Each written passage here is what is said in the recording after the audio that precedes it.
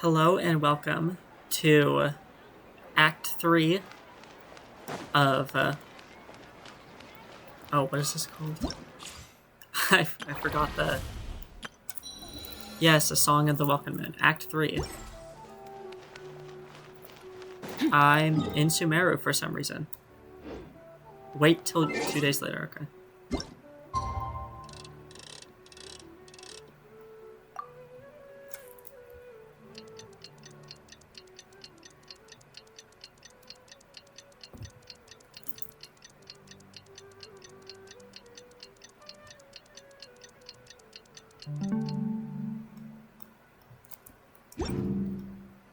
The abyss is like the world's shadow. Green Island. It's always there, and it will never perish. Oh no.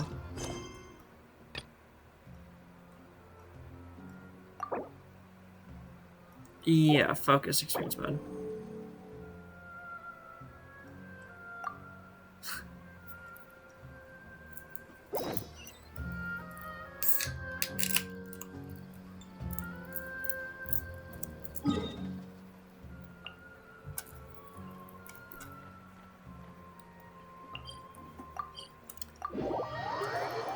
You got a whole thing of canned sprites, but for some reason, they'll taste like Starry. Not Sprite.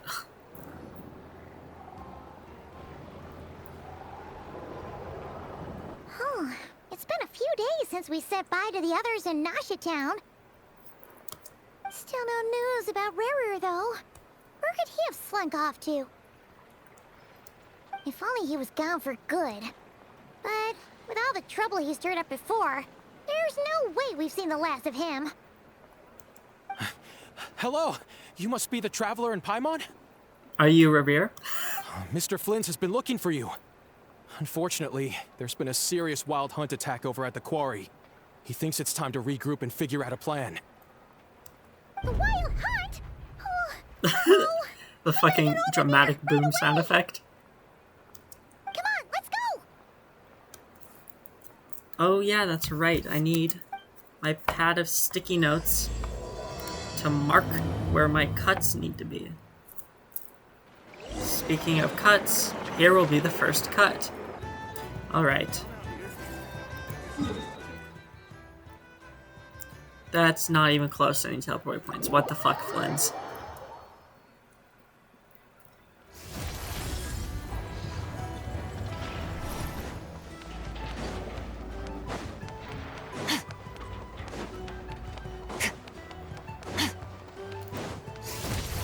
Oh, hey, malicious because I trust you.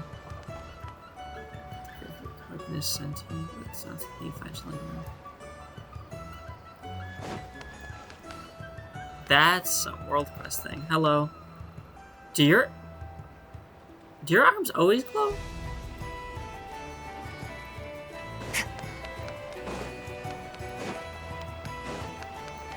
Oh, I wanted to mine that ore.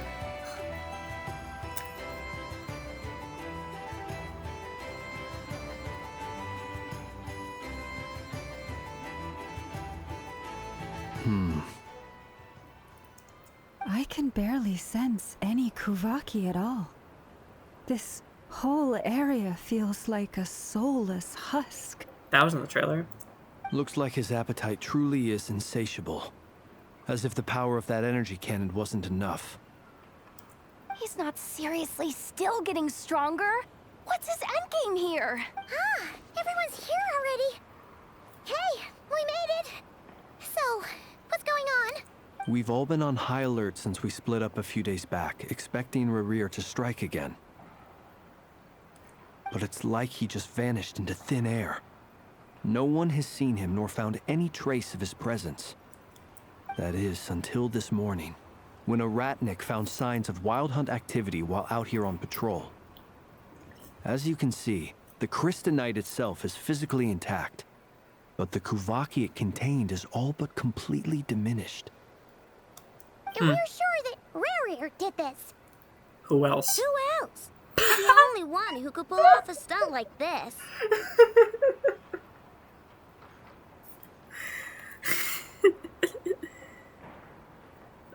This doesn't need to be edited, but I'm still marking that anyway so I can show my siblings.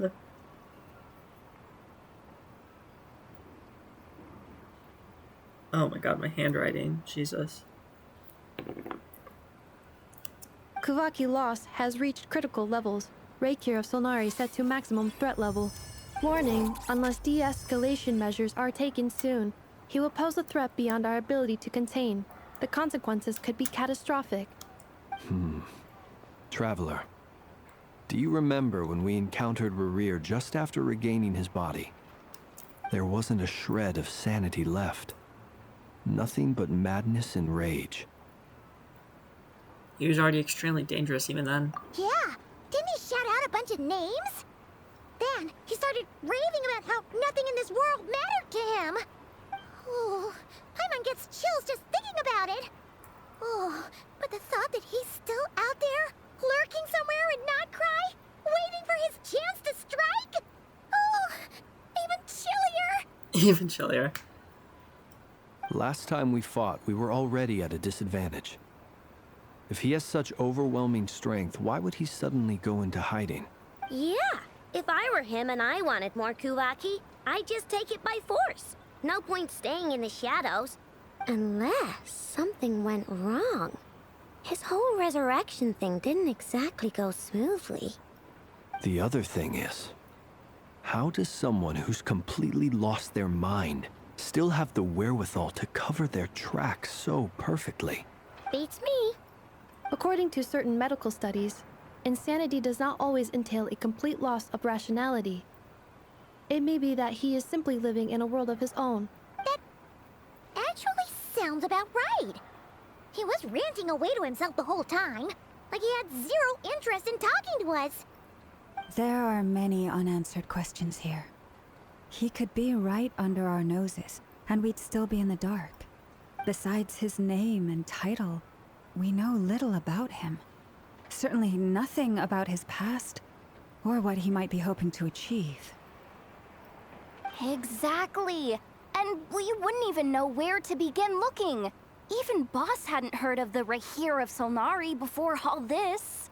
I'd be willing to bet that How? even if we gathered together every scrap of intel in Nodcry, Are the we sinners still not... wouldn't find more than, like, 3 useful facts about him.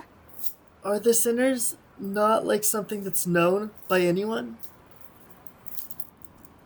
So, if we do nothing, he'll just keep getting stronger. But if we want to investigate him, we have no idea where to look. Last time we had Marionette and her big robo-buddy to help us, and we still barely held our ground. If we had to face him alone... Oh, Paimon's head hurts just thinking about it. What are we supposed to do against a threat this big? Well, I do have a little hunch about his next move. Given that he attacked the quarry, I'd say it's likely he'll target other places rich in Kuvaki. Somewhere like the Eye of Krati, or the Pillar of Embla. One thing's for sure. If we just sit back and let him keep absorbing Kuvaki, we really won't stand a chance against him. A perfectly reasonable hypothesis. However, it is worth noting that these two locations are quite far apart. To investigate them both, we'll need to split up. I agree, we should split up. Right now, Rerir's goal seems to be gathering Kuvaki, not fighting us directly. Once we're done, let's regroup on Hisi Island. Wait, why Hisi Island? If I recall correctly, your largest goddess statue was carved from Kuvaki-rich ore, was it not? That's right. Yes, it could well be a potential target of his. I should head I back swear to and God, start if that evacuating the statue... pilgrims. If anything happens to that statue before Columbina releases and I don't get to take pictures with it, I swear to God.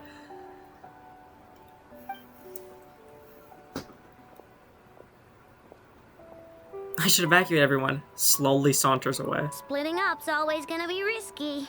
But I guess we don't have much choice, right? We're in a race against time here. And if we do run into Rerir, what then? That's when you follow the third rule of treasure hunting. Run like the wind. Didn't you say the third rule flow? I don't know. Did I? Anyway, whatever.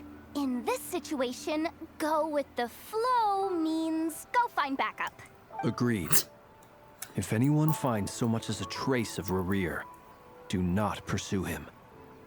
Get out of the area and alert the rest of us as soon as possible. We need to put safety first. All right, we'd better get moving. Come on, Anefa, let's go.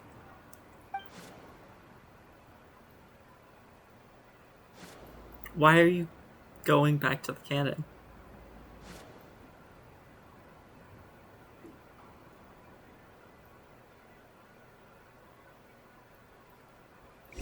Are there like only 5 fucking scions that can't be Frostmoon scions?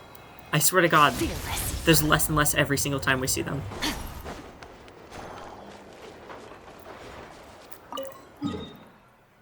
Okay. I literally haven't done a single one of these, by the way. I also haven't done any world quests. I haven't explored. I've done like nothing because I was so focused on Silksong, there we go. Which as of the time of recording this, I have the entirety of the rest of my playthrough filmed, and I just am not I'm not editing and uploading. Of course I'm not, like always. But then I also got so focused on CA. I'm shiny hunting. For the first time in my life, I'm shiny hunting. It's crazy.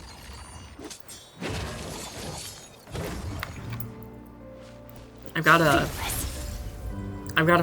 full shiny evolution line for Ghastly, including an alpha Gengar, and then the same with Honedge, alpha Aegislash, and then the other 2. I also got all 3 shiny Kalos starters like immediately as soon as I started shiny hunting. Any leads? Nope. Diddly squat. No clues to where he might be hiding. It's like he's a ghost. It feels like we're sitting on a powder keg that could go off at any second. Oh, I hate this feeling. I'd rather face him head on than be left hanging like this. So, you guys didn't find anything either? Not loving the word either. How about you, Flints? I questioned a few Ratniki and eventually narrowed my investigation down to one suspicious individual. But by the time I got to his place, he was already gone, almost as if he knew someone was on to him. Either that, or he's just extremely cautious and doesn't stay in one place for long. He's been biding his time for a while now. The question is, where or what is his next target? Columbina. I don't know. No idea. Since regaining his body, he seems to have lost all interest in the fragment in my possession. If he did still want it, he's had plenty of chances to take it.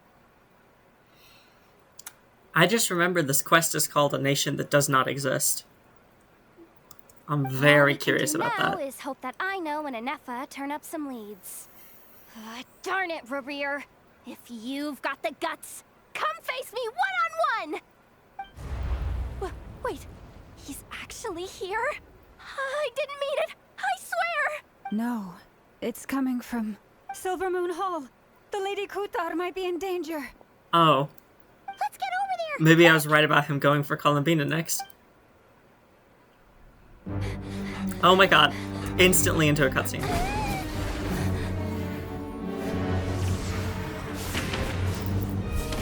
Did not expect this to be this early.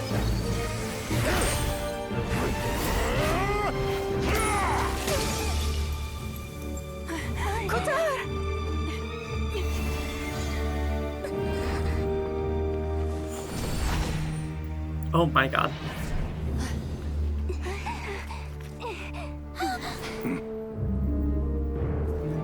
Why is he attacking the damsel elect? What's going on? No time for questions. Stop him! Oh my god, that was sick. Falling off like that was so cool. Ooh, the knee. This is insane. Get Kutar out of here! On it.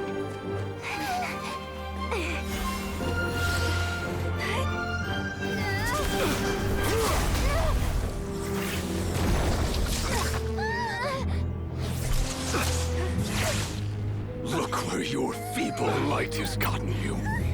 Paimon. You shall plunge into darkness. Felindus, soon I will find a way. Watch out!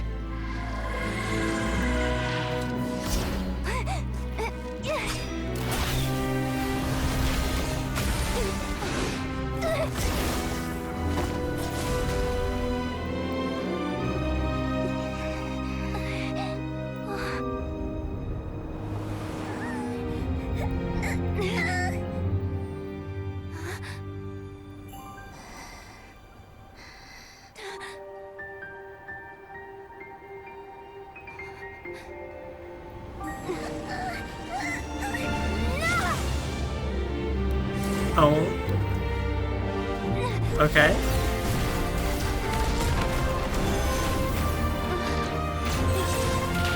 Wait, where were you?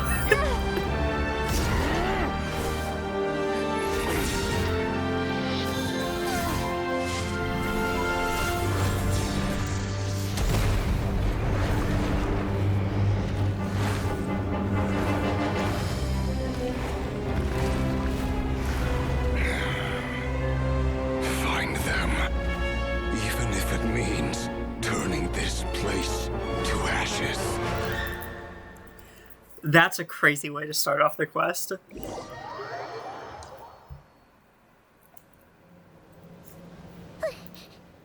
was too close. We barely made it out of there alive.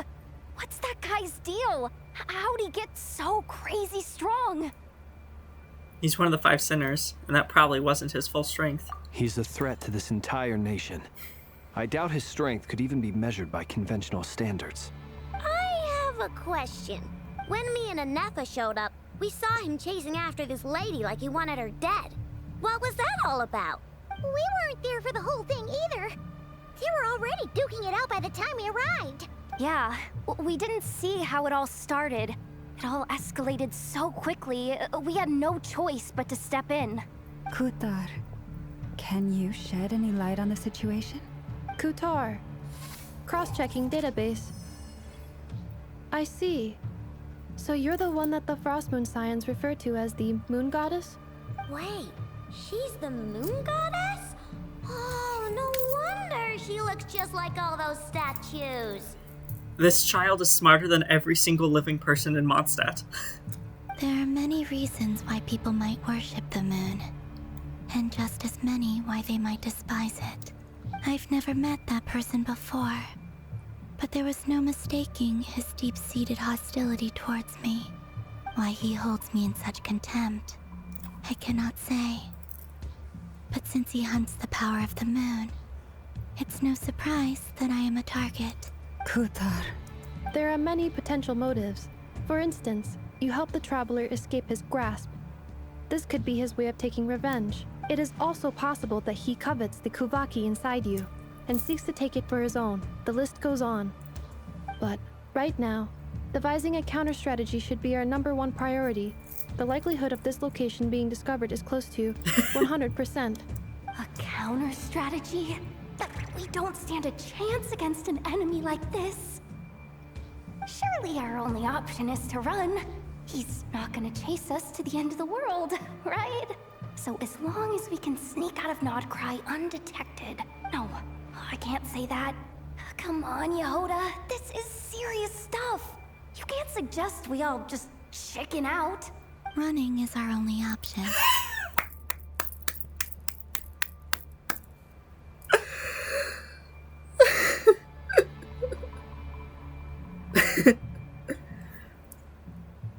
Huh? You seem surprised, but what other choice do we have? We are facing an enemy we This is cannot so possibly stupid. defeat in battle. That's really funny. Well, I mean, yeah, but still. It's not too late. I can distract him, so you'll have plenty of time to make your escape. Wait, what? Doesn't that make sense? I'm the one he's after. There's no need for you to risk your necks on my behalf. A coyote doesn't stop for bypassers while it's howling at the moon. What is it, Loma? The Frost Moon Scions have already grown accustomed to life without their goddess. My presence here is no longer essential, and this is not my home, so you needn't ask me to stay. We can't just roll over and let him get away with this. That's not our style. Yeah, we can't just call it quits after everything we've been through together. Besides, she'd pretty much saved my life back there. If I just ditched her now, I'd never forgive myself. We can't overlook that you have saved our lives multiple times now. To talk of returning the favor would be a little crass for my liking. But suffice to say that we are friends, and friends look out for one another. Rira's true objective remains unclear. Even if we were to sacrifice Miss Kutar, there's no guarantee he would stop. Running away won't solve anything. But Kutar, I know why you left the Frost Moon Scions so long ago. It was because people started treating prayer as a form of trade. They would make self-centered wishes, force you to accept meaningless offerings in return, and then expect you to perform miracles for them, as if that were their entitlement. If it were me, I might have walked away too. But I believe that time can change everything, and that sometimes it takes losing something precious to appreciate its true worth. After much reflection, I've realized that this was never about whether the Frost Moon Scions need you. Any relationship based on need is purely transactional. What I truly hope is that you'll choose to stay, not out of obligation, but as part of our family. You were born here, and now you've returned. Who knows? Perhaps it was the moonlight that guided you home. thank you, Lauma. But my power is on the wane. Wayne. I'm afraid I will be of little use to you now. They 100% chose that wording on purpose. Very well then. I'll do as you say. Both times you saved us, we were transported across great distances in an instant. Is that one of your powers as the moon goddess? It is, but I find it very draining. I barely managed to pull it off just now, and it will be some time before I'm strong enough to do so again.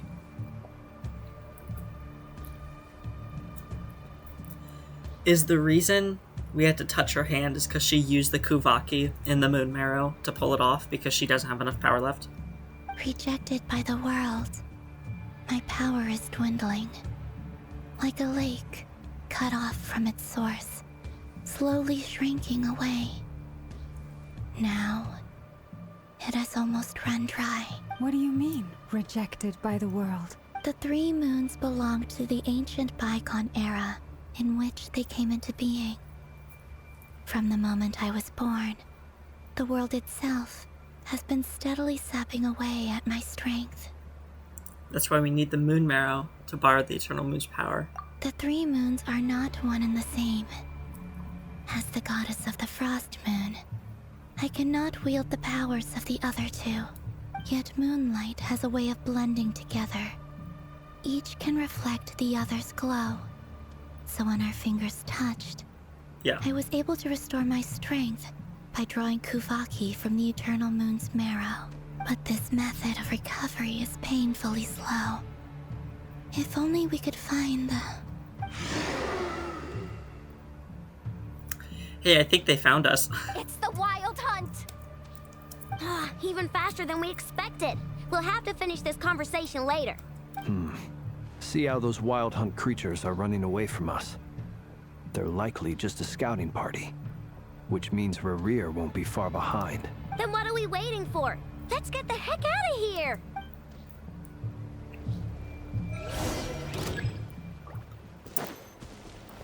Wait. Break out the wild. Do I just leave?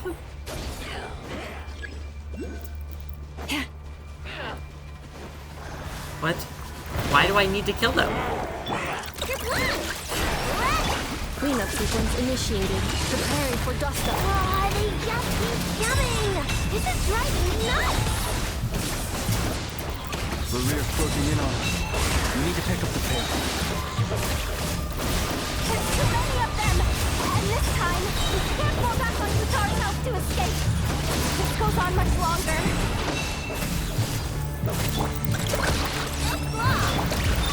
Ultimatum protocol.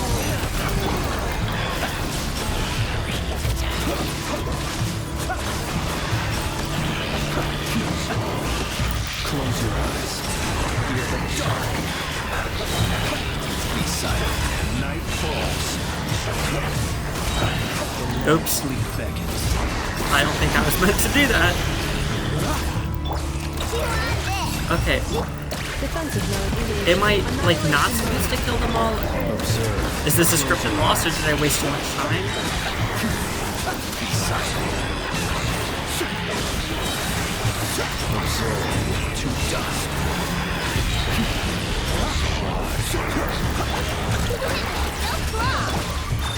Ultimatum protocol. Be silent. To dust. Close your eyes.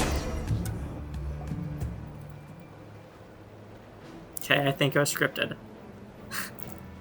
Why couldn't I just walk away? Oh.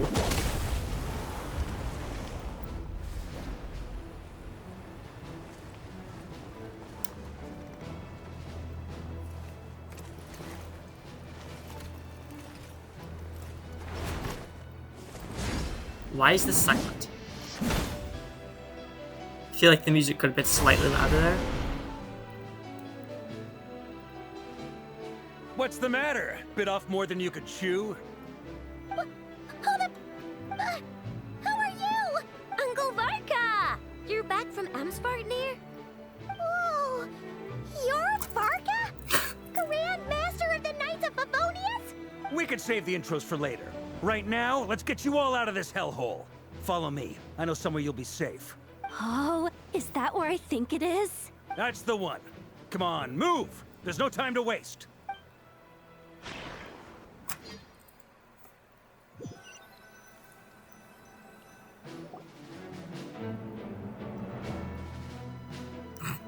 In a cave. Wow! Where are we? This is so well hidden. Well, that goes without saying. This is the Knights of Favonius' meeting place in Nodcry, and a contact hub for the Northern Intelligence Network. The Northern Intelligence Network. AKA, the black market of intel. No matter what faction you're with, it's the place to buy and sell information. Their headquarters are in Nodcry, but they've got contacts in every nation. As an expeditionary force on foreign soil, working with them has offered us the most effective way of getting our hands on reliable local intel. This is where we meet, so naturally, it's secure. Anyway, where were we? Folks from Nodcry should be pretty familiar with me by now. But I believe this is the first time we've met. Allow me to introduce myself. I am Varka, Knight of Boreas, and Grand Master of the Knights of Favonius. We've heard all about you. This meeting's been a long time coming. You don't say, Paimon. You look way younger than Paimon expected. But you definitely have that Grand Master vibe. Well, I'm no spring chicken. Just not showing my age yet. Definitely feeling some of that back pain today, though. Rushed back from Amsfartnir without a wink of sleep, only to get right into another fight with that freshly revived maniac. Another? You mean you fought him before? Yep. He wasn't nearly as strong back then, but he was still a formidable foe. I brought some of the knights along to give him a little surprise, but he saw us coming from a mile off. My squad took heavy injuries, and I barely made it out alive myself. We knew it might have been our last chance, so we staked everything on it. But still, it wasn't enough to stop him. I tried tracking him down afterwards, but he didn't leave a trace. Even in his unhinged mental state, he's as cautious as any trained operative. So, I decided to come find you. And as luck would have it, turned up to find you being ambushed by the Wild Hunt. The rest, you already know. Where the hell are your knights? Is that why he's been frantically absorbing Kuvaki these past few days? Because he sees you as a threat? Maybe I'm part of the equation, but even if I weren't, I'm sure he'd still be gathering power. He's clearly working up towards something. Note to self, Uncle Varka's strength rating officially upgraded. Guess it's my turn to ask questions now. So, what exactly has been happening in Nodcry? Why is the Wild Hunt returned in humanoid form? And why is it after you? That's a long story, but I'll try to make it quick. Cut to black? Yeah. Aino brings Varka up to speed about what happened before. Wow, I had no idea so much had happened. Sounds like you guys have really been through it. So, the Kutar is actually a Fatui Harbinger. And all this Wild Hunt activity in Nodcry is the work of the Raker of Solnari, one of the 5 sinners. That's a lot to take in. Need some time to wrap my head around it all. I'm truly sorry, Mr. Vark. You stood with us against the Wild Hunt and did everything you could to stop it from escalating into a full-blown catastrophe. And then, the one time you're away, it all comes to a head and all your hard work gets undone. You've got nothing to apologize for, Miss Moonchanter. I mean, he could have done that on purpose. Revere could have been waiting for an opportunity. You can plan 100 steps ahead and still slip up. That's just life. No one knows what tomorrow holds. You can't predict which way the wind will blow next. And, to be perfectly honest, I can't say I'm surprised. For all the times we've defeated the Wild Hunt in the past, we've never been able to completely wipe it out. Turns out, we were just delaying the inevitable. Can't predict which way the wind will blow. That is why you need to be ready for any way the wind blows. Can't help have a Wanderer reference in there. But now that a new variable has come into play, fate may well take a different course. A new variable? You mean us? Who else? And in a strange way, I think his resurgence might not be an entirely bad thing. The Wild Hunt is like an unrelenting force of nature, but Rerir is an individual with an agenda. He's gotta have a weak spot somewhere. That said, while Aino was explaining everything just now, some of the points that Mr. Flint's added caught my attention. You mean about our mystery ally? That's right. From what you've said, not only did they lead you straight to some key files, they also shielded Hisi Island from a lethal Kuvaki blast. I don't know who or what could pull something like that off. Heck, even Miss Columbina doesn't have a clue. I hadn't heard the story about those files.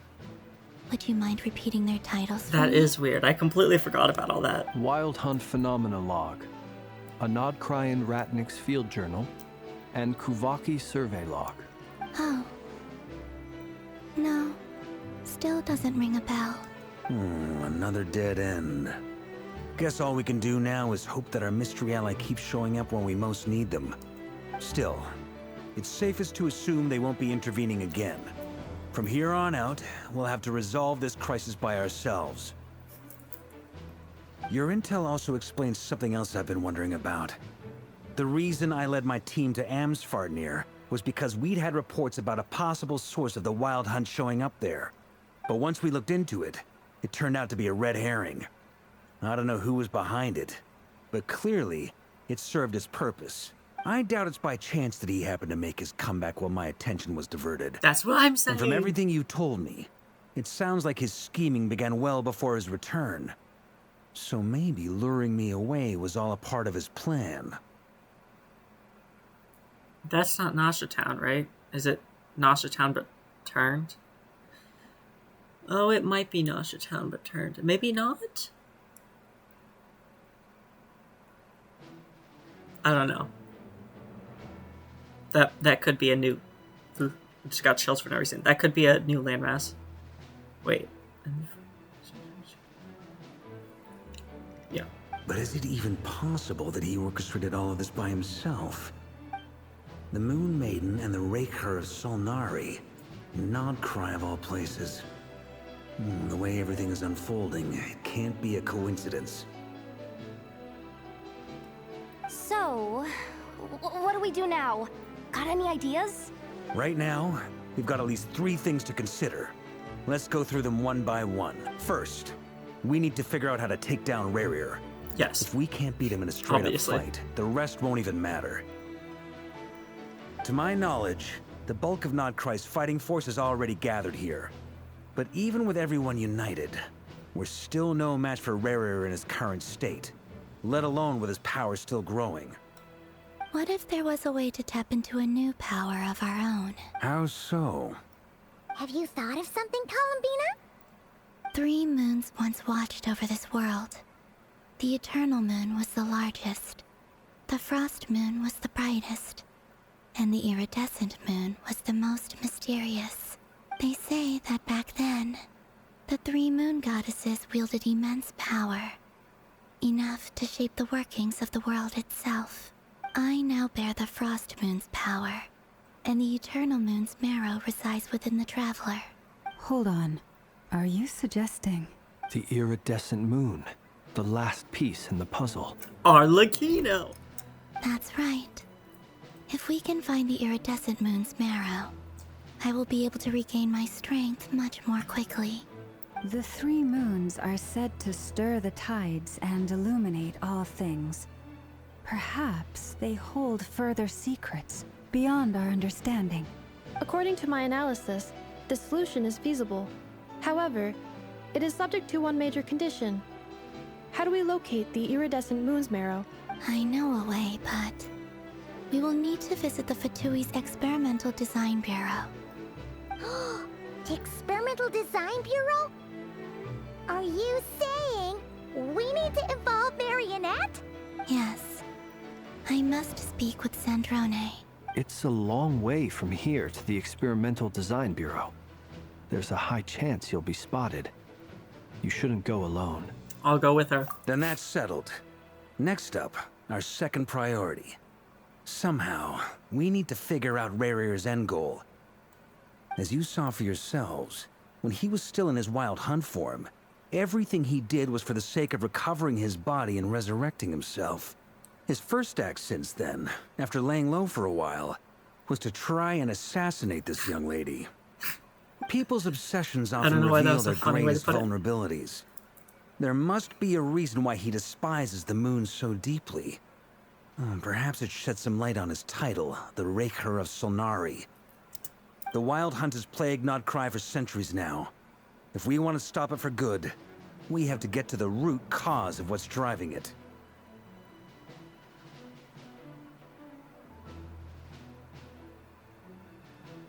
I swear I'm hearing a motif in the song.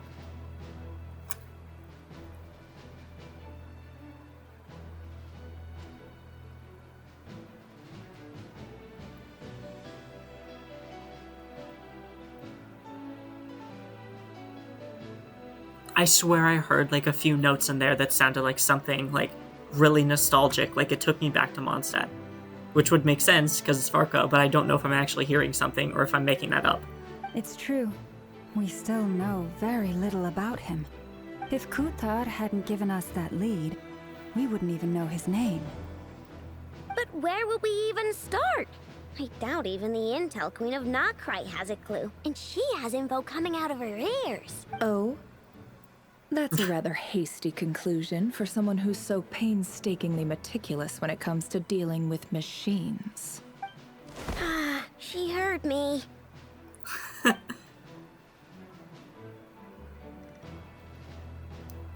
Boss!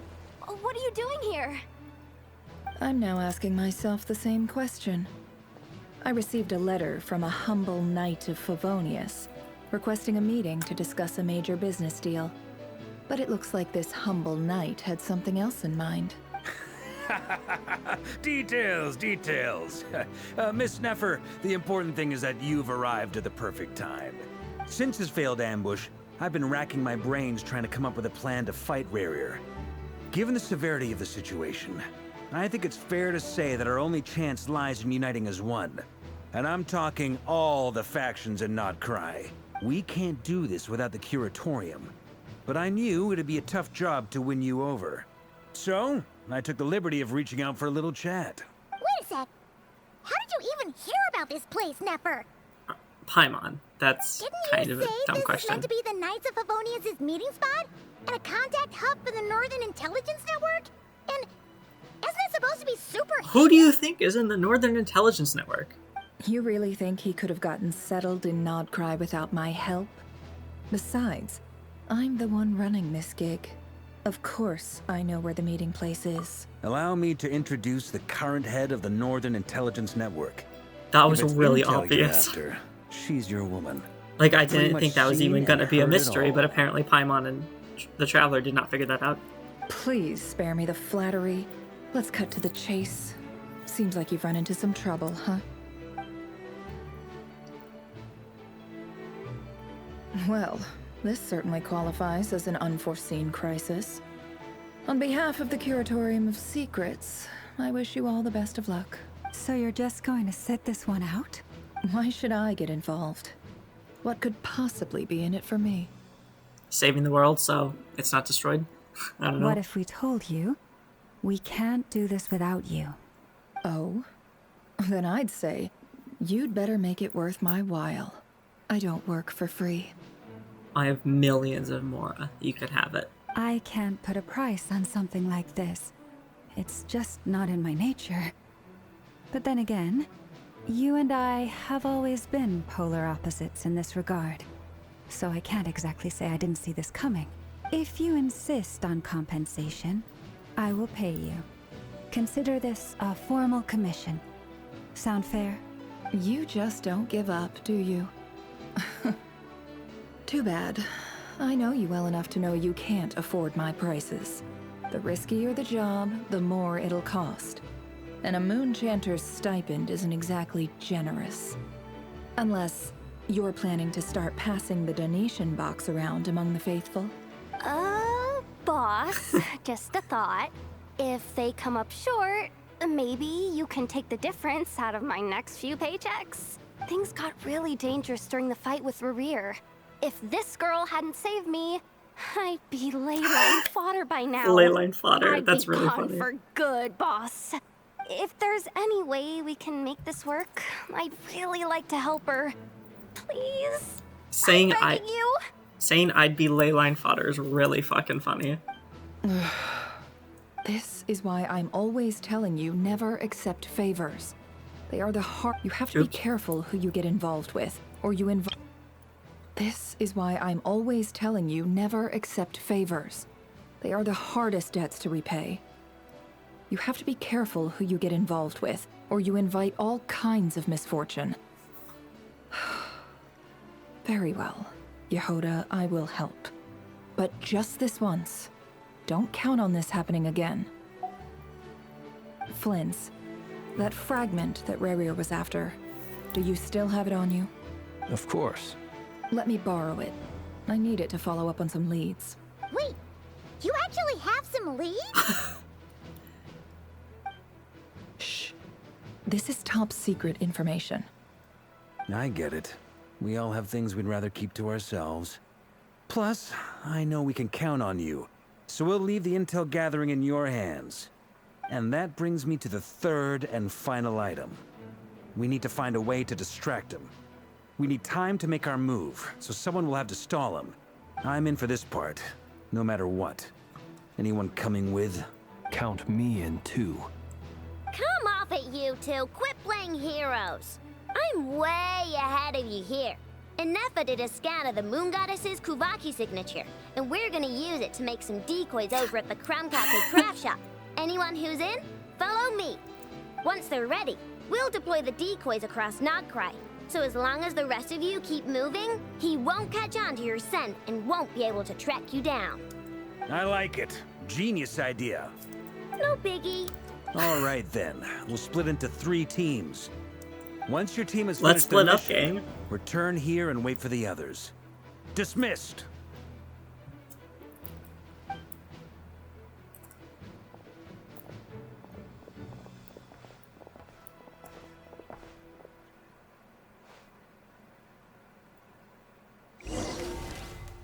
Ooh.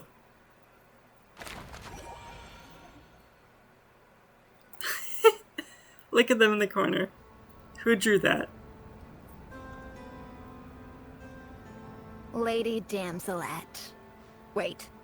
And you two? What are you doing at the Kuvaki Experimental Design Bureau? We've been doing our best to mind our own business lately. But if you're just gonna waltz up here like this, you're seriously pressing your luck. Don't blame us for doing what we have to. Huh. You really think that's gonna scare us off? We're not looking for any trouble. I just want to see Zandrone. Do I need to remind you that you're still a wanted fugitive for deserting us? Out of consideration for our former ties and the crisis we're all up against, we'll let you leave in one piece. But don't even think about trying to get inside.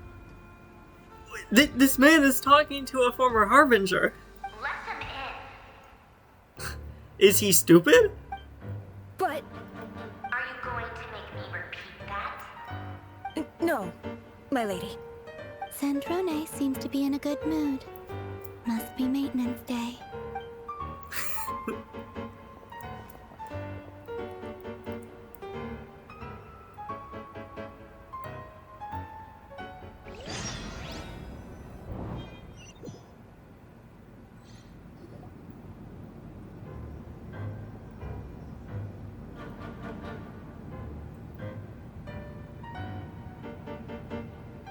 So tell me, to what do I owe the honor this time?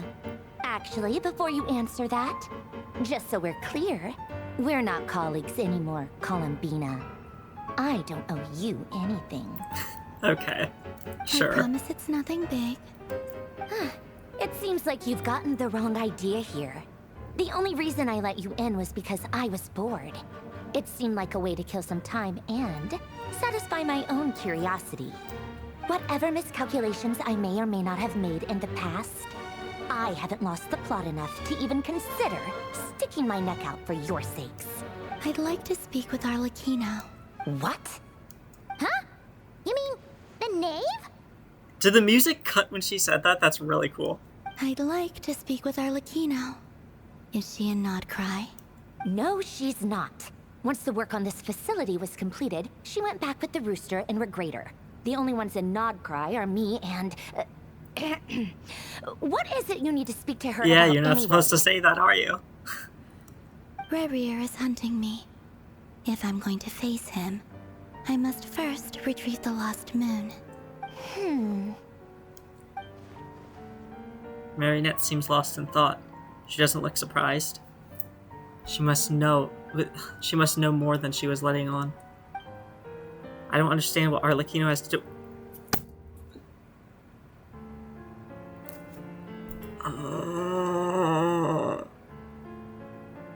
Lumine. I don't understand what Arlecchino has to do with the iridescent moon's marrow, but at this point I have no choice but to go along with Columbina's plan. Do you not remember that you even reacted to you in a crimson moon? You know this. You should know this. Is that a no, then?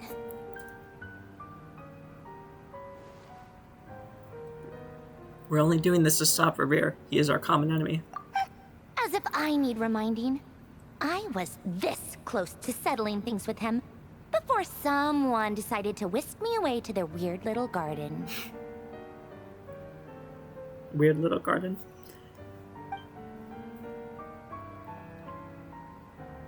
Have you held any tea parties lately? Tea parties? Yeah, obviously. You don't seriously think we'd pack it all in just because you aren't here. If anything, they've been more eventful than ever. Just me, Arlecchino, and a bunch of insolent and sensitive guests who won't stop asking where you've gone. Oh, they've been a real joy. I bet you served them the worst tea you have. Just like you used to do to me when I upset you. Who cares about how good the tea is when there's no one around to drink it? I keep losing people. Ooh. Is this a sore spot? First Rosaline, now you. I'm running out of people who can make me laugh. Honestly, what could be more ridiculous than a multi-centenarian goddess who's only ever had the plain herbal tea she received as offerings. You'd always brew a different type of tea for me each time. Was it really just to see how I'd react?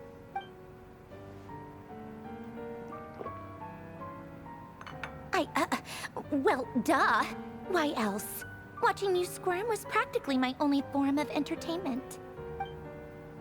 Or was she genuinely trying to introduce Columbina to new flavors? Maybe all that coldness is just an act, and they actually get along? Yes. Oh, yes, yeah. duh. And Capitano sometimes used to bring Tartaglia around too. But I guess we won't be seeing him again. Well, I guess we are overdue for a get-together. Polonia! Have Febronia pass a message to Arlecchino for me. It's time for tea. Will suffice. Pass along a message for me, too, if you would. My body cannot contain the marrow of 2 moons, so I'll be leaving one of them in her care. Excuse me? Who said you were on the guest list? If my tea meant that much to you, maybe quitting the Fatui wasn't your brightest move. Back when you were under the Tsaritsa's protection, no one would have dared come at you so openly. But that protection didn't come for free. In fact, I paid dearly for it. At the end of the day, it was just another transaction. I just got tired, that's all.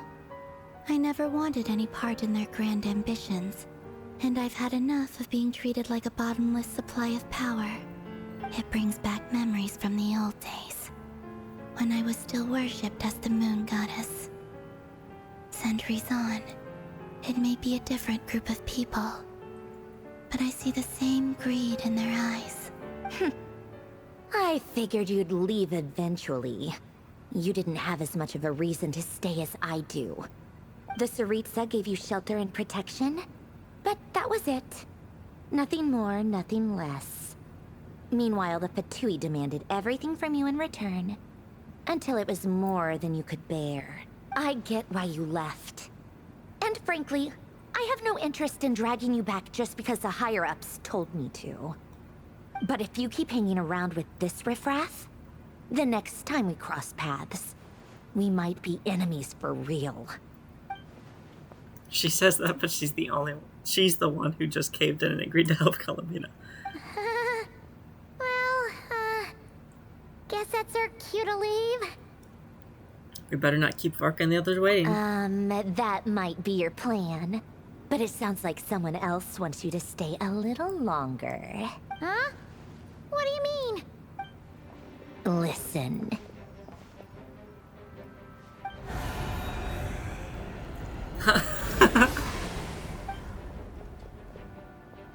My lady, it's the Wild Hunt. A horde of monsters is headed straight for the facility. Another uninvited guest trying to crash my tea party. Clear the area. I'll handle this. Wait, what? You want us to leave you here by yourself? You'll be lucky to make it out of this alive. You really think you can afford to worry about me? Go on, get out of here. You may have stopped Polonia from crushing him last time, but I've made sure that won't happen again. The entire Experimental Design Bureau is rigged for war. Oh god. Stay and watch if you want, but it'll be at your own risk. You're not flagged as friendlies in a weapons system. Just be careful, okay? Don't tell me what to do! Yep, figured that would be the Look, response. if you're leaving, make it quick. Or you'll just get in my way. There's a secret passage on the 2nd floor. It'll take you right to the plains out back. Stare all you want, Columbina. You're not getting another invitation to my tea party. I know. But thank you anyway, Sandrone. This is exactly why you shouldn't hang around with those people. All their melodrama and sentimental nonsense is rubbing off on you.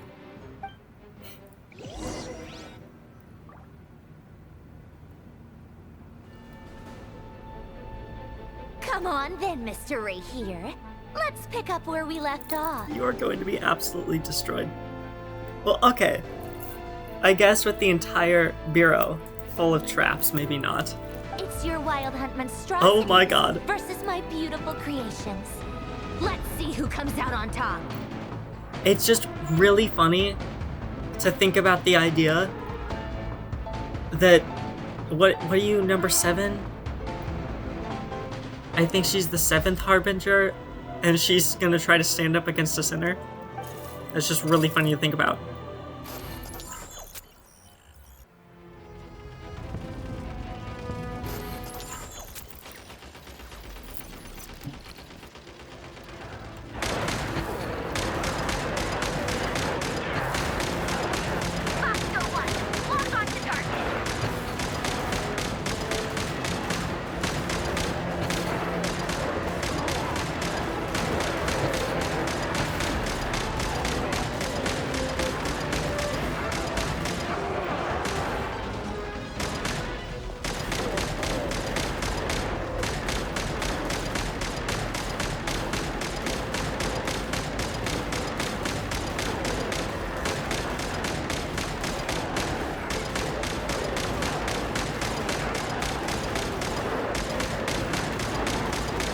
When does this end? Okay, that's when it ends.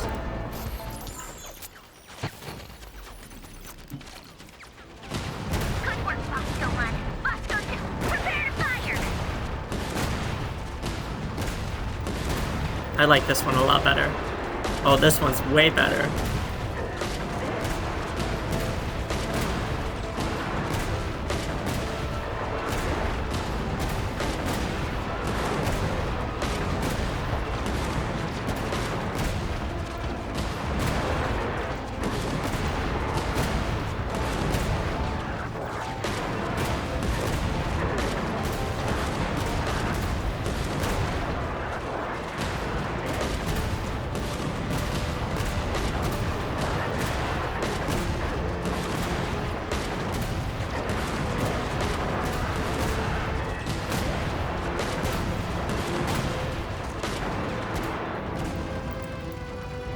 Oh, am I gonna get a machine gun next?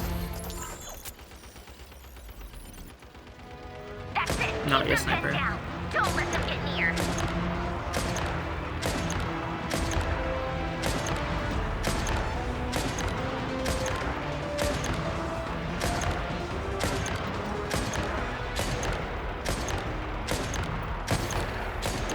What hit me?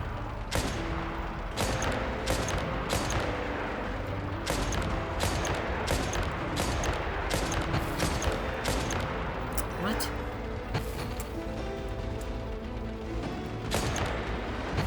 How am I taking damage? Rotate out. Deploy all backup units. Get in there and hold the line. Now I'm a machine gun, right? Oh wait, is this the same one I had at the beginning? Was I a machine gun at first? They're more tenacious than I thought. Whatever. This is where the real fun begins.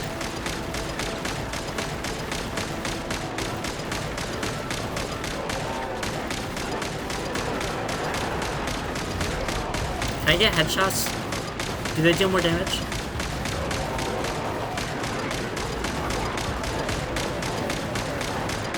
Don't worry. Once this is over, I'll put you all back together again. I promise. Okay, can you hit that guy?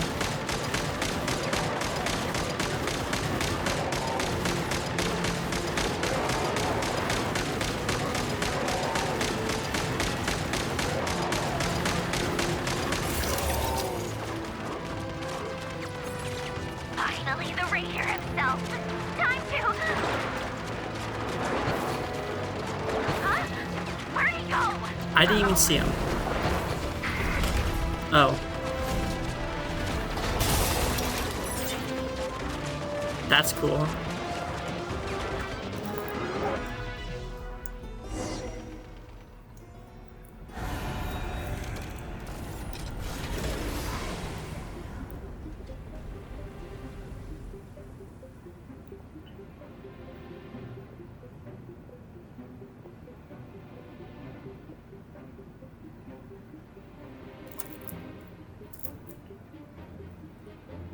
Polonia, get him!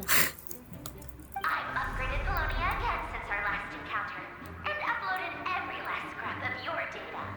So let's finish this once she go? Hey, over here, you big... Curse it. Moon. He doesn't care. Go.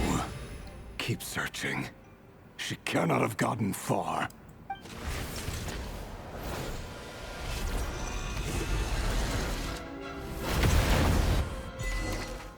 Okay, so Polonia's dead. I love these drawings.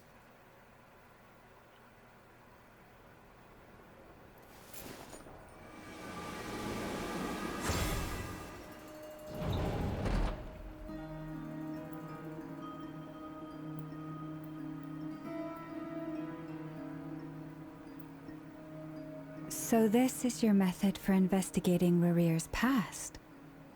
It almost looks like some kind of ceremony. Good deduction. But it's quite a different affair from what you're used to with the Frost Moon Scions. Whoa, first time I've ever been in here. Boss always said it was off limits, so I pictured some kind of creepy dungeon. But it's actually kinda nice. Oh, I guess this must be Sumero decor? There's That's where Sumero Boss decor is outside from. too. And that nice shopkeeper who sold me my treasure compass. Nice shopkeeper? Oh no, were you scammed? I'm not sure exactly what you've got planned, but it looks like you're all set. When do we begin? Whenever we wish. But for some reason, I've got a feeling this isn't going to end well. I've never faced Rarir myself, but from what you've told me, his power is beyond anything I could imagine. I, on the other hand, am just an ordinary businesswoman. Our paths should never have crossed, yet here I am, forced to make an enemy of him. If you ask me, you're about as far from ordinary as it gets. Exactly. So what are you saying? You're getting cold feet? Once I take a job, there's no backing out. Still, I have to ask myself if the power I'm relying on will even work on an opponent of this caliber. And also how to make sure I come out of this alive if things spiral out of control. Death is the one thing we can take for granted. It is the great equalizer, however fortunate or unfortunate we may otherwise be. So it's important to consider how to spend what lifespan we have left. Come on, boss. Lighten up. Quit talking about death. It's bad luck. For once, I agree with you. When you're up against a foe like Rarir, there's no such thing as being too prepared. I'm sorry, I can't get over the fact that Yehoda said this must be Sumero decor. Has she not looked at the entire rest of the building? Is there anything I can do to help? That won't be necessary. I've already made up my mind. Time to cash in a precious favor I've been saving for a rainy day. Yehoda, I need you to find someone for me. The sooner the better. Eh? Find who? That shady merchant who sold you an overpriced treasure compass the other day. Come on, boss. You're pulling my leg again. In what way is she shady? She showed up when I was completely lost and sold me a neat little gadget that was exactly what I needed. Trust me, she's a good person. Oh no. Anyway, I know who you're talking about. Don't go anywhere. I'll be right back. The sound effect.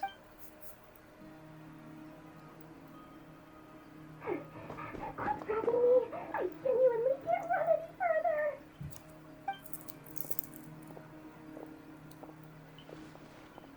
Hey, aren't you? What is it? What's the big rush?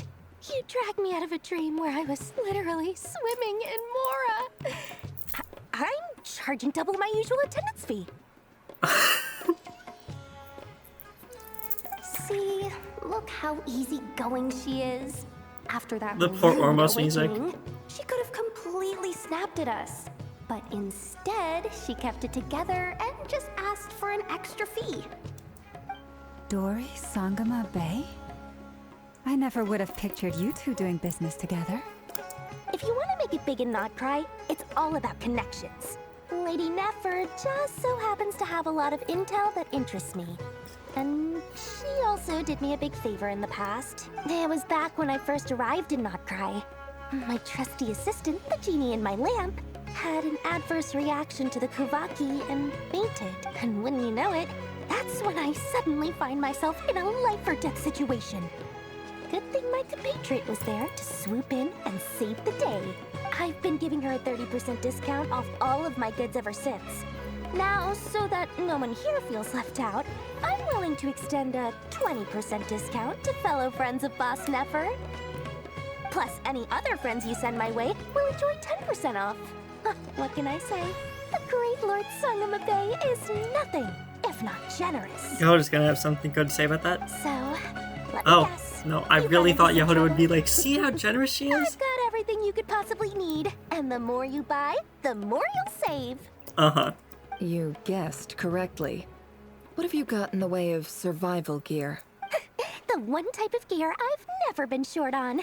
What are you looking for? A jetpack fresh from the Academia's labs?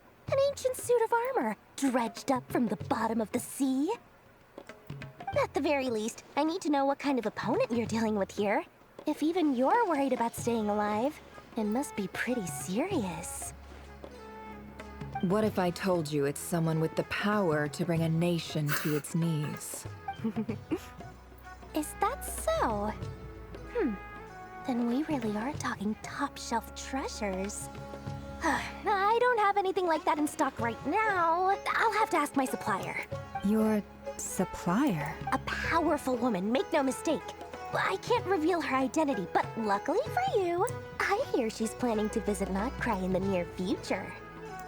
If you're willing to wait, I can ask her when she's here. Can't say exactly how long that'll be, though. Is that Alice? Then let me put it another way. What would you do if you encountered an enemy like that? Roll over and serve yourself up on a silver platter? Of course not. I have a handy little trinket from one of my generous suppliers, which... Hold on. What exactly are you getting at? No, this is for my personal use only! Let's just say I'm borrowing it, all right? Just for insurance purposes. You'll get it back later. Favors are the worst kind of debt to owe, and now you've got a chance to repay one. A win-win situation, don't you think? Fine. You can borrow it for 5 days. No, make that 3. And for every extra hour after that, I'm charging you 1 million mora. Deal? 1 million mora. Deal.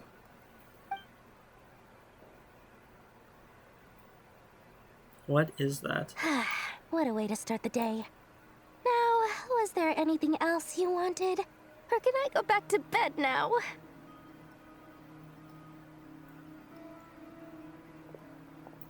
That will be all. Take care now. Don't trip up on your way back, friend. See you later! You're my favorite shopkeeper.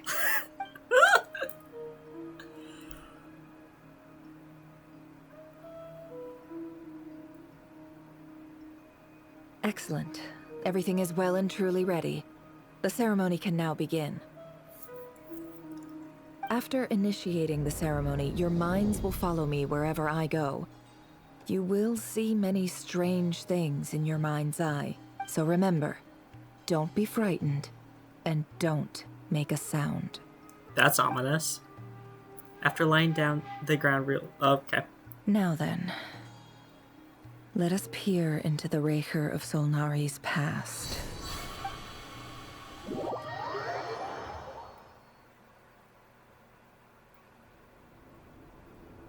I made it. I don't recognize this style of architecture. Must be Conrian. Simple furnishings, table and chairs. It's a more ordinary house than I might have expected.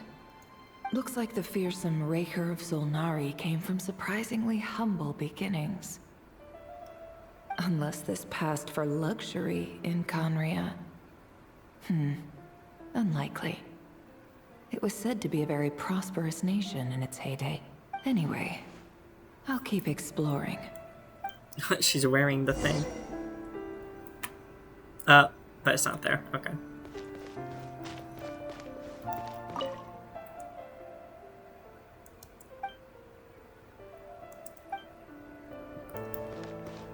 Can I leave? No. What the fuck? Oh, is this the house's door? What the fuck?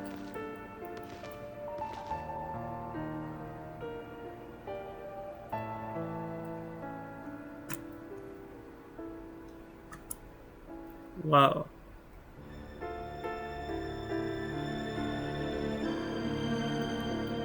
I just know people have gotten out of bounds here. Why is that building broken? Is this not supposed to be Conria before it was destroyed? What? Oh, that's the door. Okay, well.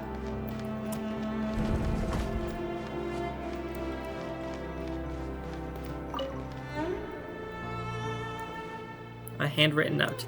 Hi, Rivier. Since you're working extra hours tonight, I thought I'd keep myself busy by checking out that new kebab shop. I've heard good things about their menu. I'll test it out, and if it's as good as everyone's saying, let's go back together sometime. P.S. New stash from the Universitas Magistrorum. I brought some goodies home. A few teacups and a pin rack. Hope you like them. They didn't sign their name, but they must have been close. Let me guess, Sounds that's like the they were Lindis. living together. I'm gonna go out on a limb and say that's the Lindis.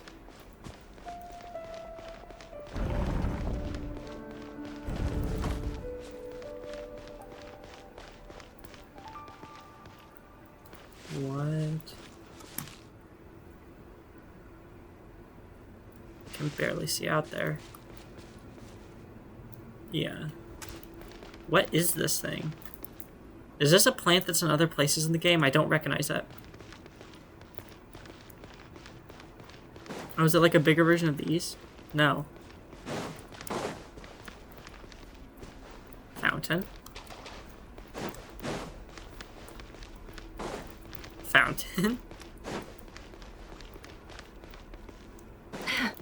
Oh. It all adds Oops. up. Didn't realize there was more to read there.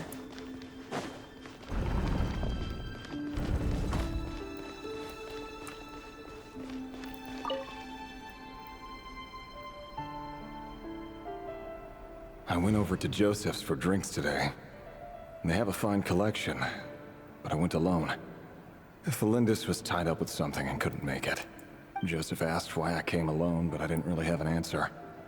He then went on to ask about other things. If you ask me, someone who asks that many personal questions is too nosy for their own good. But if he invites me again, chances are I'd still go. The Lindis. That's the same name Rerir mentioned. Crane imports keep falling. If things don't pick up, we'll soon be back to meat and mushrooms only. Honestly, I'm not a huge fan of that new type of mushroom everyone's been into lately. Didn't it start out as a lab-grown variety? I heard it's even mildly corrosive. Seriously, why would you even eat something like that? The fuck? I don't care if it's an impressive feat of alchemy. That just isn't the kind of thing I like to eat. Grain has to be imported, and they're eating a diet of mostly meat and mushrooms. Could it be because Conria is underground, so it doesn't get much sunlight? That would explain why they use so much stone in their buildings. They even use alchemically modified strains for food. Seems like the people of Conria don't have many options when it comes to dining. I've just about saved up enough now. Time to buy it and keep it somewhere safe. Making a big purchase. I wonder what it is. Most of what's written in the diary are the mundane details of everyday life. It's clear that the author was an ordinary Conrian, or at least that they were passing themselves off as one. The author's handwriting doesn't reveal anything. It's neither showy nor stiff. In fact, it doesn't really leave any particular impression. He really is a professional. No wonder he's so good at covering his tracks. Despite what he's become, it seems like he's retained certain habits, at least in this regard. Near the end of the diary, you notice a page with a shallow indentation along the bottom. The The previous page has been torn out. For now, its contents remain a mystery. Did Rary rip it out himself? But pen marks like these leave a trace. With something like charcoal to add some color, you just need to find the right angle. When Nefer looks around, she sees a fine charcoal pencil on the desk. Before long, she has restored the missing words. Compared with the forgettable handwriting from before, these lines have been scrawled in a rougher, more haphazard way, as if the person who wrote them was in an emotional state. Before I met you, I was convinced that my heart was nothing more than a stagnant pool, the burial place of a fallen moon, a withered, windless grove where the waters rested forever unrippled. It was you who helped me see that my heart hadn't entirely withered away, that it could still beat to the rhythm of love. This is just trivial sentimentality from the looks of it. Why would he go to the trouble of hiding that? The burial place of a fallen moon. Rather suspicious wording.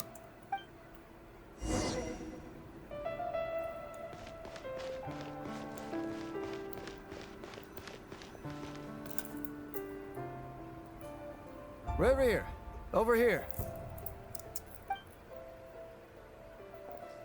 Dane! Oh, and, Vedaflin here? What a surprise to see you here, sir. Hello there, Reverie. You need not address me so formally outside of court. He doesn't get that much free time, so I invited him over for a drink. Even the court prophet deserves a break every now and then, right? Well, I'm flattered. So, what are we discussing Your today? arms abnormally long. Hey, don't look at me. As far as I see it, we don't need an excuse to have a few drinks. Come on, don't give us that. Didn't you say you were about to pop the big question? How's that coming along? Who'd have thought the great Twilight Sword was an even greater gossip? I just didn't expect you to be the first one to settle down and get married, that's all. Yeah.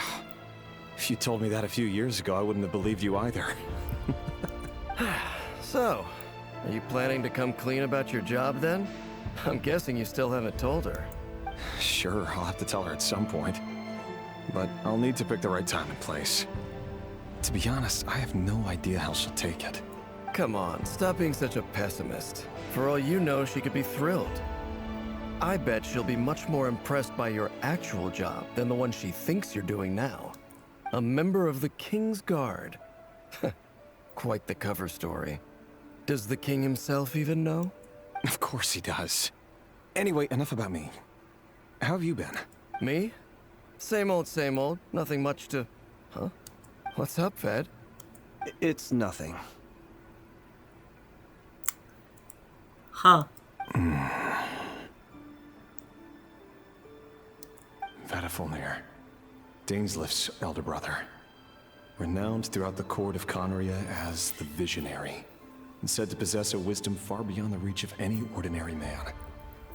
I like how Dainslift sounds different here. He sounds younger. Also, what's wrong with Vedaflin? Does he know something? And yet, despite the gulf between us, he seems to have something to say about me. Does he even know me? Does he see me as a friend of his brother, or just another of the Vinster King's blades? Why did he react so strongly? Was it really to do with what we were talking about? Brown, curly hair and brooding blue eyes. So this is what Rare looked like back in the day. Perfectly normal. No different from anyone else. As frightening as this monster is in the present, there's something even more unsettling about seeing the human he used to be. What does Vedaflin know?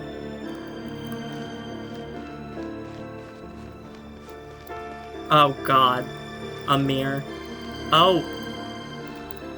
But it's slightly glitchy, but Jesus, I didn't expect that.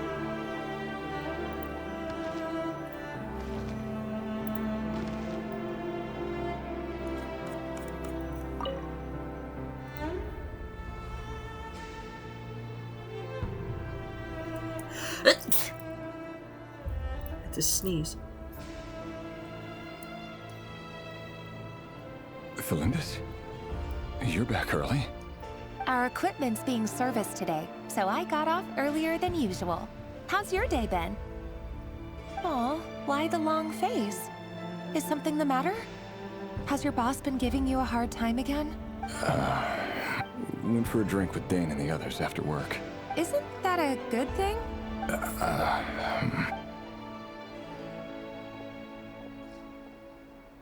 Vedifnir showed up today, too. You know, Daneslif's older brother. Ah, Mr. Vedifnir. Yes, I've heard of him. They say that everything he says ends up coming true. He overheard Daneslif mention that I'd recently proposed, and seemed to have an issue with it. But when I asked what it was, he kept it to himself. So, you're worried? You could be such a child sometimes, Revier. We're nobodies. Why would the Visionary be concerned about us? I'm sure someone in his position has much bigger fish to fry. Maybe you're right. You worry too much, Revier. We've been together for ages now, and everything's been going so well, has it not? You've even proposed to me.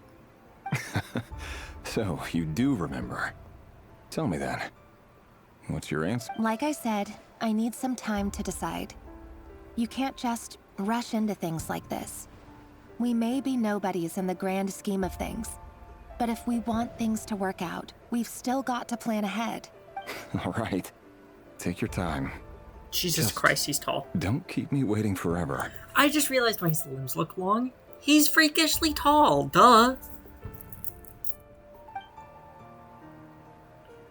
Nobodies. Sounds about right. In the eyes of people like Vedifnir and Daneslif, what do we matter? Can someone whose gaze is so fixed on a far-flung future even see the present clearly? Besides, the dynasty's fate rests with the king and his inner circle. Whatever I do, it won't make much difference. Meanwhile, every idea they come up with and every decision they make, it affects everything. These days, the king is lost in his research, and the purge of the Crimson Moon bloodline grows ever more intense.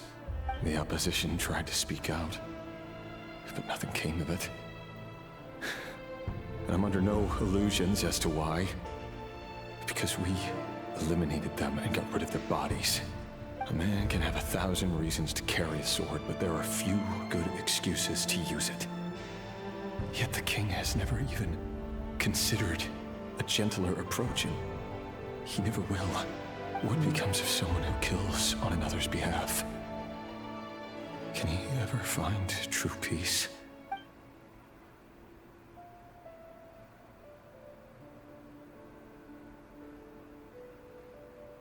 Felindis?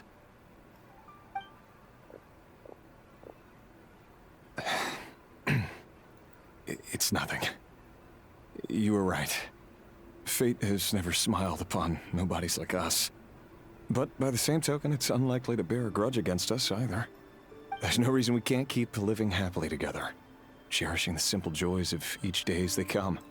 See? You just need to stay positive, Revier. I can feel your warmth, your breath. You're right there, right by my side. Just seeing you makes me happy in a way I can't explain. And that's something that no one could ever take away from me. So smile, my love. Let go of that frown. You're right, Felindis. I've just been overthinking things. That's better. Getting caught up about things like this will only ruin our evening. Speaking of which, all set for the ball tonight? I need to go get ready. You go ahead. I just have a few things to take care of, then I'll come join you. Even busier than the big shots, huh? Fine, I'll go get started. But don't be late. If you keep me waiting too long, I won't be a happy bunny. Relax. I'll be there. Seriously, though, you drive a hard bargain. You're really gonna leave my proposal hanging and still expect me to take you to the ball? Well, that goes without saying. I already told everyone I'd be coming with a dance partner. Besides, they're two completely different things. Let's take it one thing at a time, all right? All right. White outfit it is. It seems like Rerir was deliberately hiding his ties to the intelligence services by giving the impression that he was just an ordinary member of the Vinster King's Guard. He clearly doesn't want his would-be fiancée to know about his other life. Then again, that's hardly surprising. People in the intelligence trade rarely do. Who'd have thought we were in the same line of work? Let's dig a little deeper. What tragic thing is about to happen?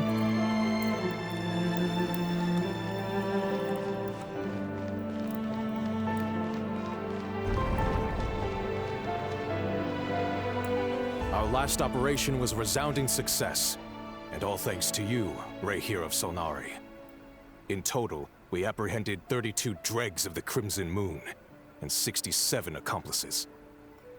After all these years since the dynasty's fall, so many of them still linger on. Indeed, it cannot be denied. Yet it was destiny that the Crimson Moon should be overcome by the eclipse, and that His Majesty, the all-seeing Vinster King, now guides our nation on the path to prosperity. Khaenri'ah has no further need for a dead moon. But alas, there will always be those who refuse to see the truth, choosing instead to romanticize the past. That's not entirely true. Much about the Crimson Moon era was worthy of remembrance. And that's exactly why they keep trying to see it restored. Many of its secrets remain unsolved to this day. As it happens, that's precisely the field of study my partner is devoted to. You still haven't told her what you really do for a living. Where would I even start? How do you tell someone that you're one of the king's hand-picked executioners? That your hands are steeped in blood? Yeah, that's not easy to say. You didn't choose this life, any more than I did. Orphans like us don't get a say. But I'll sure as heck be the one to pay for it. Speaking of which, we need to be more rigorous in the way we identify direct descendants of the Crimson Moon. Someone, it seems, has strong opinions about my future plans. Most likely my marriage in particular. I have a feeling that we may soon become targets of the Crimson Moon's retribution. Your concerns are not unfounded. They've taken out many of our colleagues these past few years, and for that very reason. These are no helpless lambs we're leading to the slaughter. They're wolves in sheep's clothing. Take care, Rayhir of Solnari. I look forward to toasting you at your wedding. Thanks, Thorkel. I have a feeling that Look wedding's after not gonna yourself, happen, too. but sure.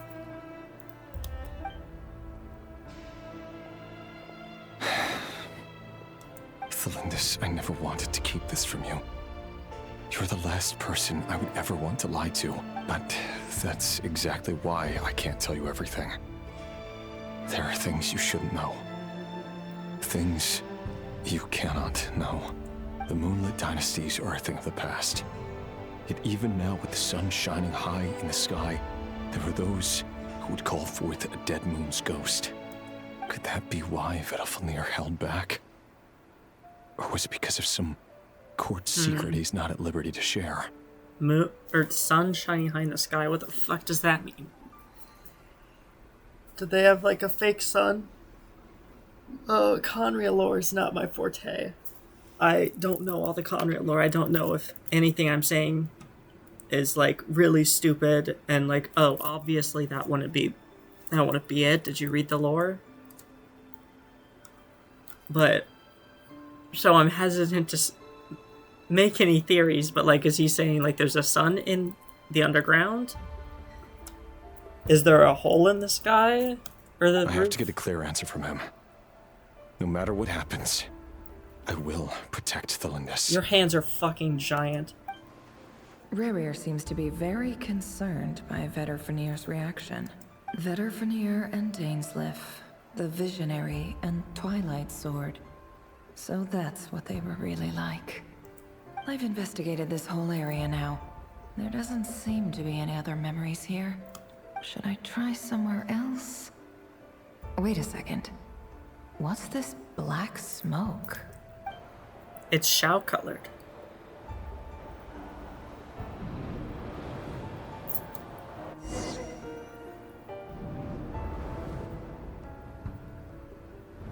So, he's late after all. Just you wait, Rarier. You're in for it. Big time. Are you waiting for someone, ma'am? Could I tempt you into buying some flowers? Oh, sure. Pick me out a pretty bunch if you would. Thank you. But I'm afraid none of them are as pretty as you. For someone so young, you sure have a way with words, don't you? I'm only telling the truth. Look me in the eyes. You'll see I'm not lying. Huh. May we have a word in private? Who are you? And what do you want? It doesn't matter who I am. Too many of our kind have fallen lately, so I decided to take the risk of reaching out. Not long ago, the Ray here of Solnari led an assault on one of our strongholds. We suffered many casualties, and many who came to our aid lost their lives as well. Sorry, I don't know why you're telling me this. And I don't want to get involved. Wait, hear me out. This time we finally got a clear look at his face and learned his true identity. His name is Rarier, and he claims to be one of the King's guards. What did you say? A cruel irony, isn't it? The man you're set to marry leads a double life as a brutal executioner. But surely, you must have caught a whiff of the blood on his hands. Why are you telling me all of this now? Simple. It's because... I think I know what the next line is. Rarier was nowhere based to be on the trailer. seen in that memory. It clearly belonged to Thelindis. Rarier couldn't possibly know what happened if he wasn't even there. Why would her memories appear in his fragment? The ceremony won't last much longer. I think it's time to call it a day.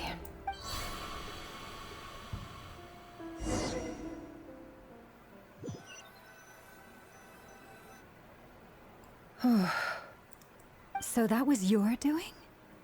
Did you just pull us inside Rarier's fragment to spy directly on his memories? Any more questions, and I'll have to start charging. I had no idea you could do that, boss! Seriously, that was amazing! We're not worthy. We're not worthy! We're not worthy. I think I have more questions than answers now.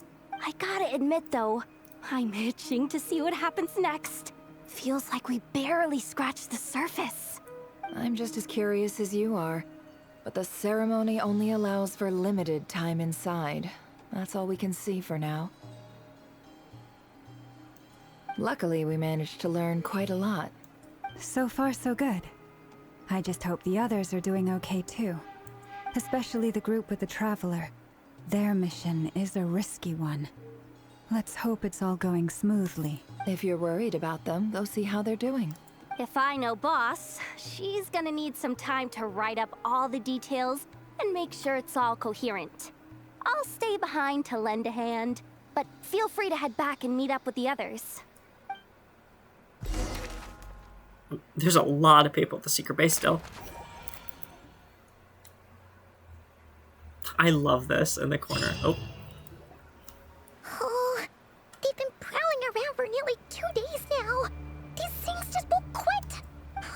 They might not have seen us yet, but them constantly sweeping the area, our way out is completely blocked.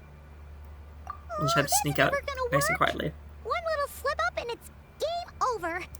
If they spot us, they'll run straight back to Rarier. And once he knows we're here, it won't be long before he's breathing down our necks again. Be that as it may, we still have to try. Guess you're right.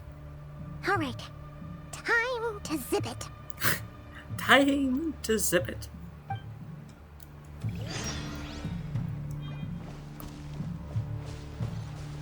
Quick, we almost got spotted. Where am I?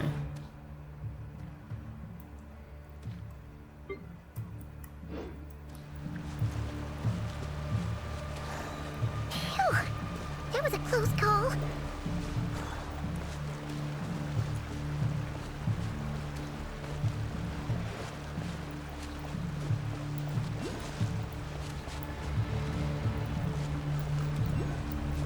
How am I getting past you?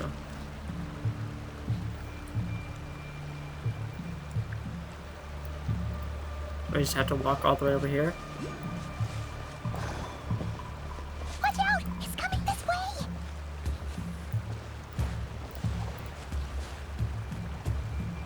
What?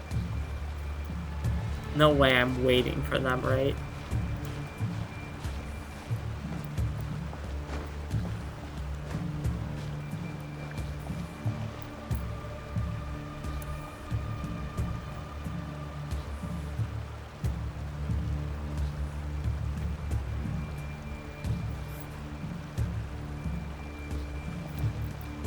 Where am I trying to get to? Just over there? Oh, I can't even jump. Great. Can I walk all the way around? This is gonna take 3 years. I feel a little stuck.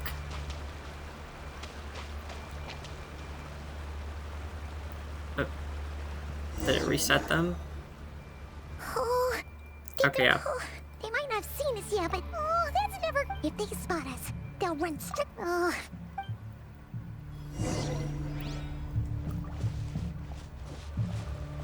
Quick, hide! We almost got spotted. Phew, that was a close call.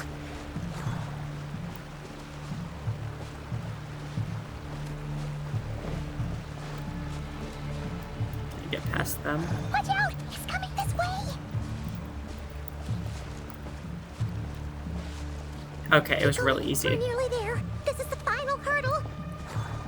That was really easy. What the fuck was I doing the first time?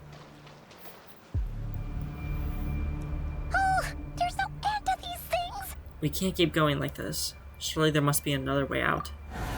Arlecchino.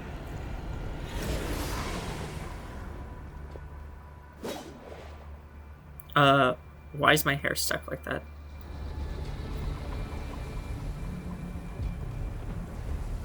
Why is no one talking?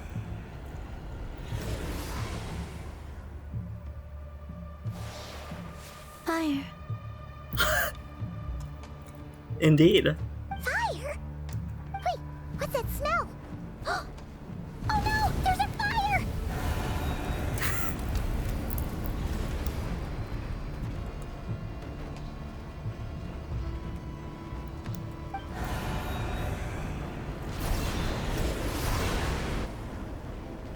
The Wild Hunt. That was quick. Hello!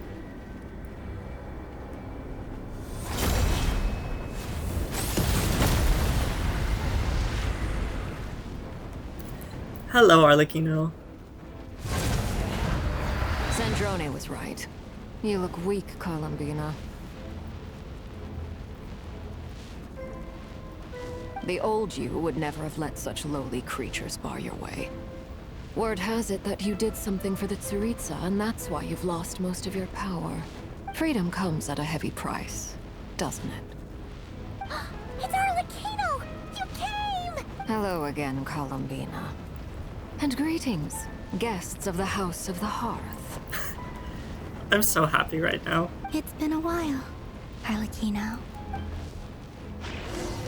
No! And then you take me away from her. Oh my god. Jesus.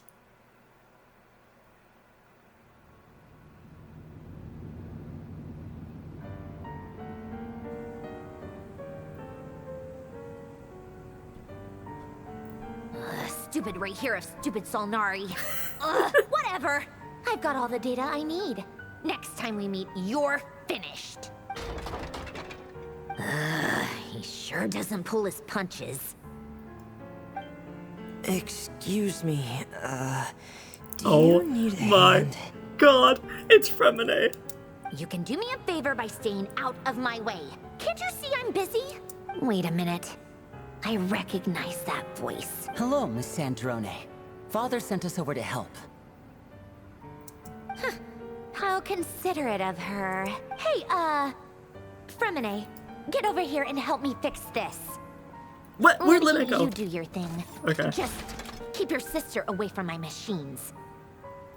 Nearly every machine that cat girl touches ends up going haywire. Go put her on cleaning duty or something.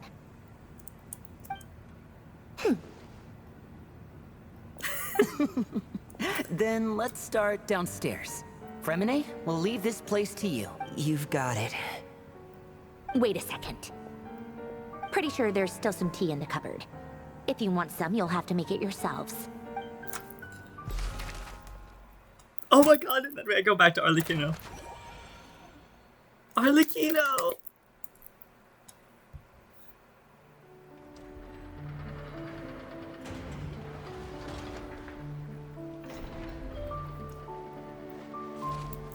Why am I here?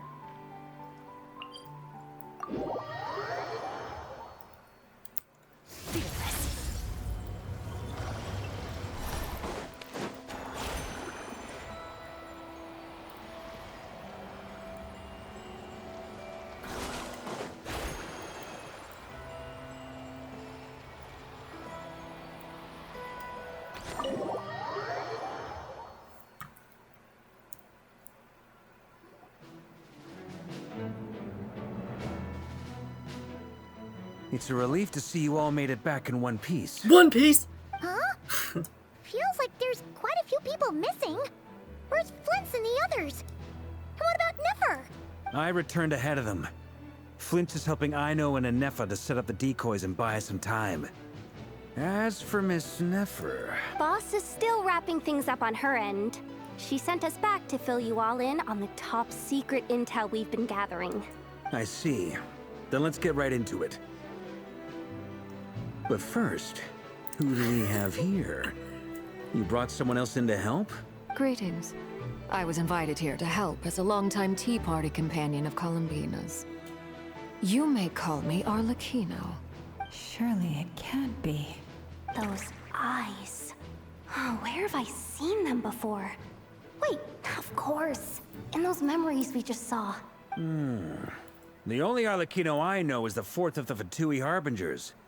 So either you share a pretty uncommon name, or you're more than just a Tea Party buddy. You're well informed, Grandmaster. A man from Mondstadt living all the way out here in Nodcry, and yet the people and affairs of Snezhnaya seem to hold a special place in your heart. Oh, the feeling's mutual. Sounds like you know all about who I am, too. A Fatui Harbinger. The atmosphere in here just got really tense. Guess we can't just start trusting Fatui Harbingers, even at a time like this. I must admit, though, I'm a little curious. Seeing as the Moon Goddess no longer belongs to the Fatui, what makes you so willing to put your neck on the line here? Nor does Nodcry belong to Mondstadt, Mr. Varka. Yet still, you're fighting for it all the same. Things don't always have to have a tangible payoff. Sometimes, stopping things from spiraling out of control is a higher priority than chasing the spoils of victory. Of course, I can't say there's nothing in it for me at all. But that's between Columbina and myself. Arlecchino was instrumental in helping us save the whole of Fontaine. I'm confident we can trust her. Forgive me. I don't mean to doubt you. It's just that the Fatui really have been the source of many of our troubles. We have our own way of doing things here in Nodcry. But ever since they arrived, the Fatui have treated us with nothing but hostility. I know there's been a lot of bad blood between us in the past. I've done my utmost to avoid friction whenever I could. But sometimes fundamental conflicts of interest simply can't be settled amicably. That's why I'm here solely in a personal capacity. This has nothing to do with the Fatui. As a gesture of good faith, I'll be frank. I can help Columbina track down the iridescent moon's marrow, which will help her restore more of her power. Anyway, what else is on the agenda? Let's begin. She says she'll be frank, then completely skips over the details. Looks like she doesn't want to give away too many secrets after all. But she clearly wants to change the subject. It'd be awkward if I tried to bring it up again now.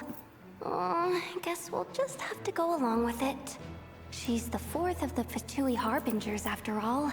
One look and you can tell she's not someone you'd want to mess with.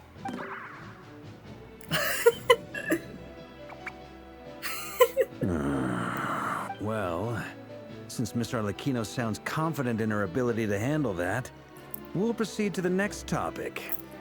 Yehoda, time to share that top-secret intel. All right, listen up, everyone. First, we now know that Rerir was originally a Conrian secret agent whose primary mission was to hunt down and assassinate the so-called Dregs of the Crimson Moon. The Dregs of the Crimson Moon? Mm-hmm. In the memories, there was a lot of talk about the Crimson Moon and Eclipse, and a whole bunch of other stuff from the time of Conria. Mm-hmm. To my knowledge, those were the names of 2 different Conrian dynasties. Long, long ago, it is said that the people of Conria worshipped the Crimson Moon, drawing a mysterious power from its reflection. But one day, a coup saw the Crimson Moon eclipsed, hence the name of the new dynasty that replaced it, and how it became the new emblem of Conria. Still, long after the Crimson Moon dynasty had fallen, the last ruler of the Eclipse dynasty, the Vinster King, still coveted the secrets it left behind. So, he sent the Reikir of Solnari to secretly hunt down the Crimson Moon's few remaining followers. In those days, Rerir showed no signs of madness. In fact, he was as normal as any other person. Oh, and he had a fiancé, or at least a would-be fiancé, called Tholindis. Tholindis. What's the matter? Just after Rerir regained his body, he called out that name. Verfnir, Rhindaughter, Tholindis.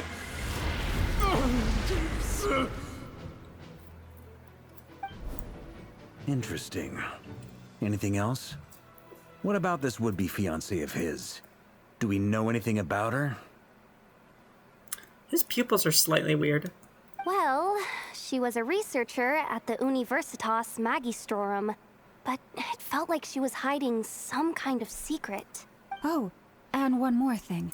For some reason, Rerir's fragment also contained some of Tholindis' memories, though only a very small portion. Well, no shortage of potential leads, I'll give you that. In any case, it sounds like we can conclude that while Tholindis was still around, Rerir appeared to be lucid and quite normal. Tholindis, it seems, must have been the one thing in this world that he couldn't let go of. Tell me, though, were these pure-blood Conrians we're talking about here? Why do you need to know that? Hold on. If she was a pure-blood Conrian... She might still be alive. Oh, yeah. Just like how it was with the captain. If we could somehow find her, do you think there's any chance Rerir might regain some of his sanity? It's possible, but it would take a miracle. We can't pin all our hopes on that. That merchant who Nefer knows, Dori Sangama Bay. Maybe we could hire her to look into it. All right, then. Let's keep working in our separate teams. Traveler, Paimon, Kutar, and Miss Arlecchino will go look for the iridescent moon's marrow. As for the others... On the way over here, I noticed that the Wild Hunt monsters had grown even more frenzied in their search for Kutar. Yeah. At this rate, the people living here will be in grave danger too. So I'm thinking of gathering together some of our followers to go wipe them out. I'll head back to the curatorium and meet up with the boss. Feels good knowing we've all got something to be getting on with. Given that the Wild Hunt has been a lot more active lately, the Lightkeepers have likely begun their own operations too. If that is the case, someone will need to pass the news on to Flint's. I'll hold the fort for now, then discuss our next move with Flint's, Aino, and Anefa when they get back. All right then. Well, the clock's ticking. If that's everything, we'll be on our way. We'd better get moving too. We'll try to buy you as much time as we can. I'm so curious on what Arlecchino's getting out of this. Relax. Is she after the Just do Moonmirrors? your Because thing. she has to have been the I one that decided ordered. to call in some backup since things are getting so hairy. Our reinforcements should be here any minute now. Okay, very curious what that means, but anyway, she's definitely the one who ordered the moon marrow be taken, right? Because Sandrone says she wasn't the one who did it.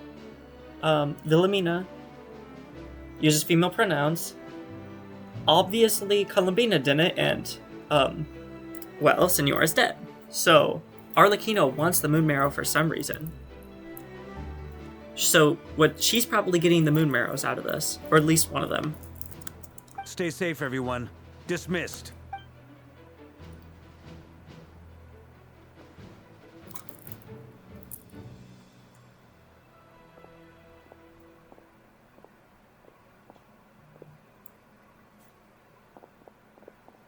We're back.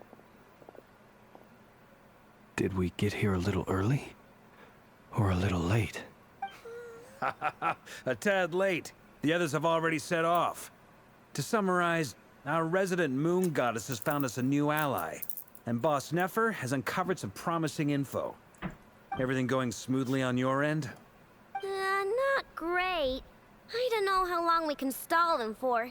The decoys are getting taken out way faster than we imagined. I'm gonna make some more later, but I need a timeout first. I'm so tired right now.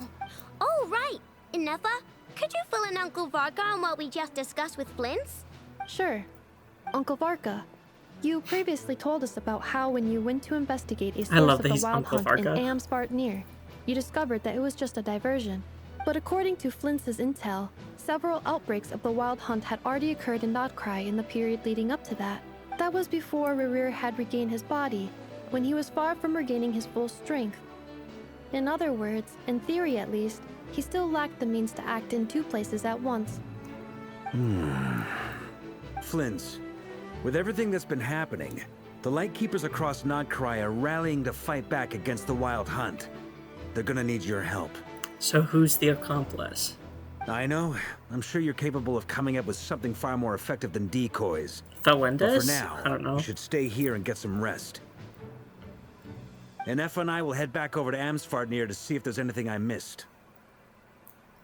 I told you Uncle Varka would say that, didn't I? A deal's a deal. Not a word about my snack intake for the next week. Database updated. Reliability of Aino's predictions increased. What does that mean?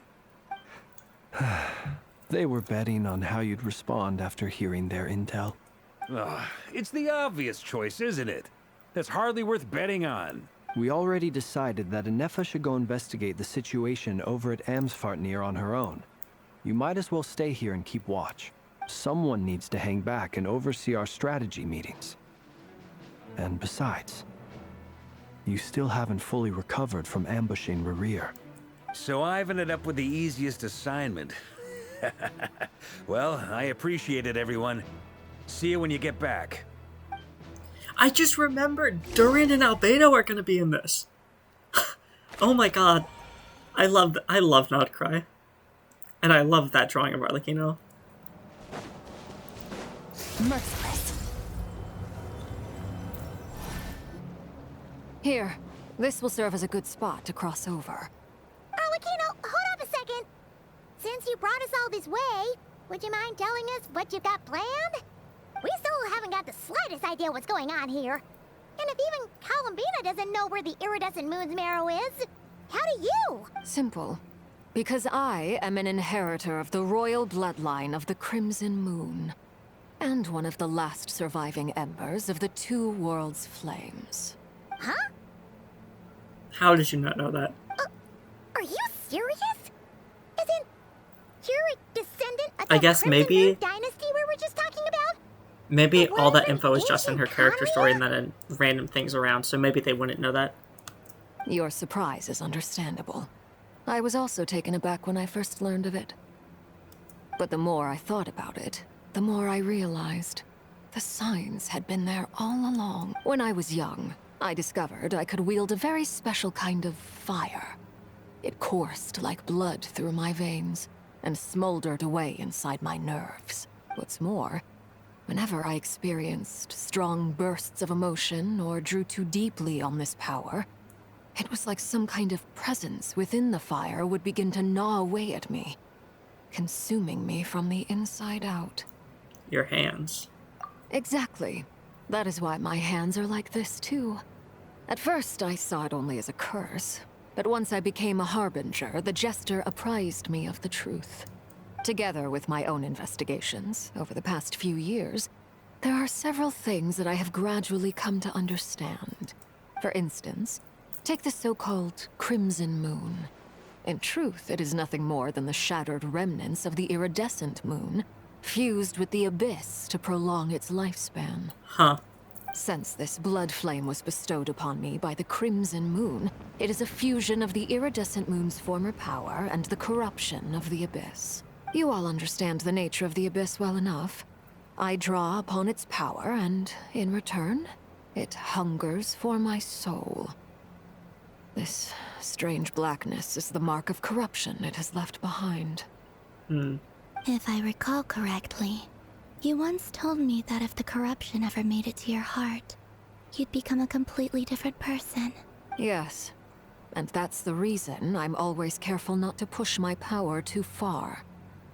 It's essentially a never-ending tug-of-war.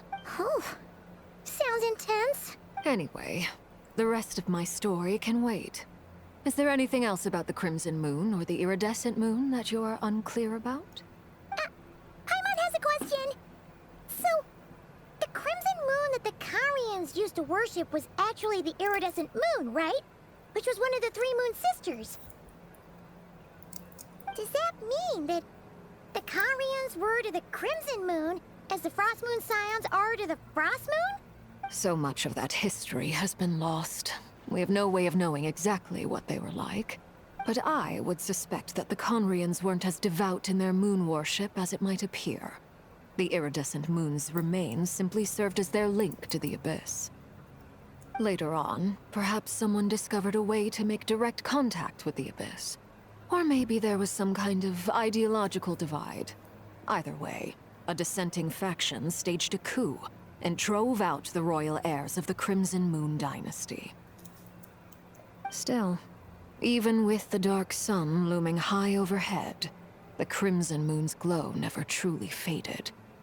If you want living proof, it's standing right before you. Maybe I know Conry lore more than I thought I did, because I pretty much remember most of the stuff they talked about. The first time we met, I sensed something familiar in your presence. When I looked at you, I felt I could see that mysterious red moon in the corner of my eye. In your flames, I saw its broken image, surrounded by a strange black aura. Well, I appreciate that you kept it to yourself. Much about the Crimson Moon is still a mystery, and I'd prefer not to end up as the object of an insane research project. That feels very pointed at Dottore. Anyway, time is against us here, so if there's any other questions, they'll have to wait. I just want to make sure I've got one thing straight.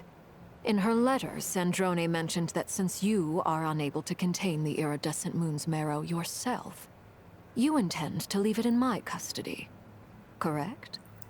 That's right. For now, it's the only way I can pay you back for your help. The iridescent moon is already part of who you are. So with its marrow in your possession, you'll be even more powerful than before. Deal. Then let's get started.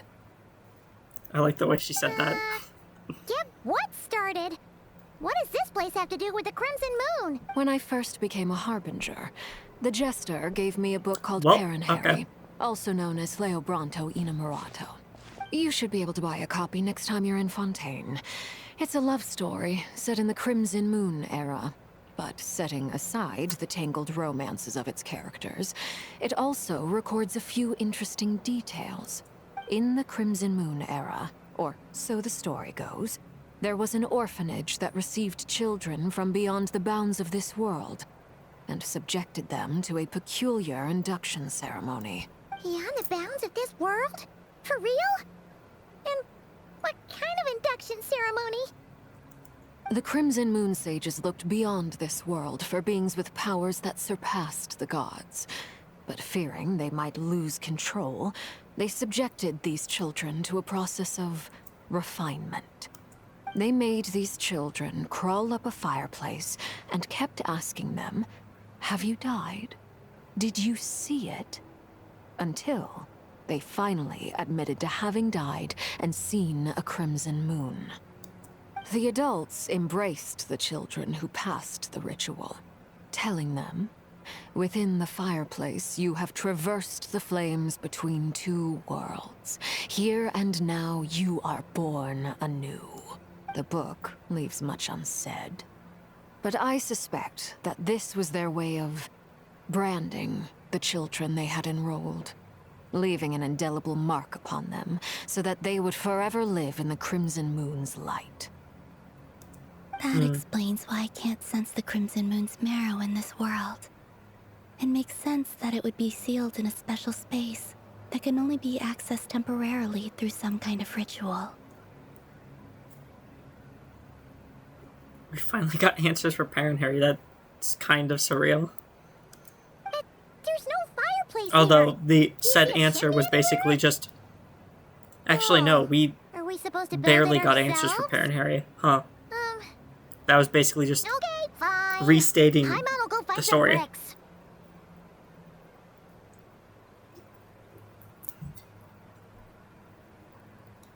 That won't be necessary. The fireplace is purely symbolic. The key to the ritual is crossing the flames between two worlds.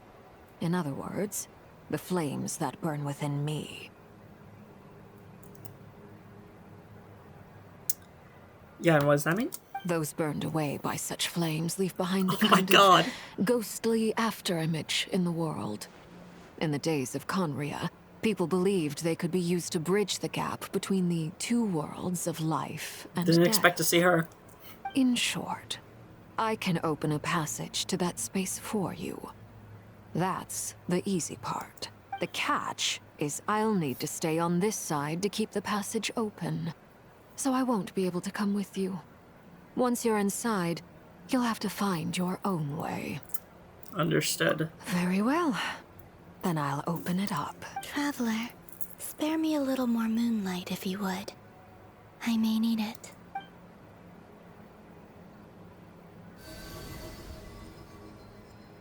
Thank you. I feel like I've recovered some of my strength now. It should be enough to move us across short distances and confront whatever dangers might await.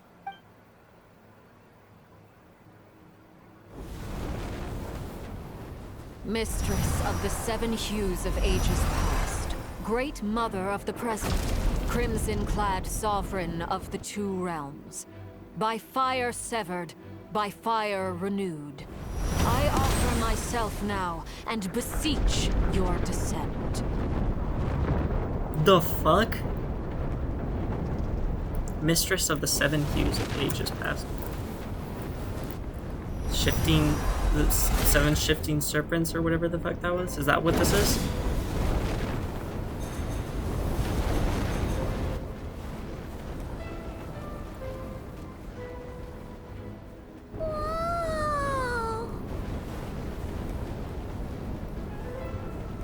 Jesus.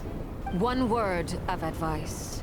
As you're crossing over, no matter what voices you hear, do not answer. Got it. I sense a sinister gloom inside, but also the familiar light of the moon. I feel that I am about to meet an old friend who has changed beyond all recognition. All right, let's go. Let's go.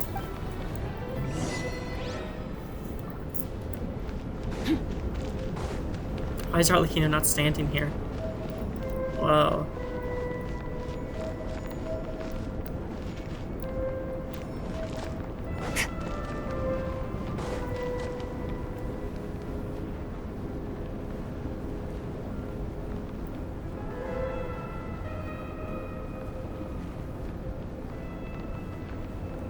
Is the audio?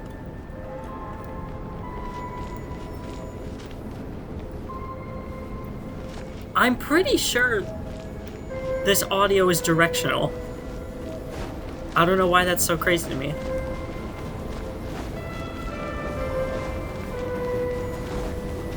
That makes sense, because then it gets louder as you approach.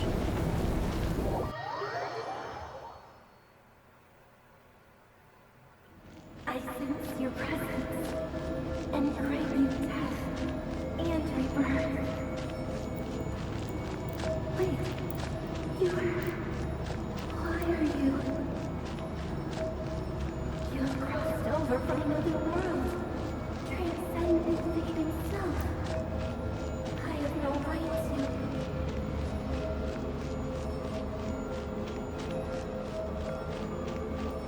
This is weird. Hey,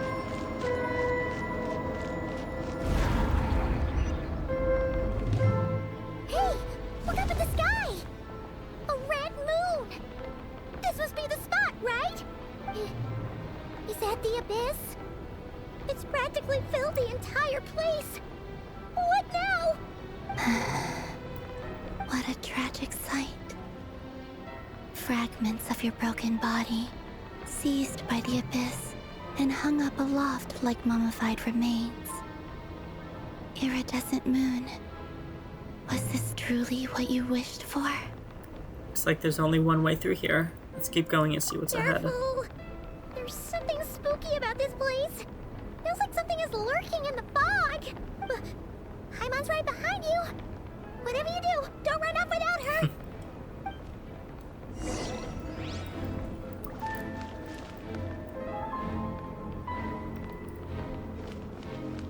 By the way, Columbina, didn't you tell us that the iridescent moon had shattered into pieces? The moon up there looks pretty whole to Paimon. How is that possible? Oops.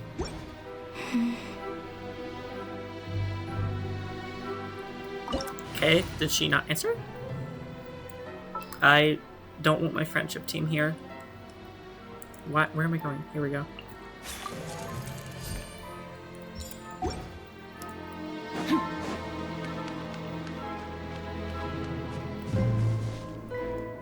No, you know what? I bet I can't get back here, so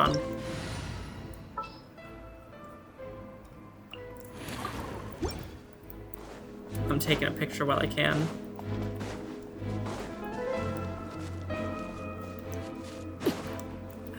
Let me up here. Come on, that'd been good for the picture.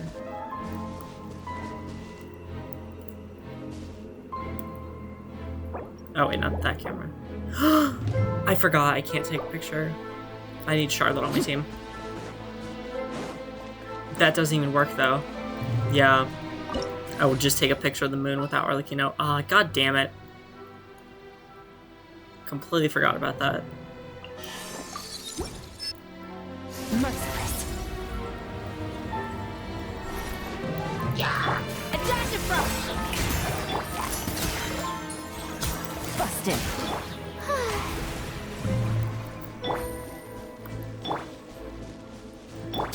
Fearless. Just like I thought. Oh my god. It was only a facade.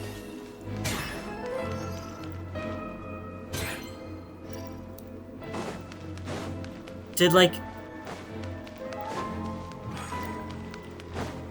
When did it change?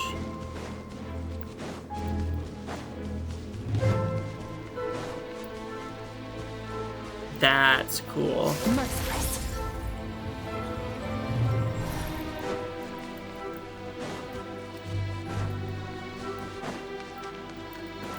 That's really cool. Merciless.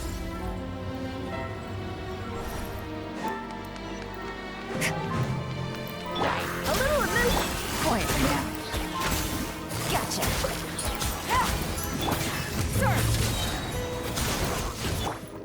Nope. I did not need to switch for Arena. That was pure muscle memory.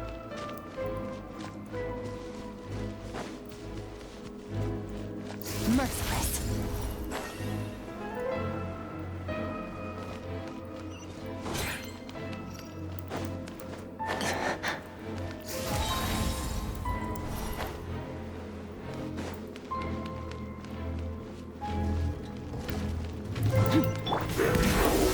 Busted.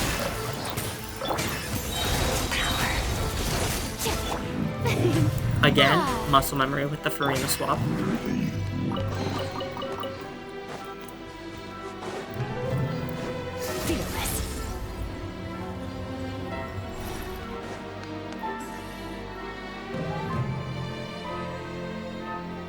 Huh?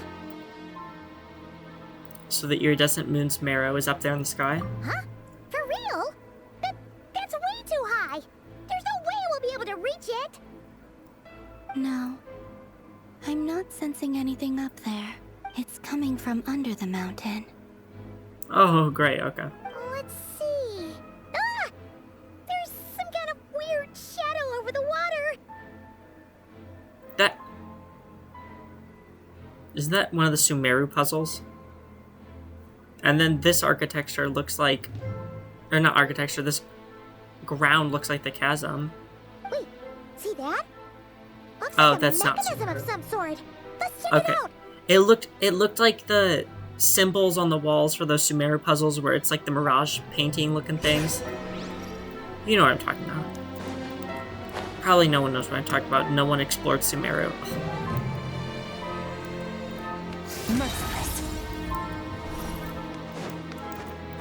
It just looked like a physical version of those mirage puzzles. Maybe people once came here to study the Crimson Moon's domain, and they left this behind.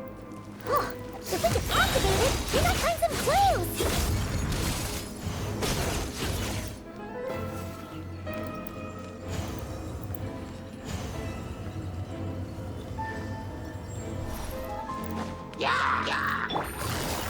Gotcha. Quietly, Maddie.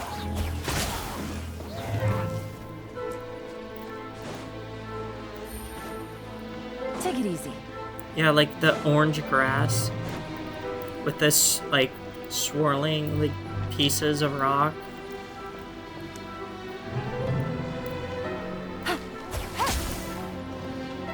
Oh. Oops.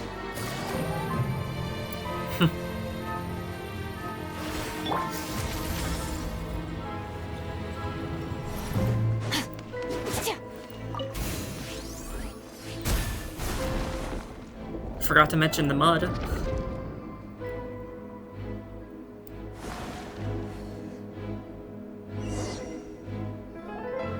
Hey, look at that!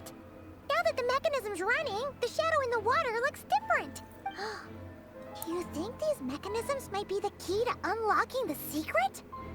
Let's try to find more of them! Felindis, we'll leave the rest of the research in your hands. We'll be heading back now. I hope this isn't ruining date night. Ugh. Mind your own business. Just leave me some snacks on the table. Felindis? Is that Rear's girlfriend? How come we're hearing her voice here? Didn't Nefer previously mention that she was a researcher at the Universitas Nope. How did they say it? Universitas Magistrorum? I think that's how they said it. Oh yeah. So, do you think she was studying this strange space all along? The Abyss has made this space extremely unstable. Maybe that's why some of the things she said and did were preserved here. Like echoes. Or after images. Whenever I see this view, it takes me back to a poem from my childhood. Waning moon, oh lifeless damsel, weeping on the mountain crest. Mourning still in wistful tone, her fragile soul now laid to rest. For me, of all people, to be here investigating the mysteries of the Crimson Moon space. Is it a coincidence? Or something more?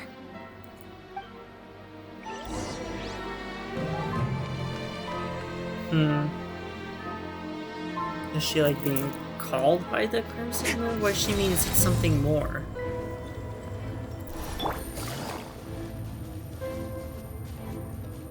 Oh, she's saying is there like a secret here? Duh, I'm stupid. Looks like the Abyss has messed up this mechanism. We need to find a way to get it working again. Let's see if there are any other devices nearby.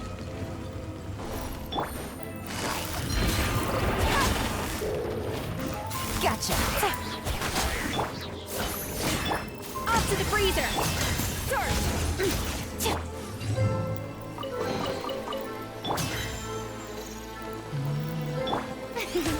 May I present?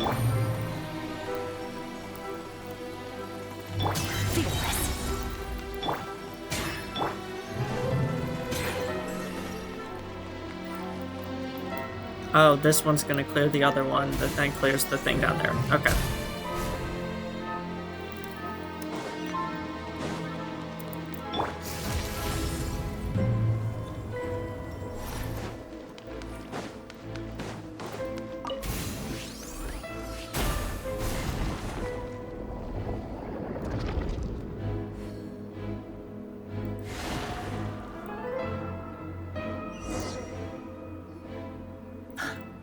Is that turning into the reflection So of the the moon? moon marrow, What the fuck? or rather the power of the 3 moons, is the key to unlocking.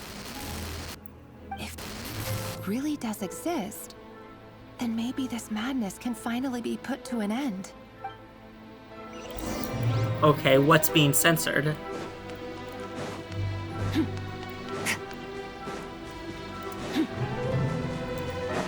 Dude.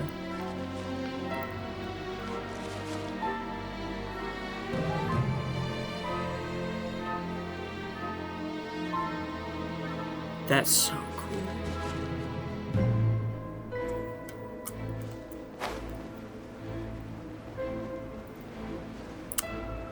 Oh, you know what? I could have posed... It does look like it's going to be the reflection of the moon, I think.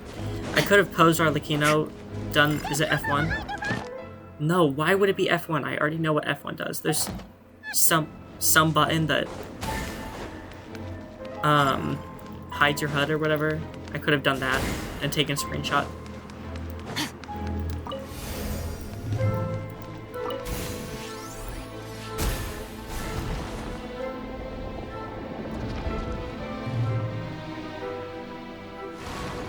Yep, it's the reflection of the moon.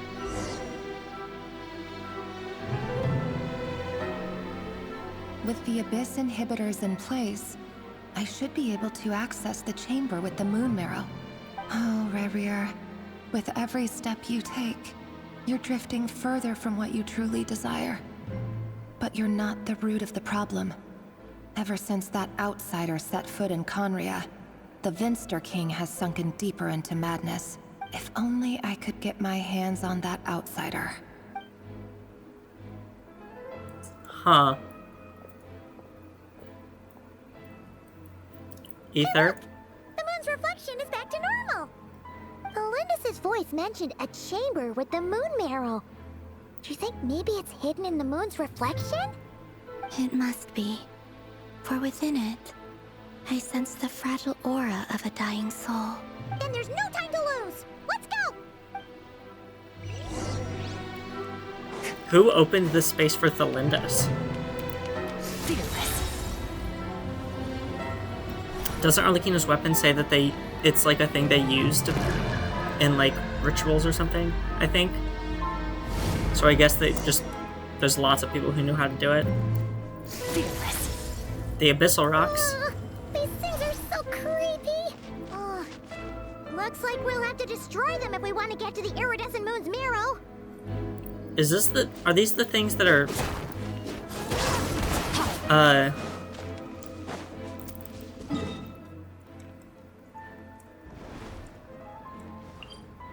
in the ancient Sacred Mountain?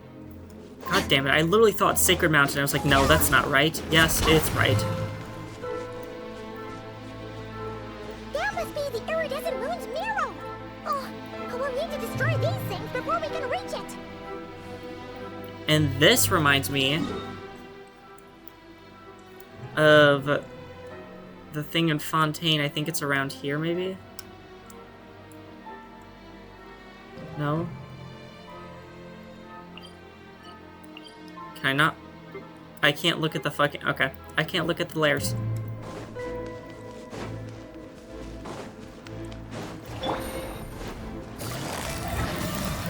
Game's up. Fun's over. Extinguish. Mine to wield. I did not use Yelan's burst there. Oops. Forgot I left you on Numa.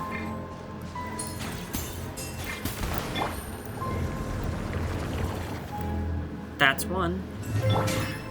Merciless.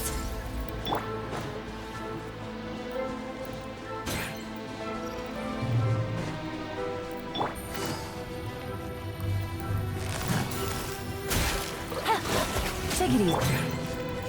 Start!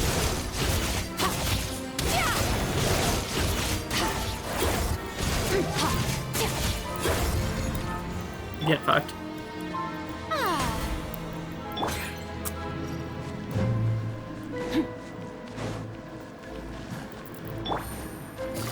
Quietly now. A little emotion.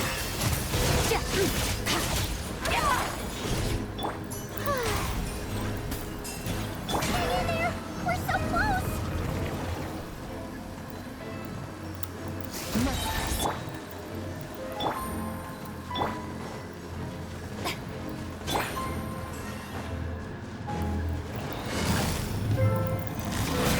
Busted.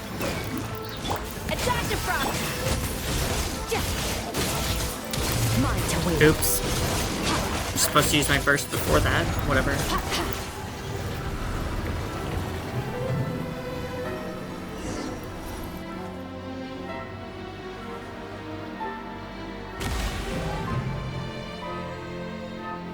That's the moon marrow? I finally did it. The iridescent moon's marrow. Still burning away like an undying flame, yet now contaminated by the abyss. It has taken on a new form entirely. If we can purify the abyssal power within, we should be able to obtain its untainted essence. Leave it to me. With the ability that I forgot existed until I got into Notmon.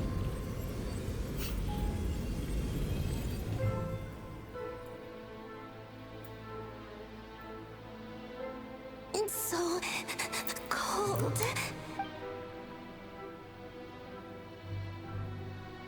Is it you? Are you here? Huh? Are you talking to us? Weren't we told not to respond to any voices we hear? At long last, I can see you once more. Our fates have crossed, and I am finally free. I'm sorry, I lied to you. Even knowing what was to come, I still couldn't let go of the fear in my heart.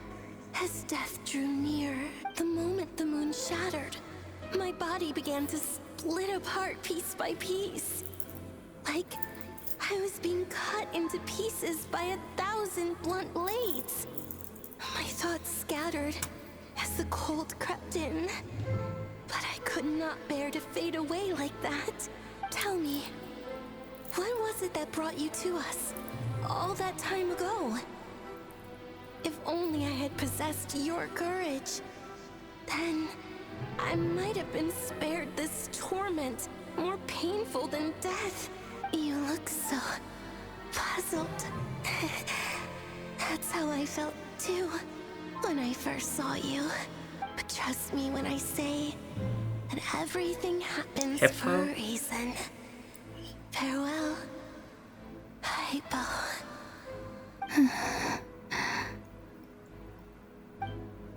What was that all about? Was that the goddess of the iridescent moon? It sounded like she was speaking to a long-lost friend. But none of us have ever met her before. Perhaps. She took me for the goddess of the frost moon she once knew. For a fading soul like hers, our auras must be too similar to tell apart.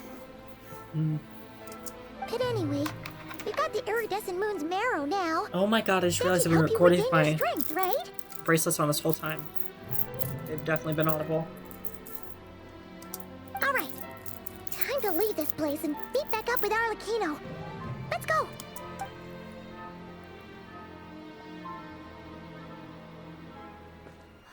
That's odd. This place looks different than when we came in. Waning moon, oh lifeless damsel. Oh.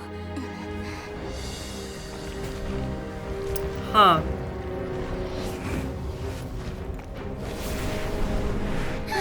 Hurry! The place is collapsing! It wants to trap us here. Who's it? The abyss? Now we've taken the moon marrow. All that's left here is a dark will. It will show us no mercy.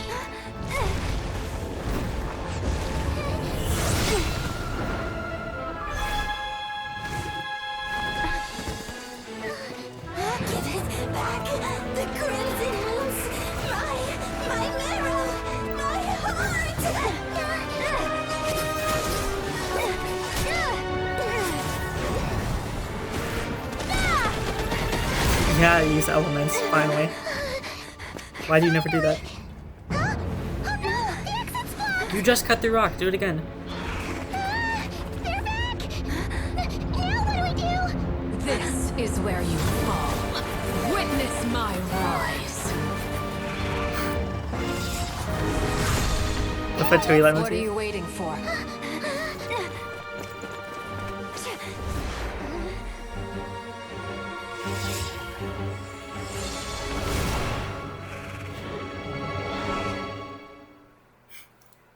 It's always funny whenever somebody quotes one of their battle lines.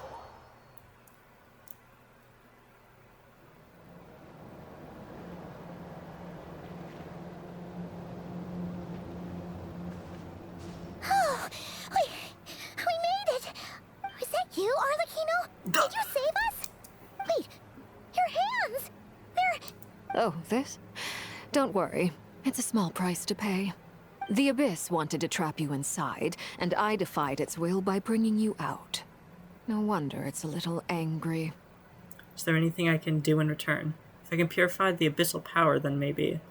No. I have paid the price, albeit a small one, and it cannot be undone. My hands have already fused with the Abyss. Purification would simply destroy whatever's left of them. But surely... Oh... We're so sorry, Arlecchino.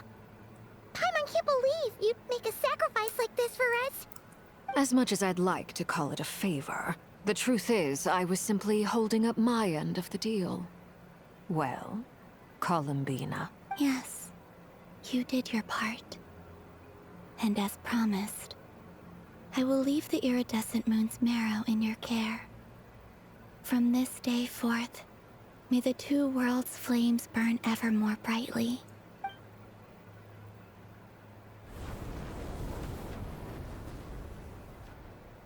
I'll take that as a blessing. Now, Columbina, give me your hand. Accept this moonlight I offer in return.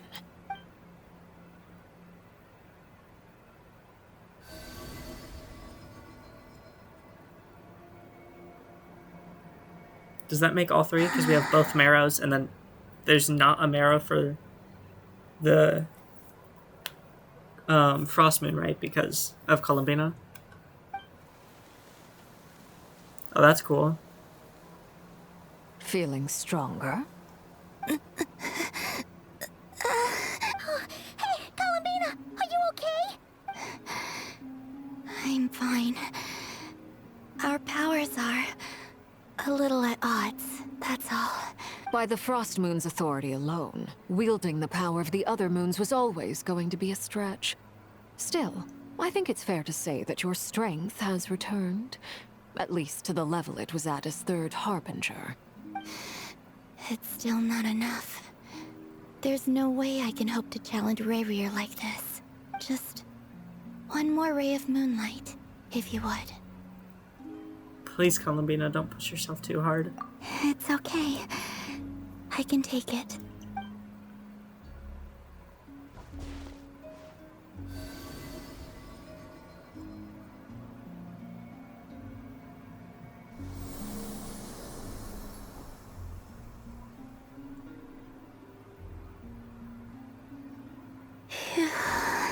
How about now?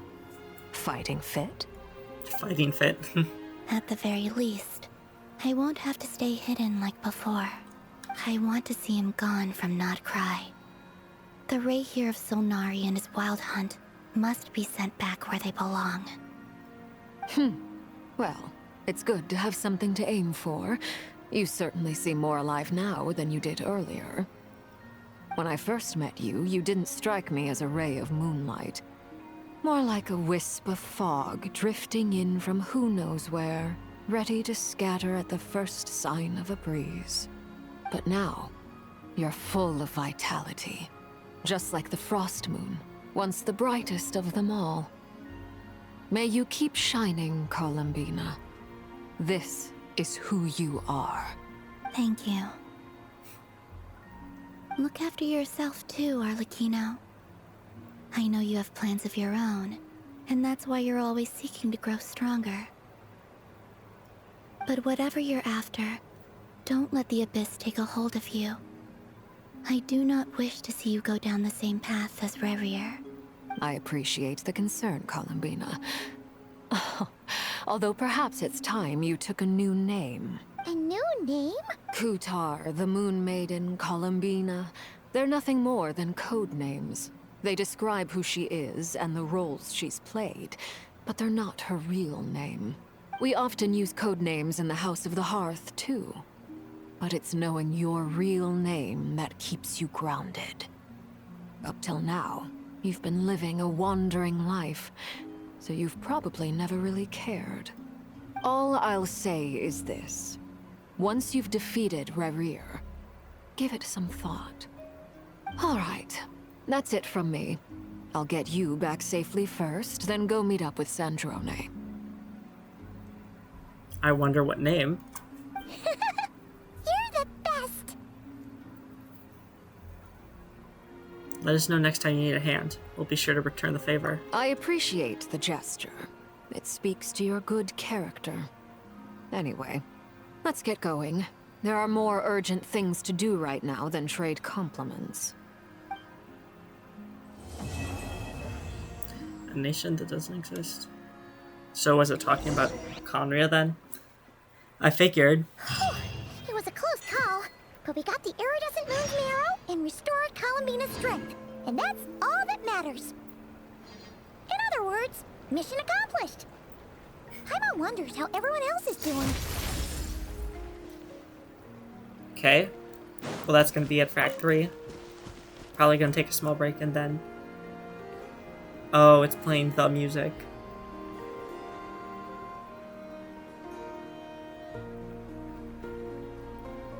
I love this music. Anyway, I'll take a small break and then do Act 4. It's been like a day, 2 days. It has been 2 days since I did the...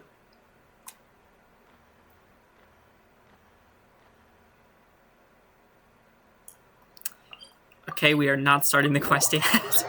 We're not starting the quest yet. Hold on. Hold on. I have something better to do.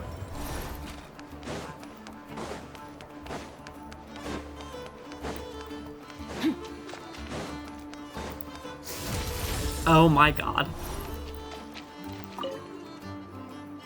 Huh? Isn't it... Skirk?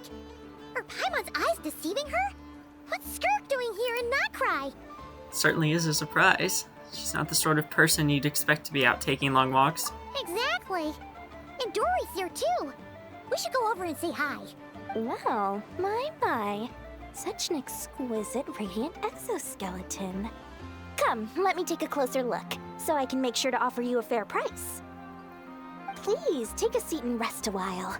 If you have anything you'd like to eat or drink, I'd be more than happy to... Let's not waste time. Just tell me how much you're offering. Of course. Just a moment. Remarkable. Not so much as a scratch. Even the very best bounty hunters would struggle to retrieve a radiant exoskeleton of such quality. Skirk! Dory! What are you two doing here? Okay, well, what do you mean, what is Dory doing here? I came to look around Notcry, and thought I'd take the opportunity to make a little mora. What's this? My most valued customer is already acquainted with my most valued customer?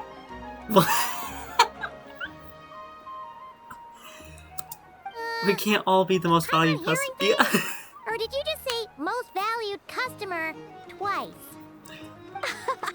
Naturally, my most valued customers are equally valued, so you both receive my most effusive enthusiasm.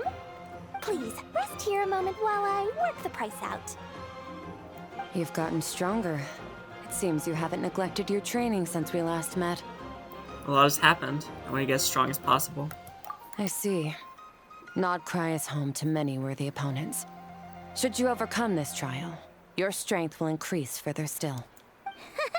So, how have you been, Skirk? When we last saw you, you said fate would decide how we'd meet again. Well, Paimon didn't think it would decide so quickly. Was it quick? It's felt like a very long time to me. Well, time flows differently where you live. Looks like... Oop, my life will experience little change until a true turning point arrives. I accidentally pressed F, which just selected the first option. But as for you, you are at a pivotal point in your journey. Have care. Victory and defeat are seldom long-lived. Excuse me, dear customer. After careful consideration, I'm prepared to offer you 6 million mora for these radiant exoskeletons. I assure you that this is the fairest possible price. While you might be able to sell a single item for 700,000 or so, when it comes to buying in bulk... I'll take half of that in cash. I won't be staying long, so there's no point carrying around more money than I need. As for the other half, give it to these two in the form of food or supplies. You should have plenty of both in your stores. So generous. Of course. I can see my most valued customers enjoy a very close relationship. Here's your mora. Please, do stop by again. What? I'll be going then. The fuck was that, Dory? Until next time. Huh? Won't you stay for a chat? Oh, she's gone again. That skirk. That's just how she is, sweeping in and out like a sudden gust of wind. I'm used to it by now. Hey, that reminds Paimon. You haven't forgotten her somehow? Even though you've done lots of business together before? What's the deal with that? Huh? What do you mean? The all-knowing Lord Sangama Bay keeps every customer near and dear to her heart. Fine, if you must know, she's not really my customer, but rather a guest of Miss Alice, my supplier. Yeah. Miss Alice introduced her to me, and now she drops by from time to time to do business. She's the perfect customer. She always brings quality goods and doesn't care too much about the price. Whoa! There's one suspicious-looking grin. You're not ripping her off, are you? Ridiculous! A strong, mysterious customer like that who brings me valuable items? I practically worship the ground Oh my she God. walks on. Dory's Divine Bazaar is a fair and reputable business. Now, I promised I'd supply you with food, so it's about time I start hunting for ingredients. 3 million mora. What can I find that's worth 3 million mora? It looks like I'm going to have to dig out something very special indeed. I feel like Dory sounded different in that, like she was less energetic or something. I literally, when I saw them together, I was literally thinking like they both know Alice. And sure enough, that's why they know each other. Okay, now I'll actually play the quest that this video is supposed to be me playing. Oh, I don't want to be friendship team. Oh, what did I press? I pressed O, I think. Or P, I don't remember which one of those is the keybind. There we go. Fearless.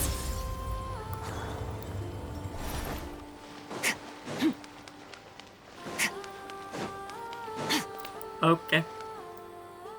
Oh, do you think the others are making good progress? Hope it's all going smoothly. Oh, hey look! They made it back as well! Flintz, Llama! How did it all go? All is well, thank you. Nefer and Yehoda had to stay at the curatorium to wrap things up, so they won't be joining us for now. I ran into Miss Anefa and Miss Aino on the way back. Their work is still in progress, so I suspect they won't be back for a while either. You seem rather cheerful today, Mr. Flintz. I certainly am. I achieved what I set out to do and came away with more than I bargained for. More than you bargained for? Fighting alone can get quite tedious, but I had the good fortune to run into a pair of brave young warriors. We meet again. How have you been? Albedo! What are you doing here? It's been too long. I'm guessing you're here to see Varka? That would be a natural assumption to make. It's also the correct one. These two courageously lent me a hand while I was fighting the wild hunt. When they told me they were Sir Varka's colleagues, it all made sense. And given how people of outstanding talent tend to cross paths, it's no wonder you're already acquainted. So, who's your travel buddy, Albedo? Why don't you come and introduce yourself?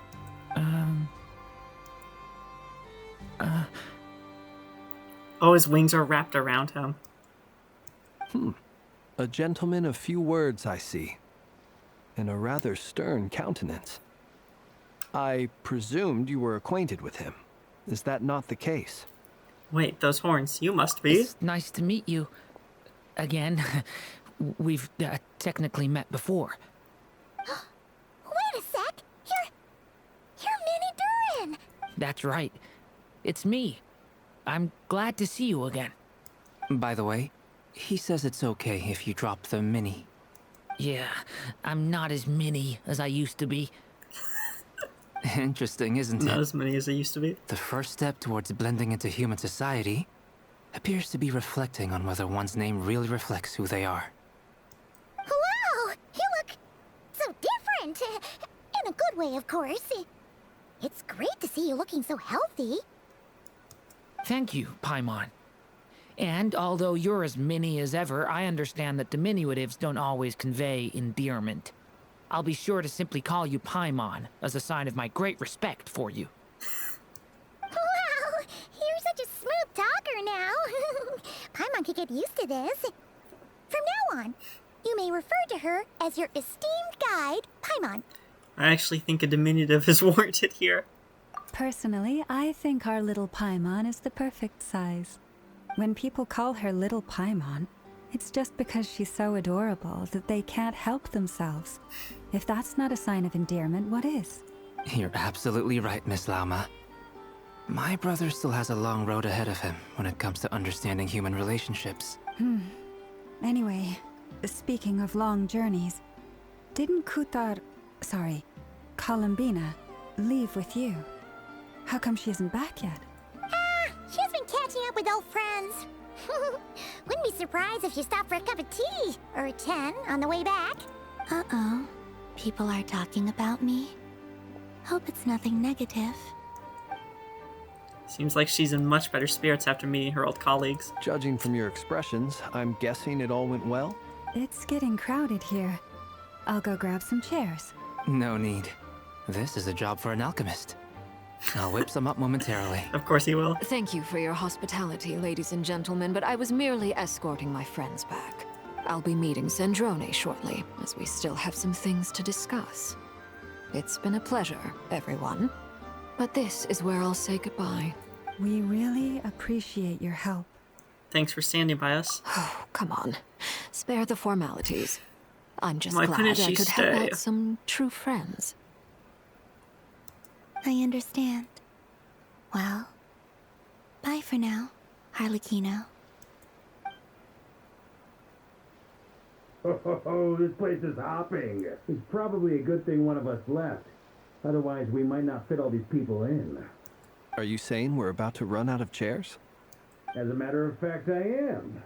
Come on in and see for yourself. Distant Varka. Why do you say this place is hopping?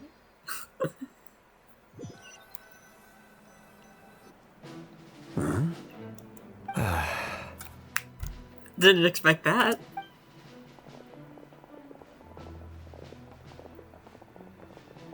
I overheard your little chit-chat outside, by the way. With Miss Columbina's colleague gone, we should be back to the original crew plus the other colleagues I brought in. Though, it looks like we have another new face. Someone else managed to rope in a colleague, too? Sorry, he's probably here for us. Frankly, you and Paimon are the only people I know here. This here is Deansliff, colleague of Tibet's greatest guide, Paimon. Why are you so big? A traveler. Well, not exactly colleagues, more sort of friends. When someone else jumps in to do the announcing, you know you're speaking to someone important. Let's hear what he has to say. Note to self. Once Paimon knows your name, the rest of the world will soon follow. Oh my god, I'm so happy your voice is back. When he comes looking for us, it's usually something important. Paimon's guessing you've heard about the Wild Hunt, then. From the looks of it, you're about to hold a meeting. If I were to say that the Wild Hunt is our mutual enemy, would that earn me a seat at the table? As the saying goes, the enemy of my enemy is my friend. Mr. Dainsliff, there's a seat with your name on it. Why is he so willing to talk to people of the Seven? Didn't he, like, really hate doing that in the last quest. Though, I can't promise the same for everyone else. Hey, Albedo, think you can rustle up a couple more chairs? After all this time apart, Grandmaster Varka's first order is to rustle up a couple more chairs. I've missed this. Is he being sarcastic? Hey, he's your brother. Why are you asking us? I've still got a lot to learn about the nuances of human conversation. Trying to decipher Albedo's way of speaking has been like jumping in at the deep end. Oh, good point. I'ma get you now. Don't sweat it. There are people who go their whole lives without getting the hang of it. You're ahead of the game already. Look at you, Paimon, expert in the art of encouragement. Oh my god! I wonder what's taking Nefer so long. Her face! Why did she do that? Perhaps you should go and check in with her. If anyone can hurry her along, it's you. I just got back from the curatorium. Besides, aren't you curious to see what's taking her so long? Miss Nefer doesn't strike me as the type to share secrets. And since gathering intel is her specialty, I'm guessing she'd prefer to keep her methods confidential.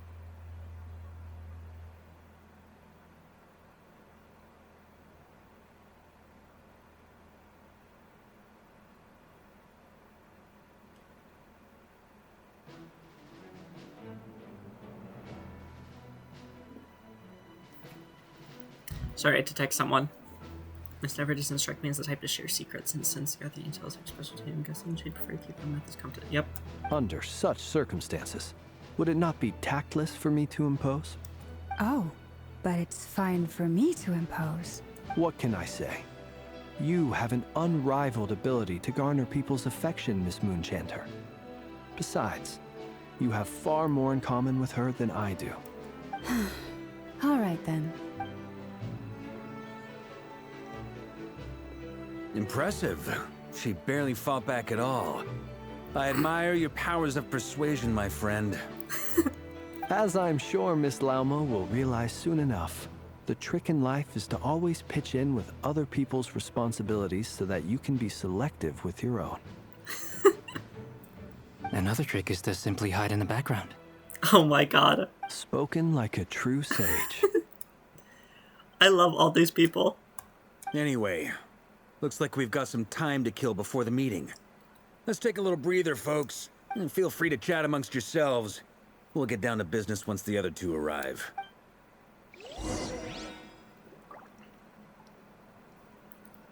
There he is. You're both awfully quiet. Why don't I start us off with an icebreaker? Much obliged. Have either of you ever had your portrait painted?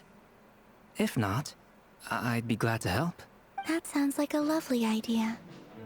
You know how to paint, then? I dabble occasionally. He's an excellent painter. Tables, chairs, people, dragons, you name it. He'll paint it for you. I'm flattered. Tables and chairs. If I ever get the chance, I'd like to give it a try myself. I'll bear that in mind. Anyway, how about you, Durin? What sort of portrait would you prefer? Oh, I'd be fine with anything. Whatever style feels best to you. Very well. Then I'll play it by ear. You can replicate any style I want? I can try. If you show me a sample, I'll do my best to match it. Thank you. In that case, I'll dig up some reference material for you.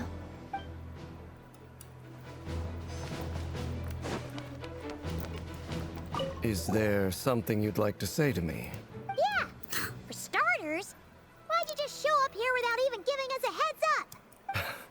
If you think back to our previous interactions, you may recall that that's hardly out of character for me. You do have a point there. Oh, I'm so abnormally giddy right now. The fucking character lineup for Not Cry is just it's so stacked. Oh yeah, you'll need to find somewhere to stay the night too, right? Want to tag along with us? You never know. We might get a group discount. Sure. Let's do that. Great! Paimon will handle it. And in return, we can get Dainslift to be our very own personal bodyguard. Paimon, you're thinking out loud again. If that's what you had in mind, you should have said so sooner. I'd be happy to help. Oh, okay then. Paimon was only kidding, but good to know. Anyway, since we're all here together, we might as well watch each other's backs.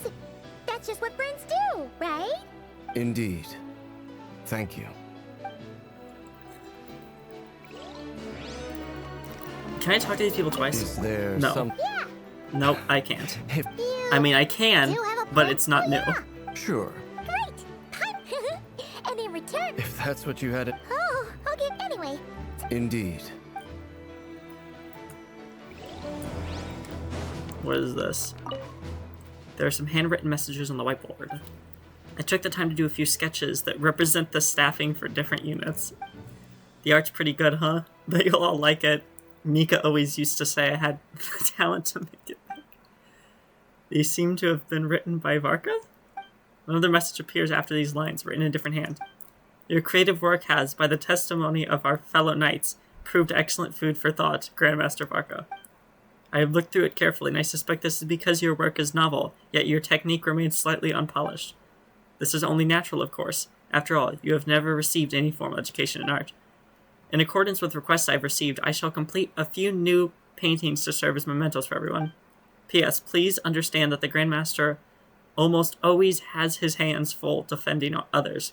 That his artistic capabilities are developed as this is a testament to the time he has spent alongside Spark Knightley. The writer has signed off in the corner as Albedo. Yeah, that's what I thought. So did he draw the little drawings I loved so much in the corner of the loading screens Truth be told, I can't remember the last time I was in a meeting with so many people. You're not alone there, my friend. The Lightkeepers also struggle to bring everyone together for a serious discussion. I don't doubt that. I've only ever met two Ratniki, one being you, and the other being that young guy, Itlua. Itlua is a good apple. I'll give him that. He's kind, honest, and regularly delivers supplies to my lighthouse. A true Ratnik to the core. In that sense, he puts me to shame. So you're what? A fake Ratnik? That's what it sounds like you're saying. But I get the feeling that's not quite what you meant. Come on, why the awkward silence? Sorry. I'm not even gonna bother trying to hide it. You've known all along, haven't you, my friend? Now that was an awkward silence. Let's just keep this between ourselves. Probably best if Itlua doesn't know, huh? That goes without saying. Gotta be careful what you share with youngsters, after all. Anyone else in the know? Let me guess. The I'm Traveler standing and right here, Paimon? dude. It's dangerous being too sharp for one's own good, you know. Then, in the name of the Animo Archon Barbados himself, I swear, your secret's safe with me. When we went for drinks, you said that you and Barbados were practically best buds. In the light of that claim, do you really expect me to take your oath seriously? Of course. Just as long as you don't go spreading around the fact that I'm close with Barbados, all right? Fair enough, then. Nothing like a bit of mutual leverage to seal the bonds of friendship. Like I said, this is like the best character lineup ever.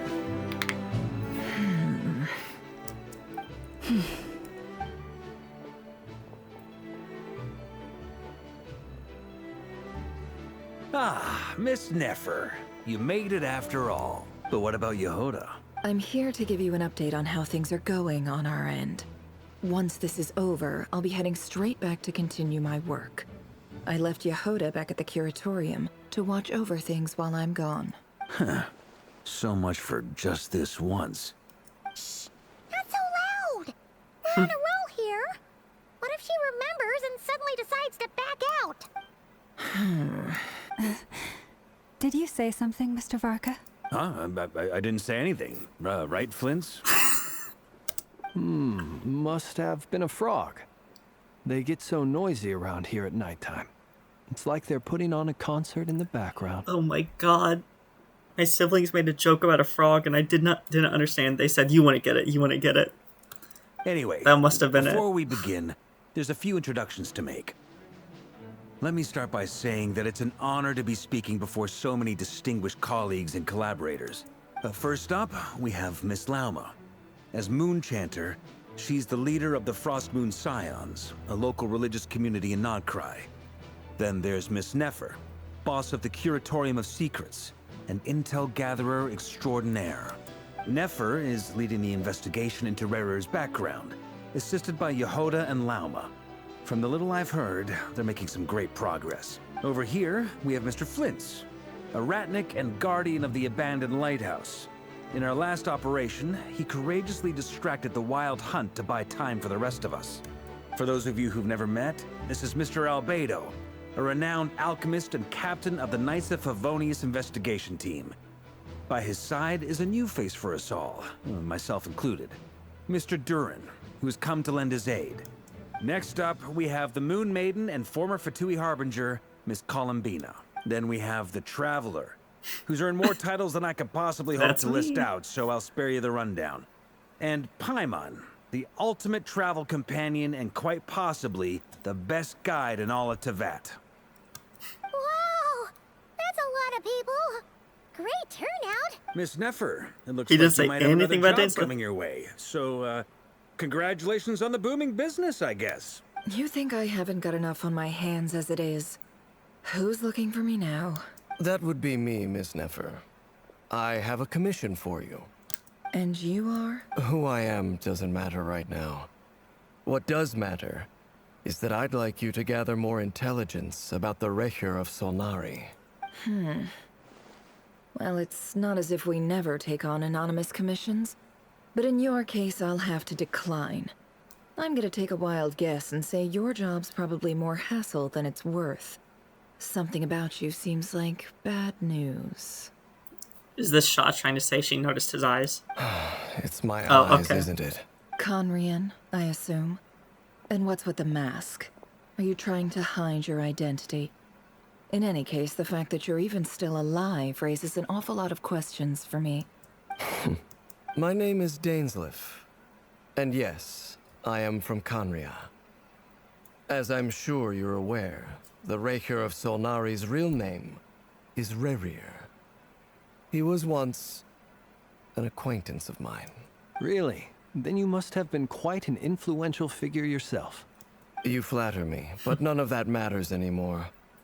My point was simply to clarify why I have asked Miss Nefer to investigate Rerir's background. So you're both from Conria, and it sounds like you used to be friends? What am I missing here? Surely you already know how he became one of the Five Sinners. I'll tell you everything I know. The history of Conria, the names and identities of the Five Sinners. I remember it all like it was yesterday. I have never spoken openly of this before. But the truth was exactly as people say.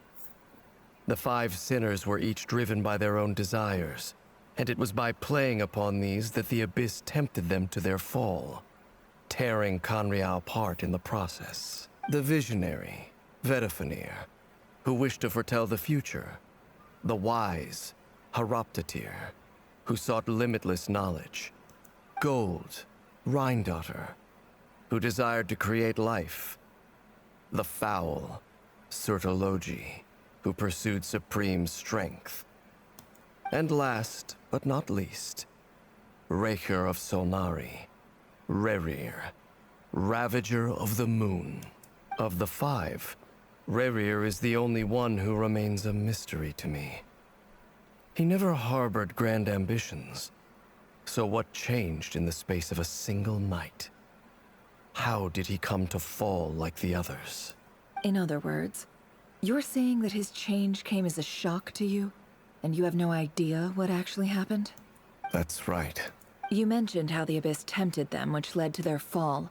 But what did that look like in practice? This is and crazy, what other by the way. context can you give me about the events of that time? The more detail you can give me, the better. Strangely, now that it comes to it, I hardly know where to begin. The fateful night took place during the era of the Eclipse Dynasty. One day, my elder brother, the visionary, Vedifenir, was summoned to the palace by the Vinster King, only for the king to gouge out his eyes and cast him into the dungeons. When I came to hear of this, my fury knew no bounds. I gathered together every ally I thought I had, and together, we set a night to storm the palace and free Ved. Centuries on, the memories of that night still haunt me, like a never-ending nightmare. We broke through the palace gates, just like we had planned, each striking towards our separate targets. But then, I was betrayed. Even Vedifenir, the very person I had come to rescue, abandoned me and partook of the Abyss's power. So, it's personal after all. Then tell me, Mr. Dainsleif, what price are you willing to pay? You, of all people, must know that nothing comes for free. I cannot say what price would be worthy of such a commission.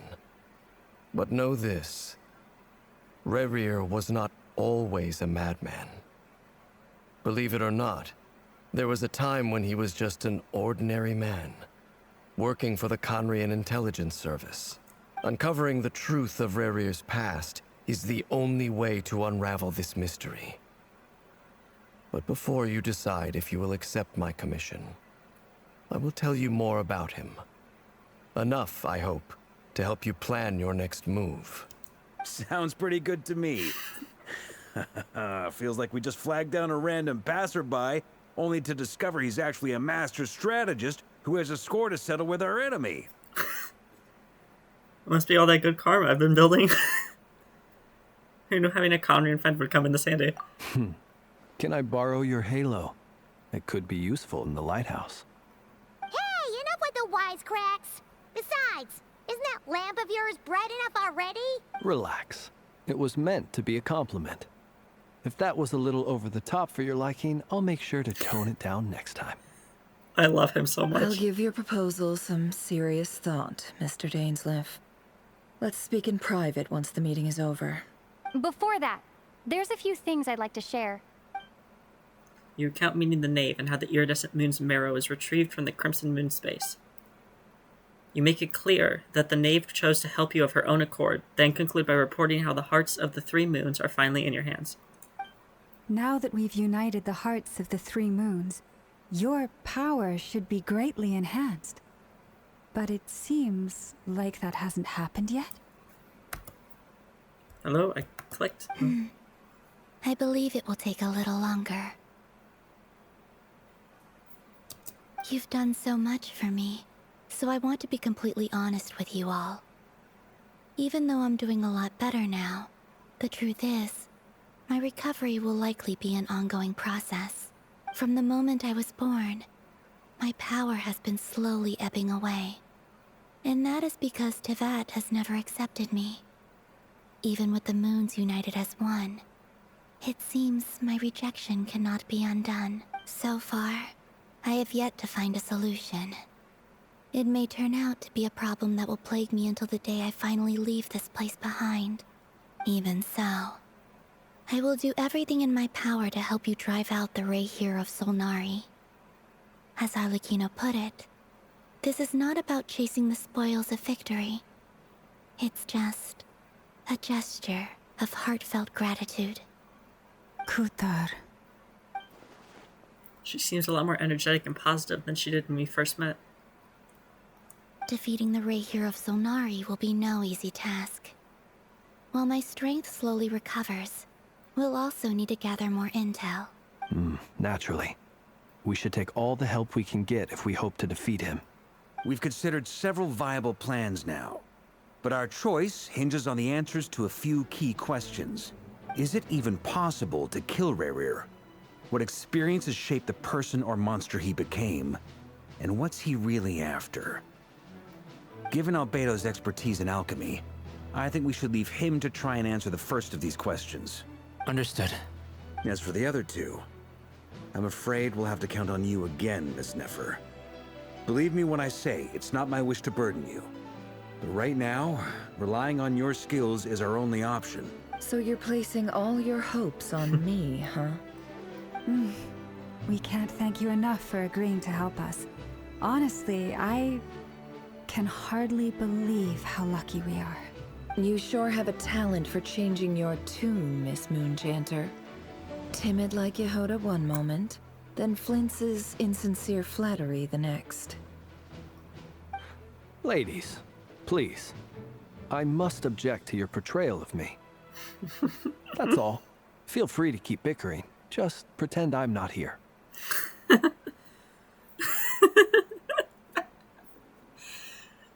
I love him so much. I almost don't want to leave this room. I'm curious to see how this plays out. I have faith in you, Miss Nefer. Something tells me you'll stand by us until the very end. Oh? And what makes you so sure of that? What if I suddenly decide that my compensation is insufficient? This isn't about the money. I can sense that you've got a deep-seated distaste for Rerir. And knowing you, that alone is motive enough. Look at them getting along so well. Like two peas in a pod. Why do you have to say it like that? And I'm the one they accuse of insincere flattery. There is no justice. There is no justice. Miss Lauma, you have to understand something. Unlike you, I don't actually enjoy having everyone's hopes on my shoulders. Is that right? Well, maybe the fact that I'm willing to put my hopes in other people says more about me than you. But the fact is, I also trust you. And that's because I know that you're someone we can count on. Anyway, we've got our plan, so let's get moving. Mr. Dainsleif, let's talk. And Traveler, once we're finished, if you've nothing else planned, I'd like you to come with me. This whole experience is teaching me a lot. For instance, I now know that when other issues come up in the future, I'll have far more luck getting Lauma to convince Miss Nefer than trying to do it myself. Hate to say it, friend, but that's one of the funniest things I've heard in a while. Why? You think I've got it wrong? Quite the opposite. But what makes it so hilarious is how long it's taken you to realize.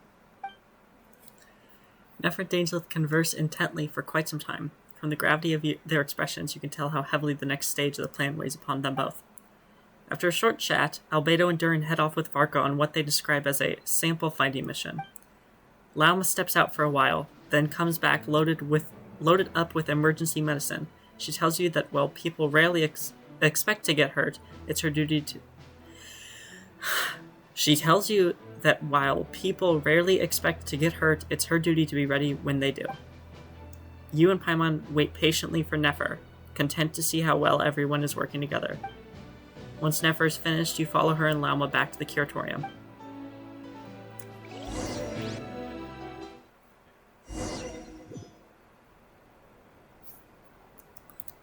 Merciless.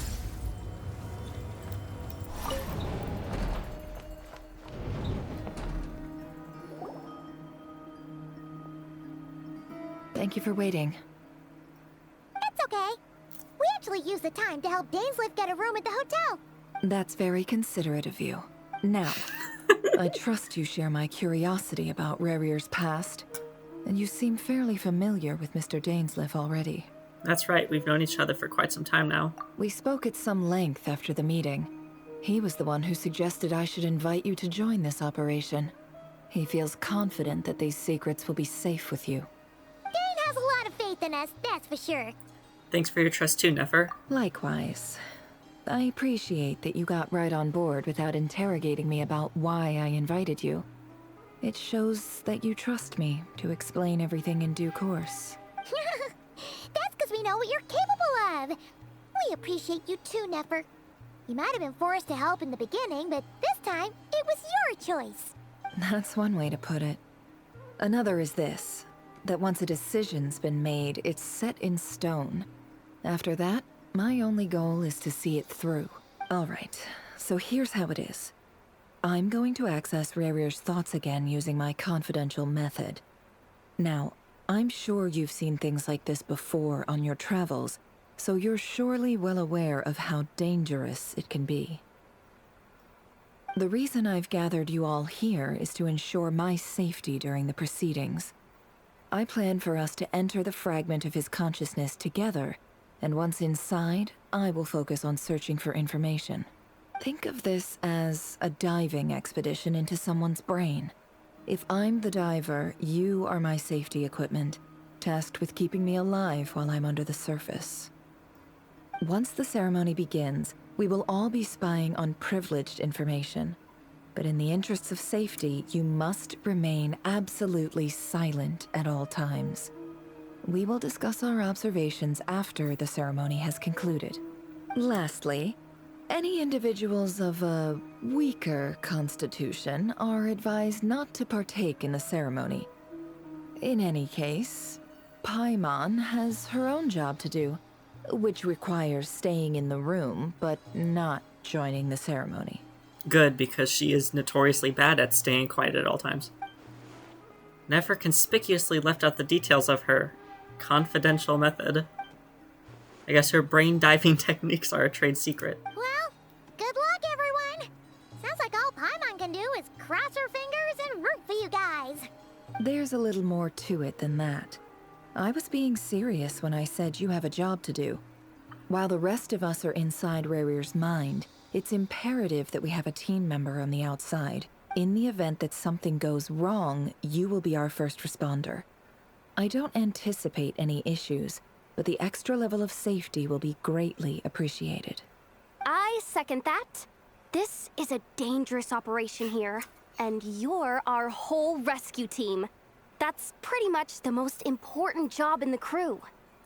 So, Paimon's like the lifeguard? Yeah, that makes sense. All right, got it. Good. Please, take a seat. We'll get started momentarily.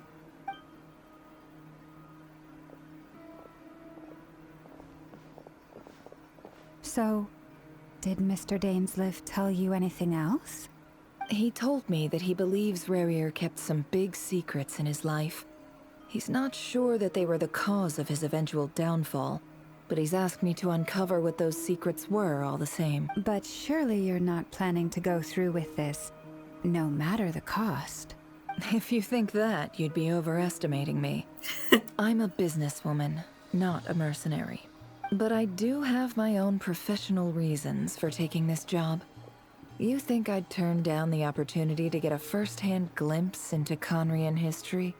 No chance. Well, as long as you don't let morbid curiosity get in the way of safety concerns, we're good. We'll do whatever we can to help you. You're such a killjoy. I keep saying it. This is the best lineup for an Archon. I don't know. That's a very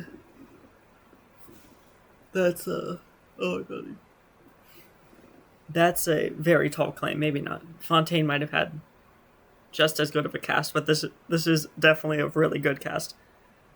She's got incense candles. Almost feels like a summoning ritual. Seems like Nefer still has no intention of sharing her trade secrets, but now's not exactly the moment to pry. See, there's a chess set on the table.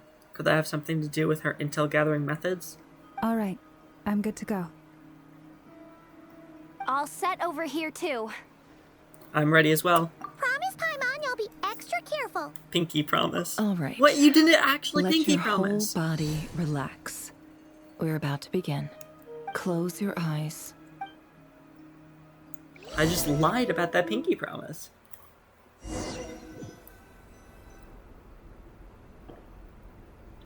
Phew.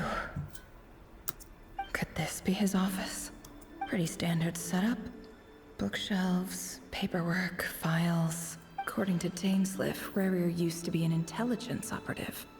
Chances are there's plenty of top secret intel stashed away in this room. Is this where you keep your secrets, Rarier? Can't say I'm not looking forward to this.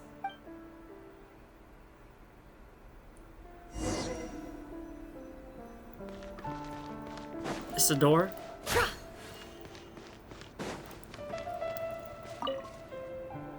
Wonder what kind of encryption technique this is. Seems like it has to be inserted into that camouflage device nearby. Aha! It's an audio recording. Please, hear me out. I can't shake this feeling that someone's been spying on our house. No, I'm not being paranoid. It's true. I saw someone dressed in all black. It was a couple of days back, but that was on another street, not near my house. I swear, I know what I saw. There's a note in the margin. Surveillance of the run for their residence has concluded. We apprehended the target and filed the mission report last night. Could the voice in the recording belong to one of Rarir's targets?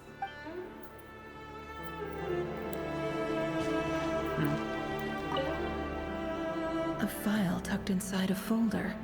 The title reads, Dear Breakfast Shop Owner. Dear Breakfast Shop Owner. It's a list of names, but at this stage I have no idea who any of them even are.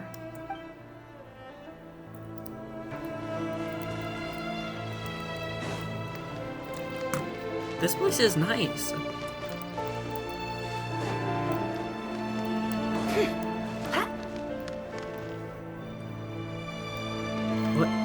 What is this supposed to be?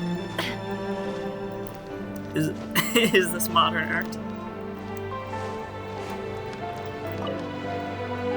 A box containing a ring inlaid with a precious gem.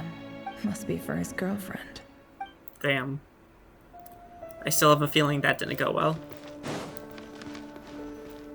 Oh hey, I know this spot. He looks even gloomier than last time. I wonder what's changed. This was definitely in the trailer. This desk. He looks even gloomier than...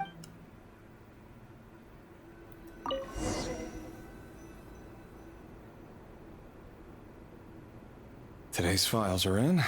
Time to wade through them, just like usual. Male, 51. Occupation, cook. Confirmed Crimson Moon descendant. Has maintained frequent contact with other descendants over the past year. Poses a threat to the dynasty. What is that feather? Neutralized.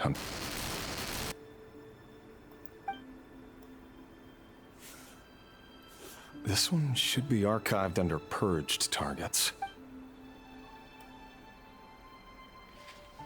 Female, 23. Occupation, office clerk. Confirmed Crimson Moon descendant.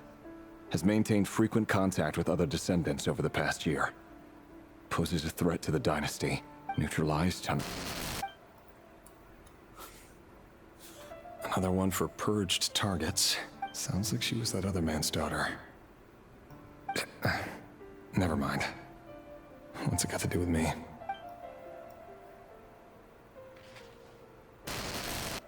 Male, 40. Occupation, teacher. Confirmed Crimson Moon descendant. Has been observed making contact with other descendants during the past year. Poses a threat to the dynasty. Neutralized on... I feel like I've seen that feather before. Archive. Come to think of it, I remember surveilling this man. A case like his never would have been considered a priority in the past. Huh. He barely even interacted with other Crimson Moon descendants.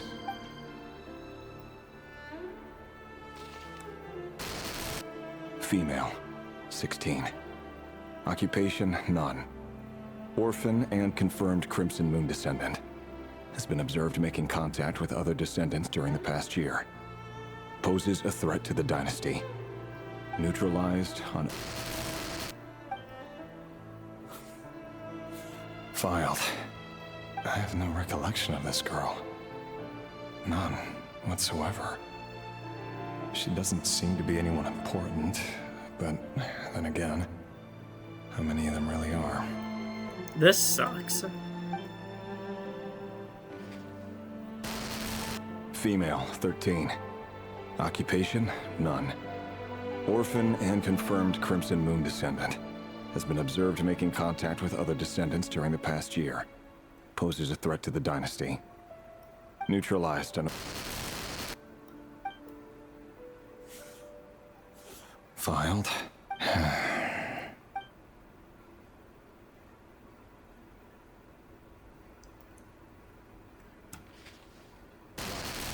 Male, 11.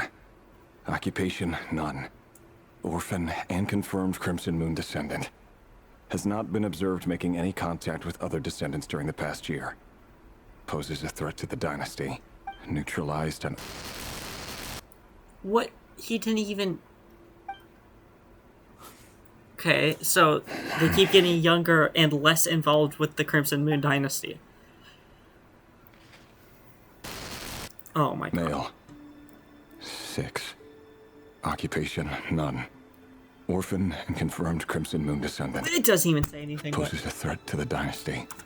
They don't even care if they're talking to people now. They're just like, oh, Crimson Moon, dead. It's funny, isn't it? Your job is becoming both harder and easier at the same time, depending on how you look at it. Sooner or later, the Crimson Moon descendants will be completely wiped out. But as their numbers dwindle, they become harder and harder to track down. That's not how it is. Fortunately, however, most of the able-bodied adults have already been taken care of. The remaining weaklings will be increasingly easy to deal with. No! No. My job is to ensure the survival of the Eclipse Dynasty. And the only way to do that is by eliminating any and all potential threats. It's a perfectly legitimate line of work. Every single one of my colleagues can attest to my fairness. And if my friends were aware of the facts, I know they'd back me up too. Assuming, of course, that they were aware of all the facts. Huh. Now that's a voice I feel like I recognize. He looks even gloomier.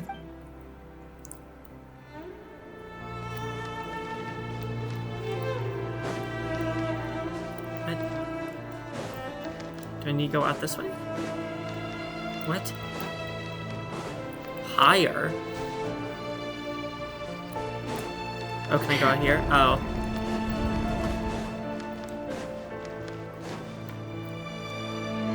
Mr. Vediflnir? It's been quite some time since we last met. Rerir, I trust you're here because you have something important to discuss. Forgive me. I wasn't tuning out, it's just, I noticed you didn't even phrase that as a question. As if you knew I was coming. Tell me, does someone in your position ever feel the need to ask questions at all? It is indeed within my power to foresee certain things. Things like your arrival. I was just thinking. It won't be long before I'll be inviting both you and Dane to my wedding. That isn't a lie, but nor is it a fact as such. It's a wish, isn't it? No fooling a prophet, is there? Ever since that day we met for drinks, I knew it was only a matter of time before you came looking for me. Does it feel good? Knowing how the future will unfold. I'm afraid the notions of good and bad fail to capture the complexity of what such a power entails. Once you've seen what will come to pass, it can be all too easy to succumb to fear and melancholy. Unless, of course, you learn to abandon these feelings. You fear my silence, and long to hear the words I left unspoken that day. That's right. You must have noticed my reluctance to broach the subject. And the reason is simple. Because the truth could never have lived up to your hopes. For both our sakes, such words are better left unsaid. The burden of prophecy was never meant for your shoulders. So who exactly do you deem worthy to hear your prophecies? None but our exalted king? Or rather, our king as he once was. You're closer to His Majesty than I am. You must know better than anyone how much he's changed. You say that as though it is to my benefit. Yet precisely because of that, I dare not speak rashly. A king can turn out to be the most virtuous of rulers, or a tyrant more terrible than the most vicious of dragons. You are so wise and far-sighted, yet still you would have me live in fear of the unknown? You make a fair point. Especially given my silence alone was all it took to send you spiraling downwards. Very well then, let me offer you some advice. And I say this not as a prophet or a visionary, but simply as the brother of your friend. For many reasons, there is very little chance of your marriage ending in happiness. If happiness is what you seek, you should find another fiancé. Damn. Hold on. There's that same black fog again. Could this memory belong to Thelindis? Guess I better tread carefully. Wait. Hear me out. This time we finally got a clear look at his face and learned his true identity. His name is Rayrir, and he claims to be one of the king's guards. What did you say? A cruel irony, isn't it? The man you're set to marry leads a double life as a brutal executioner. Why are you telling me all of this now? Simple. It's because I want you to kill him. Yep. You are the only person he would never suspect. No, absolutely not. I would never dream of doing such a despicable thing. So you'll just stand by and watch him slaughter us to the last? Do not forget that the blood of the Crimson Moon flows in your veins too. The blood of the Crimson Moon? What does that matter now? The dynasty has long been dead and gone. You think that alone is reason enough for me to throw away everything I have? Why wouldn't it be? You two were once a child of the Crimson Moon, just like me. Don't tell me you've never felt so much as a flicker of fury for the way we were trampled into the dust.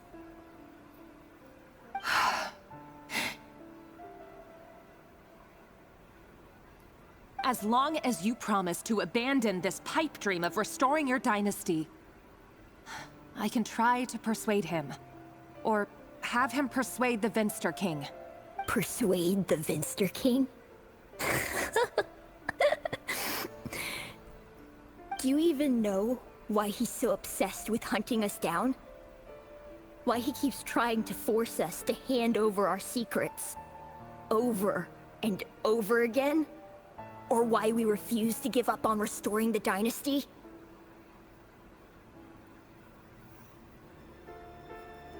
The Vinster King. A blind fool. His eyes clouded by powers from beyond this world. Oh. A petty little man with a miser's heart. And he dares to sit upon the throne? Mark my words. Sooner or later, Conria will fall. And it will be his doing. If you can't bring yourself to do it, so be it. Just you watch. It won't be long before calamity descends upon us all. The Rayrir of Solnari. That really is quite a secret you've been keeping from me, Rayrir. But who am I to talk? Am I really any better? I've kept my own past a secret this whole time too. Love should be built on honesty. But ours was born from lies. And yet, is it really so wrong to hide things that would only make life harder? If we don't cover up the parts that no one else should see, how can we go on pretending to be normal? Vedifulnir must have known all this. And that's why he made his prophecy. In the end, nothing stays hidden forever. But I won't just sit by and watch this disaster unfold. I'll do everything in my power to protect what I cannot afford to lose, no matter who I have to face.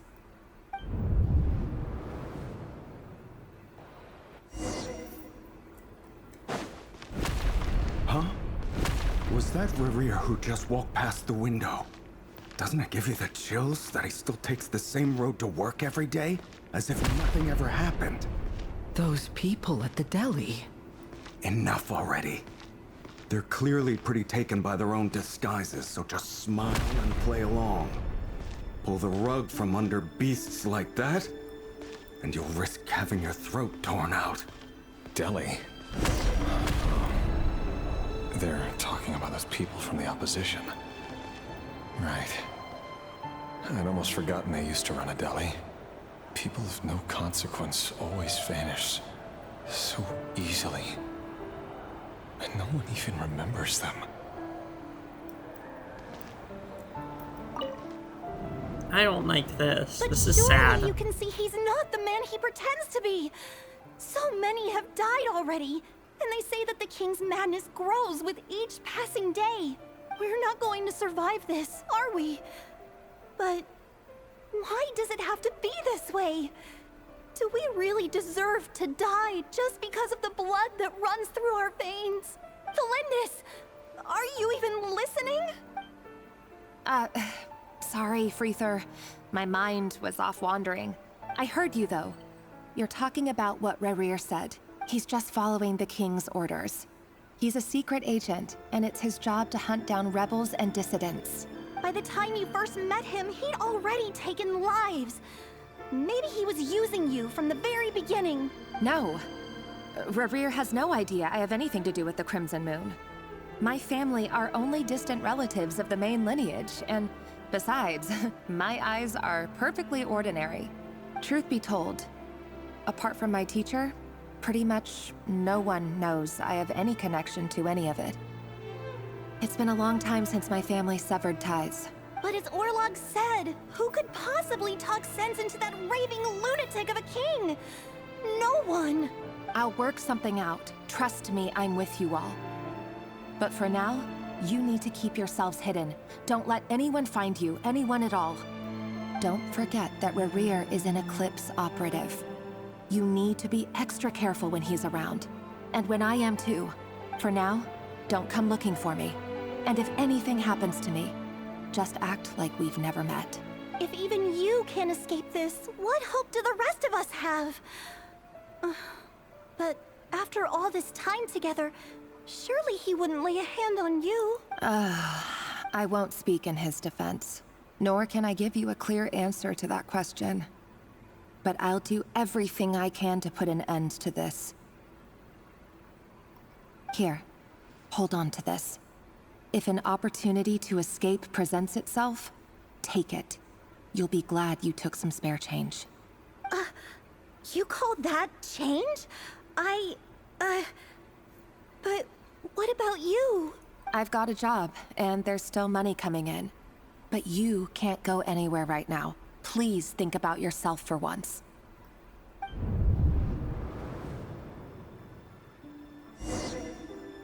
So I just had a thought. So she has normal eyes, which means she's not like of the royal lineage or whatever. And she's from the Crimson Moon Dynasty. The only person we know from the Crimson Moon Dynasty, Arlecchino, ages normally. And she has to be a descendant, and in order for there to be a descendant of a Conrian, that like not immortal or whatever, like that means they have to not be cursed with immortality, right? Because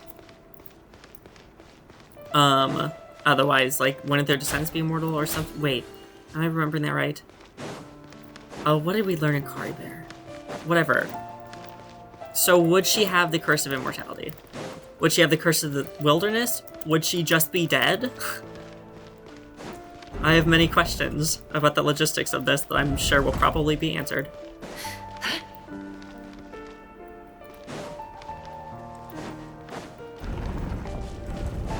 Another day, another round of assassination training.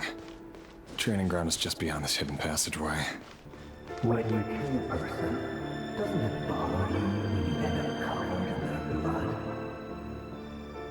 Why would it? Aren't we all just walking blood bags?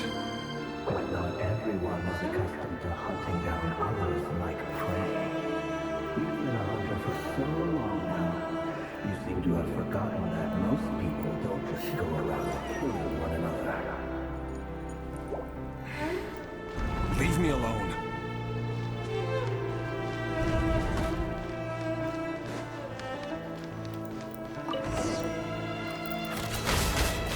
you have a firm grip on the handle, then choose your angle well. Keep your movements light and brisk, and the prey won't sense a thing.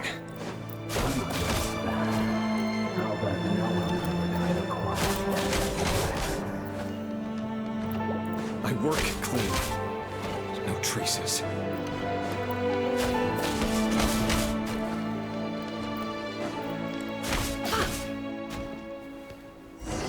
That doesn't make it openly above board. The king just happens to be right now. What if someday he doesn't? That won't happen. Instead, ever since he fell under the spell of that power, he only had you take out a handful of the guilty.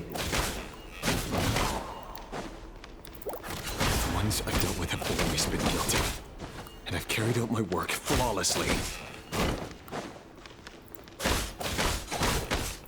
This is too fast. Can't hide the truth.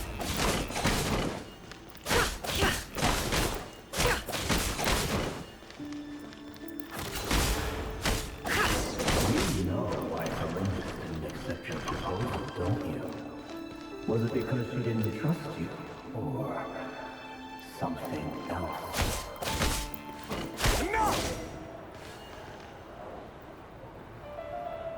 That's a crazy transition. Can't go up there.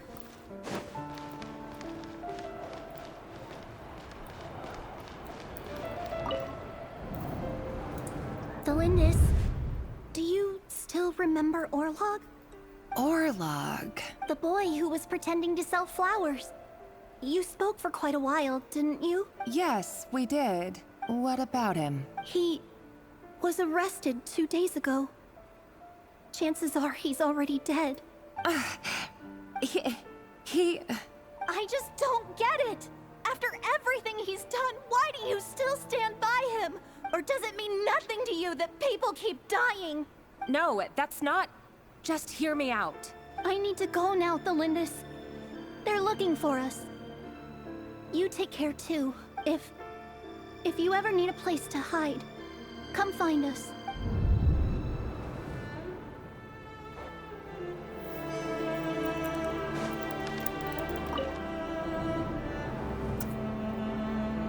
Author Thelindis. Over the course of this week, the research object was subjected to interference for a total of 47 hours for experimental purposes. The results are as follows. All subjects of observation that were sent inside have now... The situation within is proving more problematic than anticipated. No progress whatsoever. What now? Won't you give me even a glimmer of hope? Things are getting worse by the day. I have to find a way or we'll all be in danger. But I... If all this research comes to nothing, what then? Sooner or later, it'll be my neck on the line. But could he really bring himself to kill me? No. Surely he wouldn't have the heart.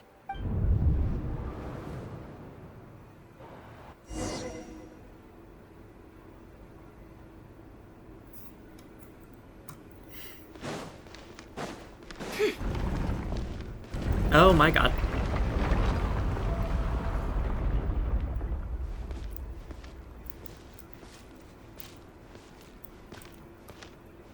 Why won't you just let us go? We don't even know each other. All we want is to live ordinary, peaceful lives. You want to live?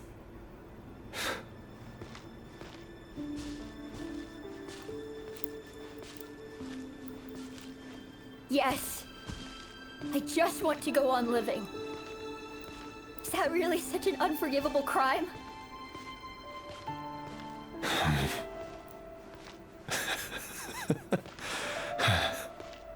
You want to go on living.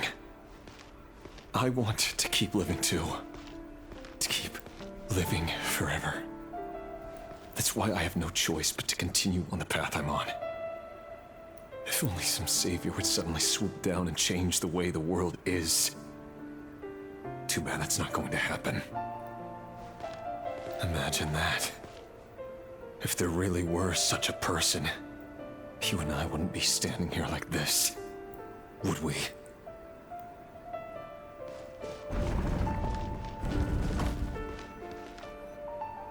Ether? Today's files are in. Time to wade through them just like usual. Maybe? No, I don't get tired of it. Or there just really isn't It's that my person. job. And not only am I lucky to have it, I'm good at it too. Huh. Wait. That's... Thalindis?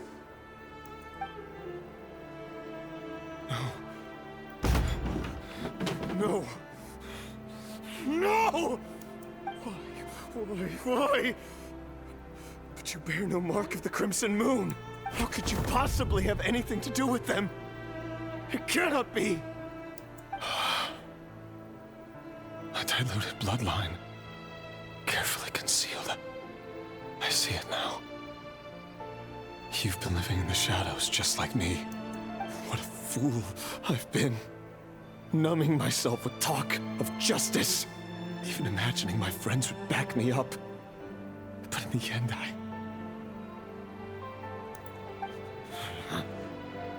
Urban Finster King! How far are you going to take this? From the direct bloodline to secondary offshoots? And then what? Today it's the descendants of the Crimson Moon. Who will it be tomorrow? Will you not rest until everyone down here is dead? No. This cannot go on. This is where it ends.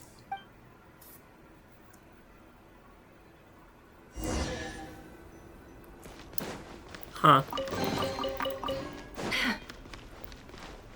Maybe he joined in on the raid to find Vetterfalnir?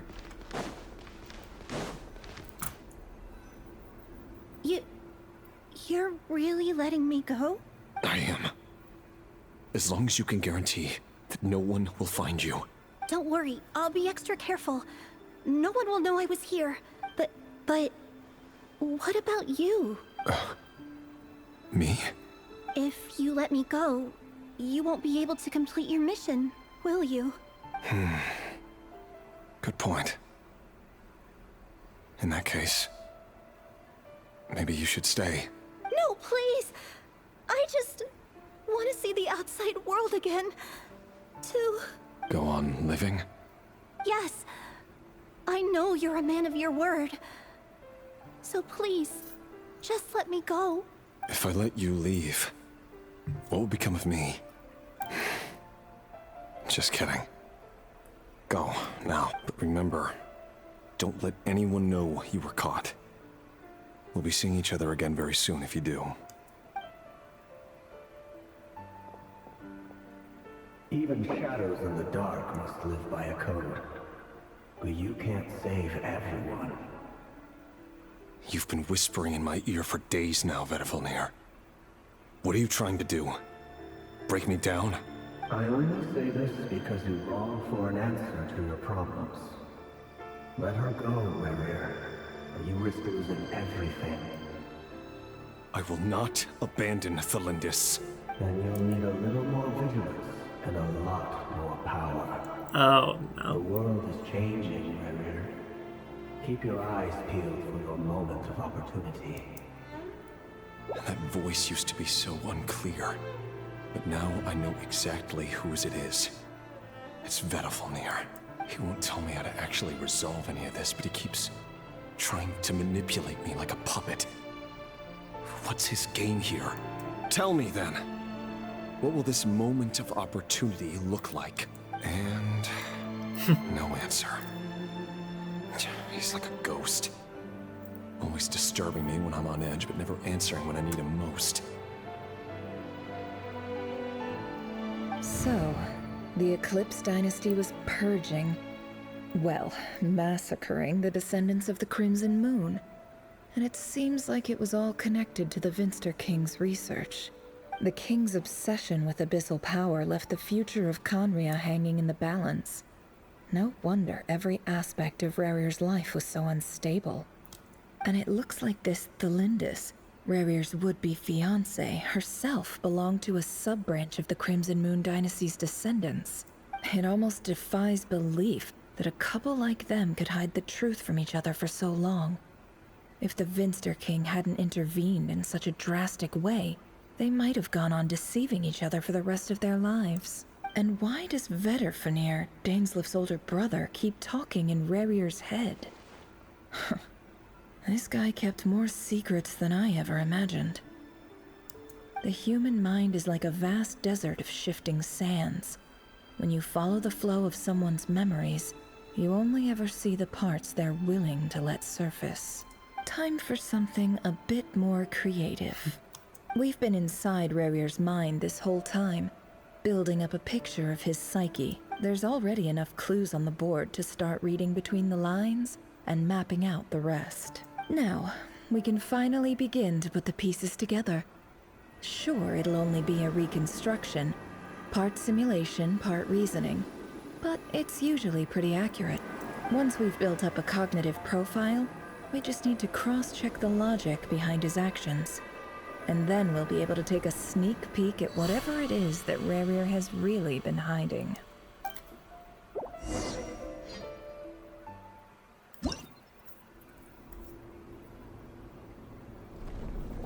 More chess?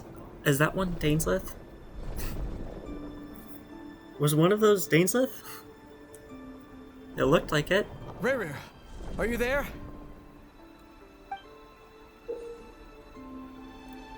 Moving pieces consumes action points. When all your action points are used up, you'll be returned to your previous save point. When a piece moves to a square with this marking, you'll gain the corresponding number of action points. This square will also become the latest save point.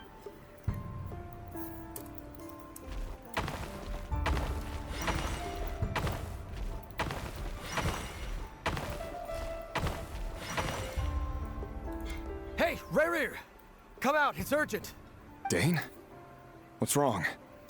Quick, come with me. I'll explain everything once we've met up with the others. Okay. I'll come. But the Lindis is still over at the Universitas. I'll need to leave her a note. All right then, but make it quick. I've never seen Dane so worked up before. Whatever this is, it must be big trouble.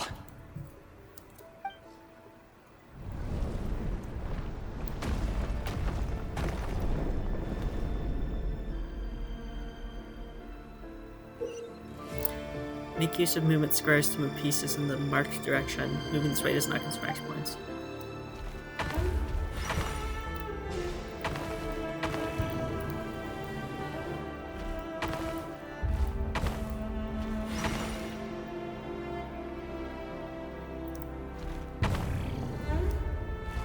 That did not save any movements, okay.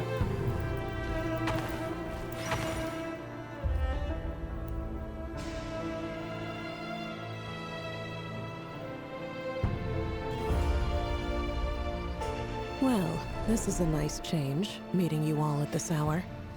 When men and women of ambition can speak face to face in broad daylight, I say that's a big step forward for our dear Conria.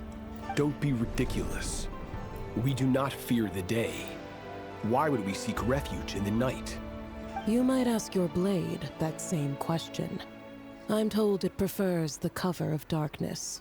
The word on the street is that Sir Elegy only strikes when he has an unfair advantage. But that is patently false. I see you're missing an arm and a leg. Surely only a fair fight could explain that. If this is your way of offering me replacement limbs, believe me, I'll take them. Oh, we can certainly discuss that. With bioalchemy, anything is possible. Assuming I have your full support in my research. Lunatic. Robtatir, what brings you here? Maybe he shouldn't be throwing out the word lunatic when anyone who worships the moon is being killed. Why, Daneslif, of course. He invited me. Please, cast aside your apprehensions, Miss Rhindaughter. Whatever the rumors may say, I am but a humble servant of the king, and I can assure you he affords me no greater convenience than he does you. Well, the Universitas Magistrorum won't stop fawning over you. So at least some of the rumors must be true. You're clearly doing well for yourself, so drop the humble servant act. It endears you to no one. You're president of the Universitas Magistrorum, the chief royal mage known as the Wise by royal appointment, and by far the most favored among the 4 pillars of Conria. Vice President Veit doesn't even try to hide his envy when he sees you. My success is the product of hard work and good luck. It's as simple as that. Were the king not such an extremist, I hardly think I would have received a senior post at my age. Of course, no job is without its gripes. Serving a king like ours can be a challenging task, as I'm sure you can imagine. And as for Efterveit, in missing out on the presidency, he's dodged a mountain of stress. Like everything else in life, it comes with pros and cons. You're all here. I apologize for the short notice, but it was an emergency. Why is everyone a symbol except for Dane? You must He's also be the only one that's colored Maria. differently. Mr. Sertologi. Yes, I handled your case file during your sentencing. Nothing personal, of course. I'm pleasantly surprised that you remember me. You're clearly a person of substance if you've been invited here. But Dainsleif, you'd better have a very good reason for convening this little gathering. It's my brother, Vedafenir. After he spoke at the court this morning, the king was so infuriated by his words that he had him blinded in both eyes and thrown in prison. Vedafenir in prison? Strange. I thought the king trusted him and Heroptatir more than anyone else in the world. Does this mean the king's circle of trust just got even smaller? So her color is black, and then she has the gold. This one's red, and then the gold. It has nothing to do with trust. It's about what the king wants, which is as clear as day to anyone paying attention. I simply appease him, because it's in the best interests of the Universitas Magistrorum. And also because This you're one's purple. slimy. Vedafenir, perhaps less so. And also because But you're slimy. still, a visionless visionary? It rather inclines me to think that qualifications are not what get you ahead in Conria. Do you honestly think this is an important discussion to be having right now? Dane, And then he's what are you pink. planning to do? Rescue Vedafenir, I assume. Correct. It will mean storming the palace by force. Tonight. I need all of you on my side. That's far too dangerous. And don't forget, Dainsleif, you're captain of the Royal Guard. You swore an oath to the throne. Hmm?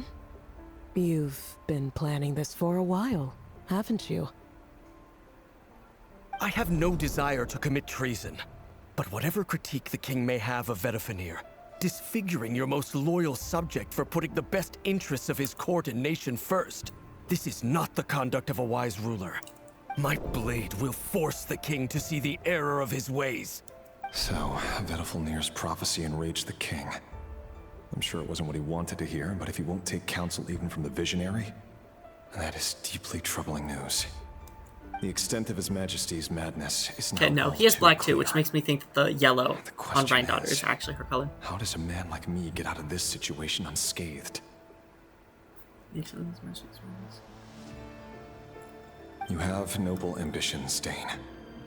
But I'm afraid they don't do much for a guy like me. I'm not interested in saving the world. All I want is a letter of pardon. A letter of pardon? For whom? Thelindis? Yeah, no, it's definitely the yellow here because that's a yellow in between the gold instead of it just being gold The highlights. chances of the Vinster King issuing a pardon for anyone connected to the Crimson Moon seem vanishingly slim.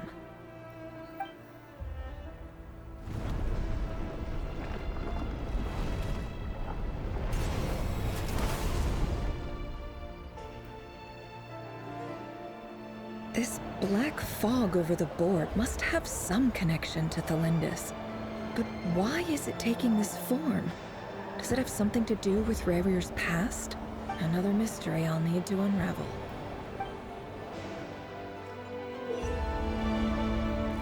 Consume the marked number of action points to defeat your opponent's pieces. Pieces will only attack when they have more action points than needed to defeat your opponent's piece.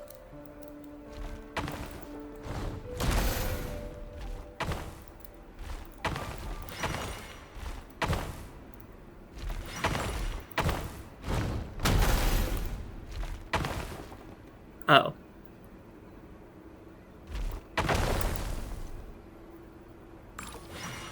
Oh.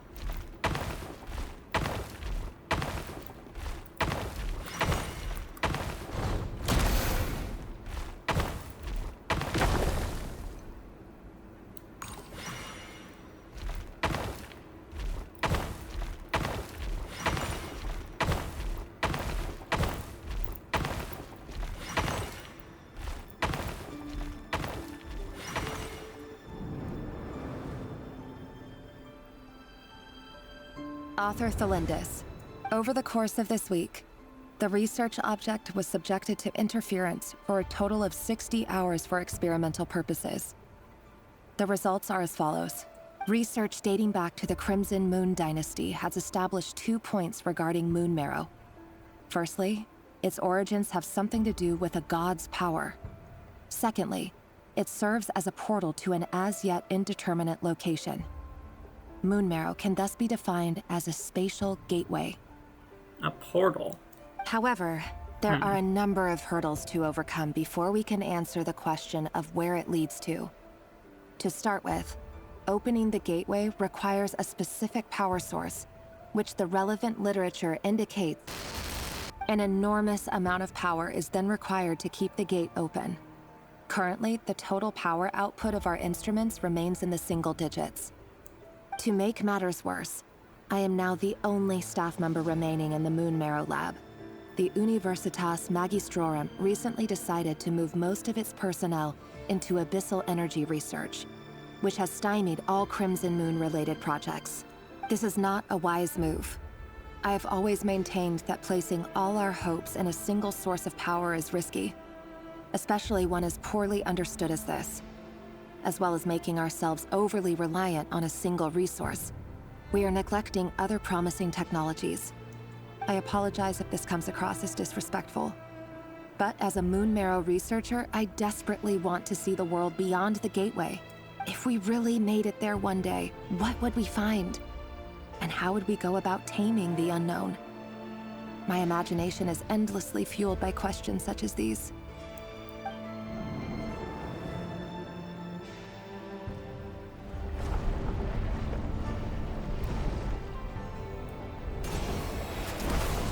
What are these enemies supposed to be? Like abyssal cubes, what are these?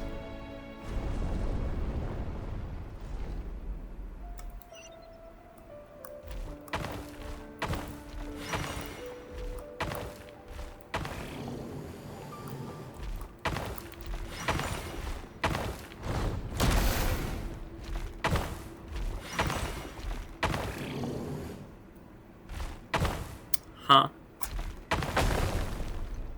That's a dead end?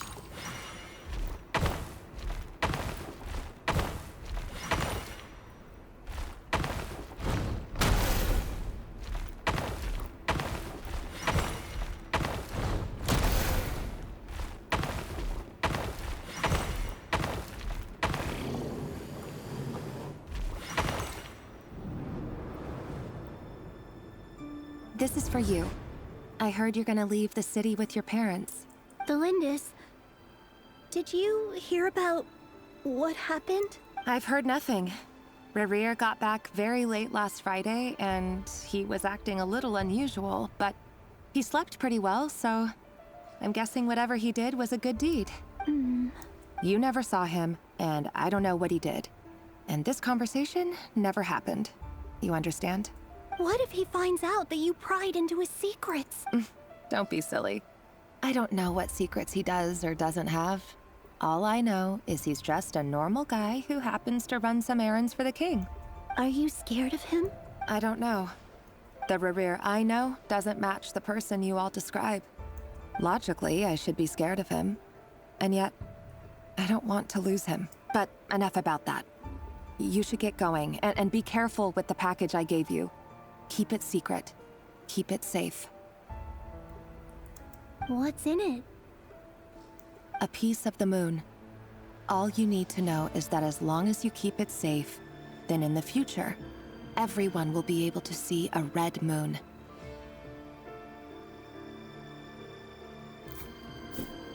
That doesn't sound good. See, I seem to recall that everyone did see a red moon when Conria was destroyed. That doesn't seem like a good thing. A red moon? You mean our moon? That's right. Our moon. Promise me you'll look after it. I promise, Thelindis. The Crimson Moon bloodline will never die out. Its light, the color of blood, will become like a fire that flows in our veins, no matter how long it takes.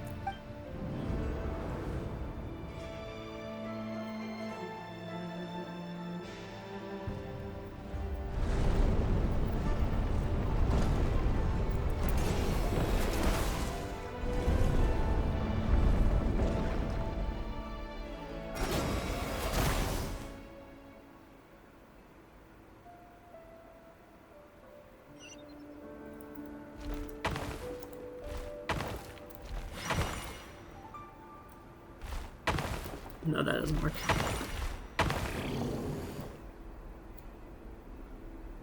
Great.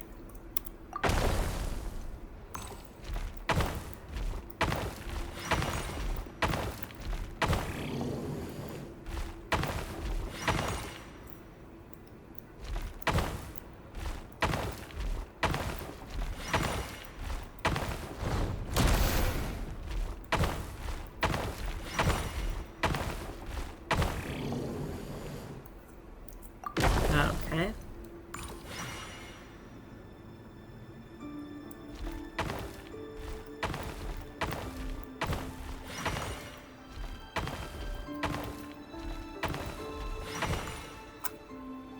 Hurry, everyone, and stick to the plan. Sir Dainsleif, what are you? Is this treason? You know what happens to those who betray the throne. Please, don't do this! It is the king himself who has betrayed the throne. He has betrayed all of Conria. If you have any love left for justice in your heart, you should join me. It's showtime. Dane and his group will handle the troops in the palace. Then Hraptatir and Rheindotter will disarm the security measures. My job is to enter the prison and rescue Vedafilnir. Stay safe. Wish me luck. Look after my brother. Draw your blade. It is time for justice to prevail.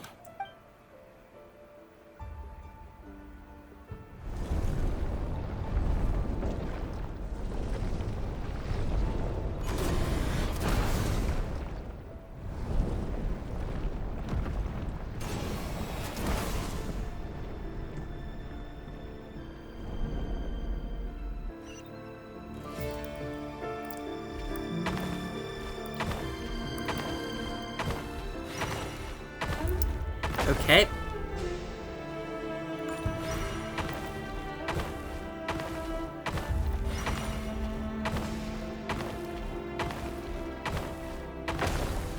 Should have known that was about to happen.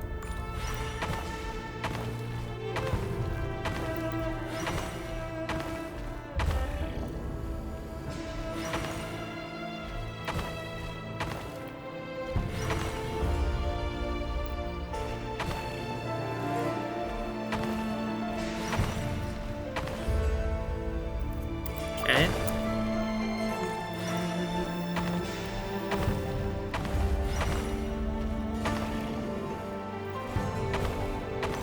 Okay, that doesn't add that resets. Yeah, I knew that. It told me that.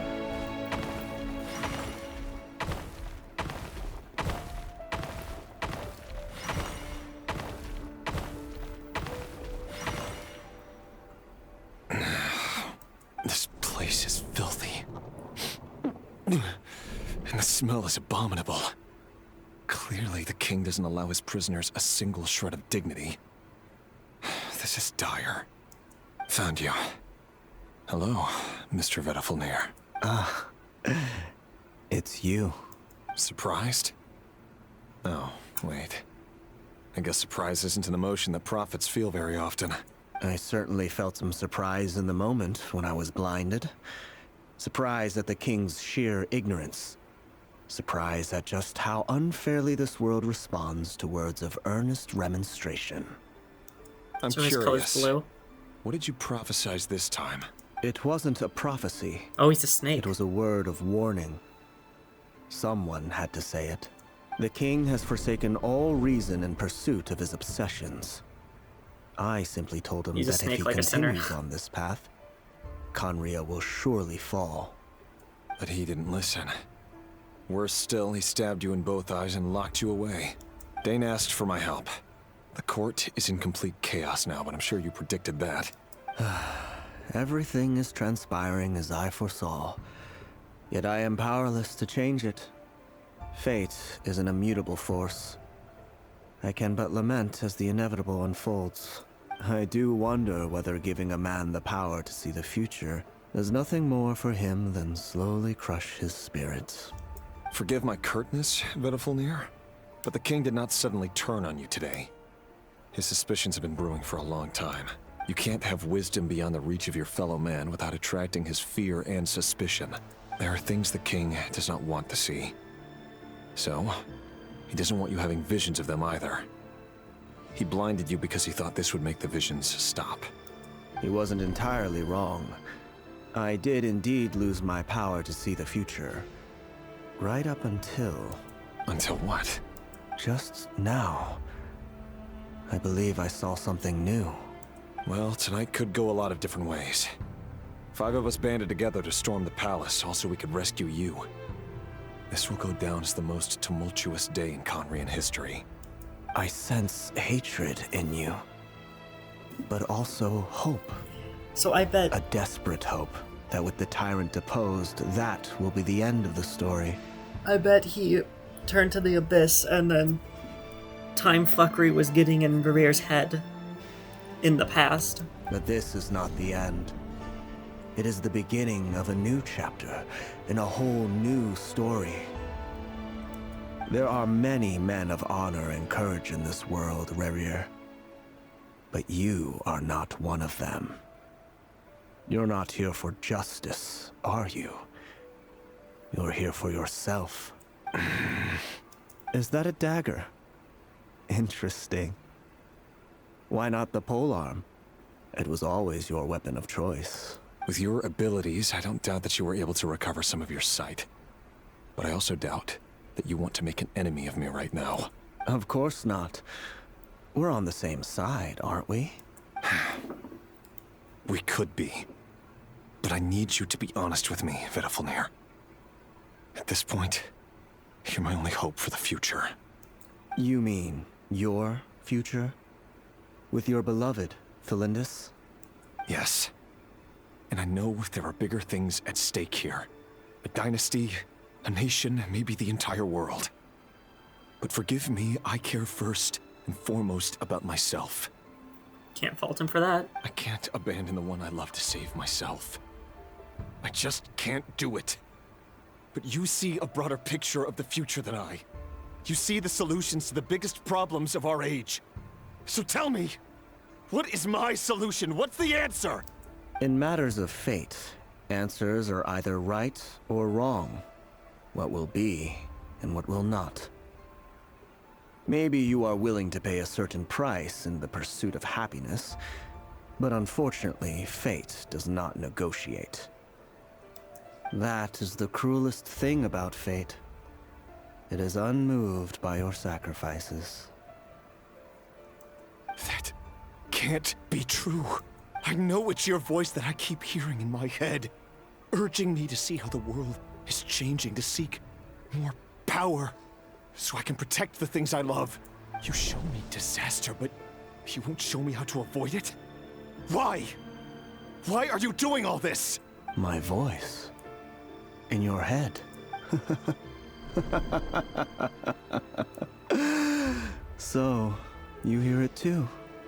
The voice that steals your mind, gains your trust, and drives you crazy. It turns out that we are not so different, you and I. Vedifilnir just broke into the strangest smile I've ever seen in my life. As if he'd discovered some monumental secret. But then he suddenly switched to looking extremely weary. Very well then. My advice to you is as follows. You must persevere. Whatever trials and tribulations you may face, be steadfast in the belief that they are your path to the future. For as long as you live, your story with Thelindis shall not come to an end. That is the only chance you have of fighting back against fate. It is up to you whether you believe my words. Regardless, that is all I will say on the matter. I have no right to intervene any further. I will hold you to your word. Thank you for setting me free. In return, I will tell you one more thing that you cannot afford to ignore. Just then, a strange wave of energy rippled through the city. We had no idea what it could mean. If I were you, I would head to the Universitas Magistrorum. The Universitas? Oh no! I'm sure we'll be seeing each other again very soon, Reria. That's ominous. Whatever Vedifilnir said, I didn't catch it. I didn't even help him out of the prison. There was no time to lose.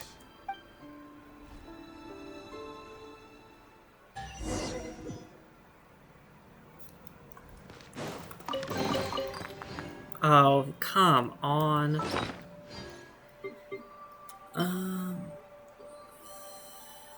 No, that's 20.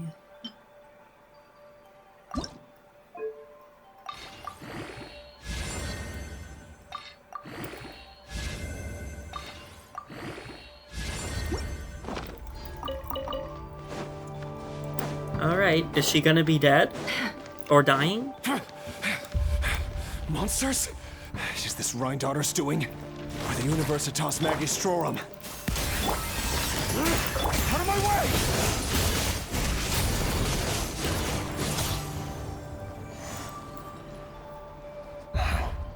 The Universitas. That reminds me of a rumor I once heard. Allegedly, the king installed secret mechanisms in the palace and around the city.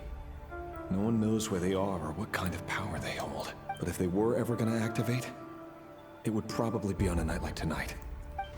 Help! Help! Hold on! Don't let them anywhere near you! Save me! I can't!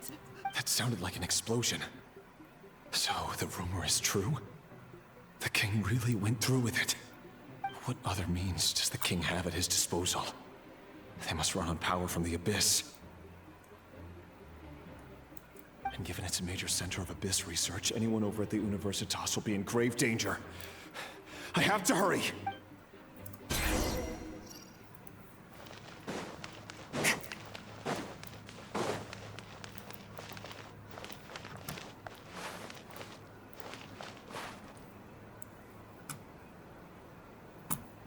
So this is Conria.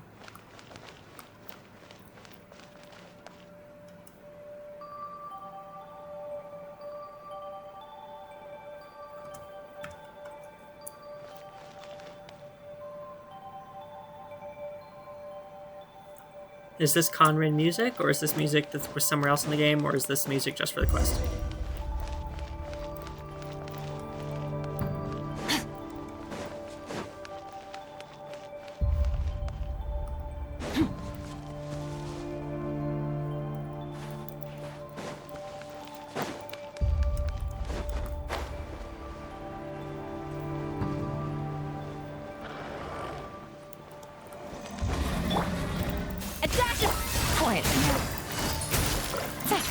Hello? I'm trying to switch my character.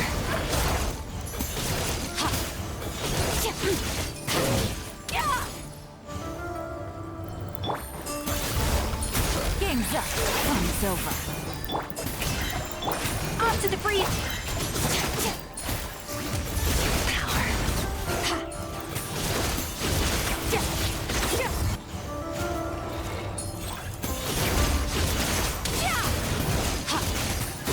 Regicide's blood money, blood debt collector.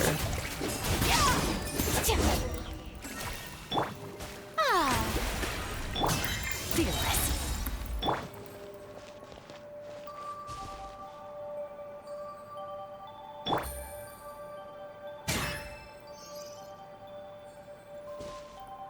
This might take a while.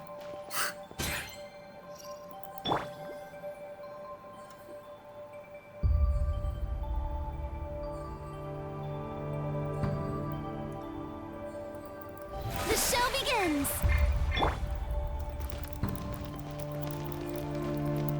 Fearless.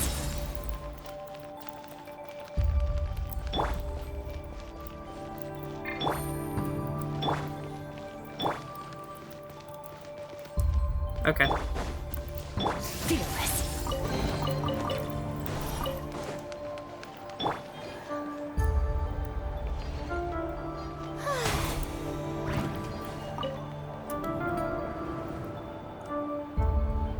Monsters. At the Universitas Magistrorum? Why now? Oh no! They're coming! It's no use. The table won't hold out much longer. The weapons. Where are the weapons? Of course. All the lab equipment was upgraded after the inspection last week, but the new weapons haven't been allocated yet. I'm done for. Is anyone there? I need help!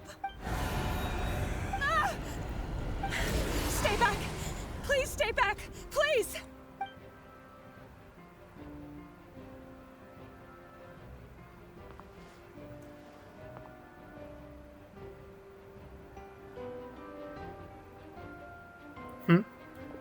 What?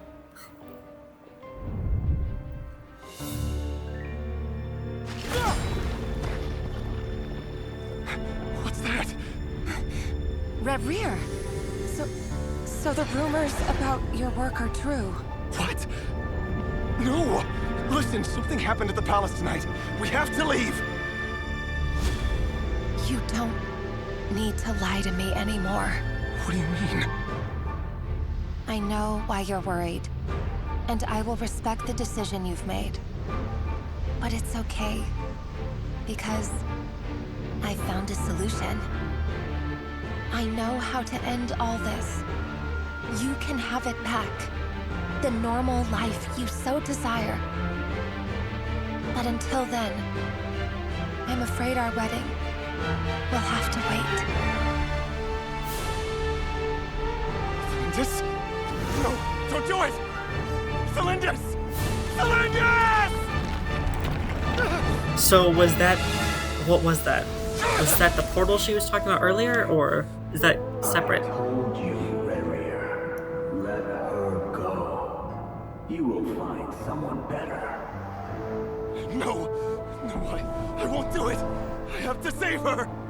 By what means exactly? A lowly pawn.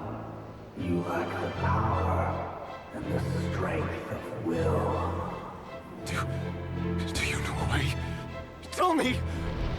Come to the palace. Join us.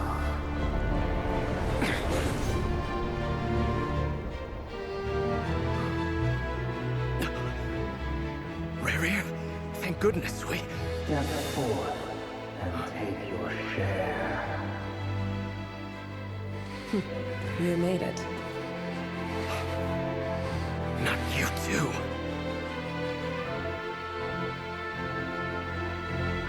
Hatred or grief, despair or desire. We all have our own.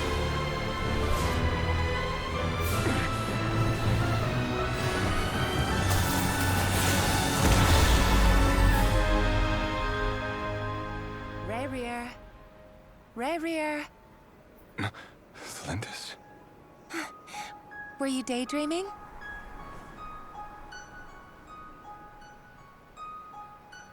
You still remember, Rerir?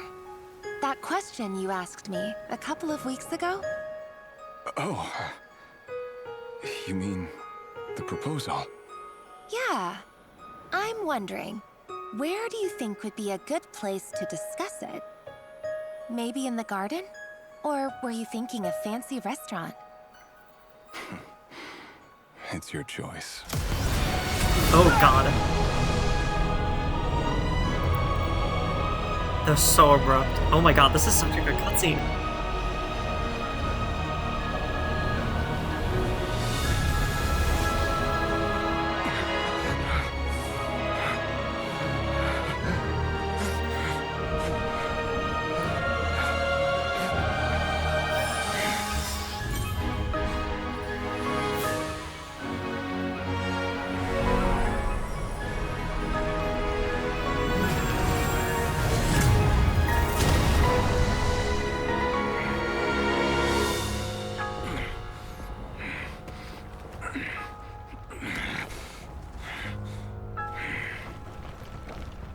I will find you. And then, you can give me your answer. Oh, did he open the portal? Is this the same thing she went through? Oh, it must be, because that must be her office, because why else would there be a picture of them? He reopened that portal. So that's how the Raker of Solnari was born. A monster created by circumstance is a monster all the same. Viewing other people's thoughts for too long can get uncomfortable. Right now, I'm feeling a strong sense of loathing. In a nutshell, the story of Conria is what happens when the truth falls by the wayside. Everyone tells little white lies, and before long, you have a huge pack of lies that destroys everything. Time to get back. His past is filled with sorrow, but the tale of any fallen civilization is one of endless tragedy. Cruel as it may be, that was Conria's fate.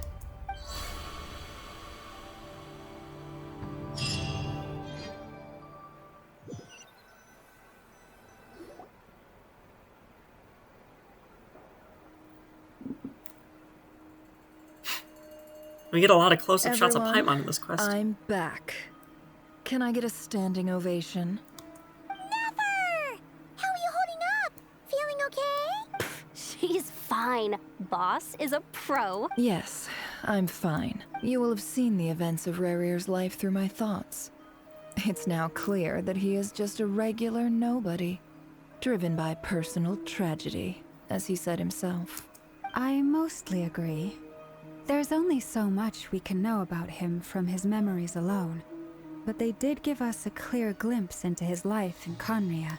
However, I would not consider Rarir to be a nobody. He was deeply involved in the events of that era. Yet, when the catastrophe of a generation strikes, nobody is safe. That's one way to put it. The catastrophe of a generation. Sounds to me like you're speaking in riddles again. Is this you urging me not to abandon the people of Nodcry in their hour? That's not what I meant. Although I do hope you choose to remain a part of the plan. Without you, the mission ahead will be all but impossible. Then try to remember that I respond better to the carrot than the stick. And I don't appreciate being bossed around. Now, as for you, Missy, you were excellent. You stuck to the rules of the ceremony and kept your mouth shut the entire time. Bravo. Cool. So, can you fill me in on the deets now? Most of what I saw went right over my head. Yeah. Patience. Of course it did. No You'll offense. hear the whole story, don't you worry. But let's meet up with the others first. It will save me narrating it twice. Yehoda? Yes, boss. Let me get that door for ya. That's more like it. For a moment there, I was worried you'd forgotten about the first clause of your employment contract. Forgive my curiosity, but what does the first clause say? It says I gotta do the annoying stuff that boss is too lazy to do for herself. Of course it does. Like opening the door, pouring the tea, yada yada. Is that right? If something is in the contract, it's because she willingly agreed to it. Rest assured that the Curatorium abides by the very strictest of labor policies. You don't seriously think I'm cruel enough to treat her like my slave? In any case, I've hardly shied away from my share of the work today. Hope I don't catch Flintz and Varka lounging about in their chairs, enjoying a leisurely cup of tea. There's nothing I dislike more than other people enjoying themselves while I'm hard at work.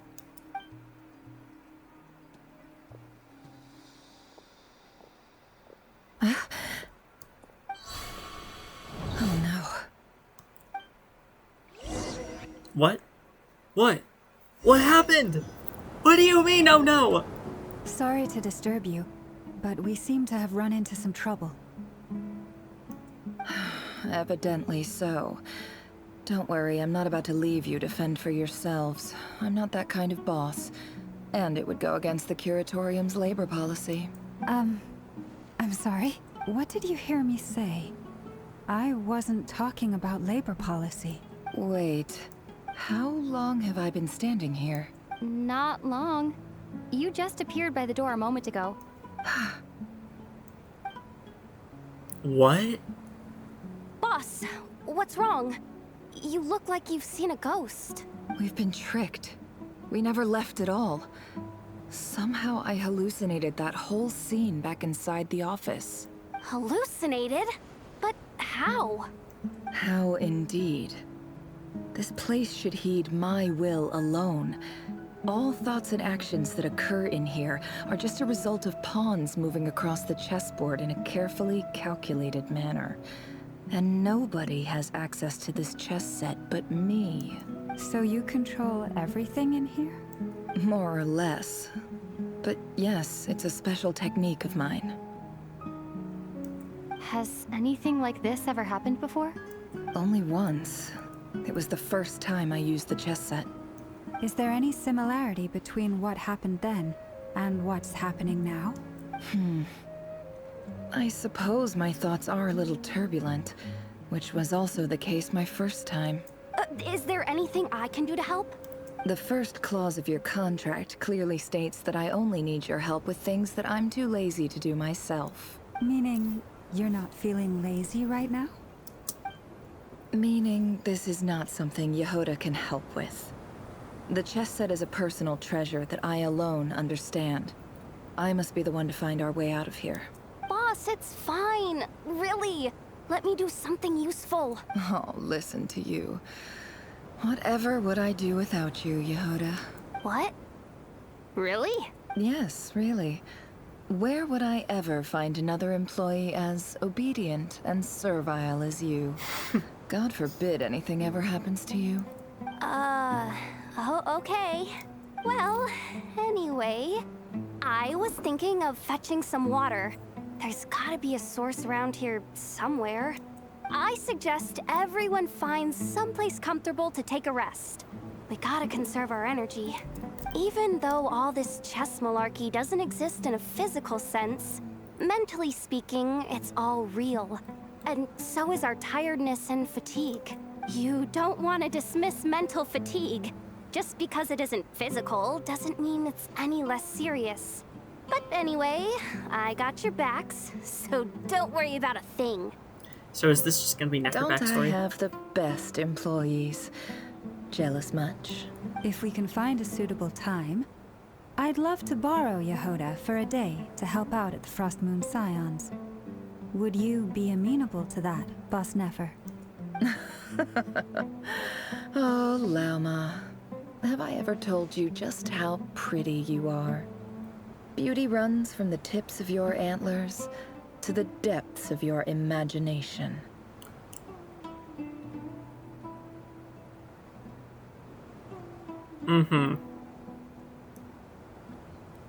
All I'm gathering from this is you think she's pretty. Time to rally, everyone.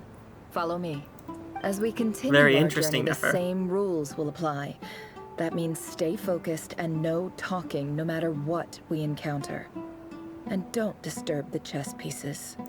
You have my word that I will get us all out of here.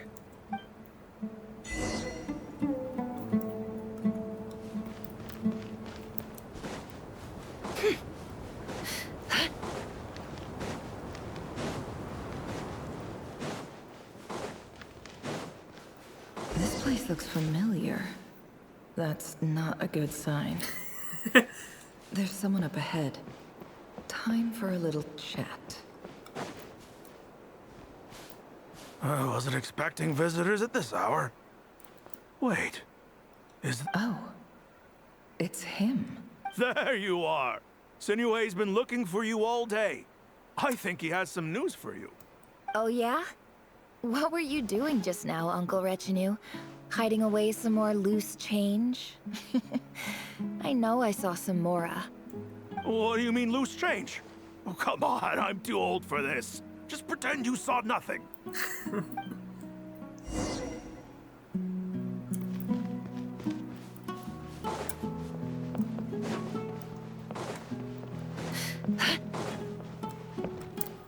Where is this? Because this isn't exactly anything on the map.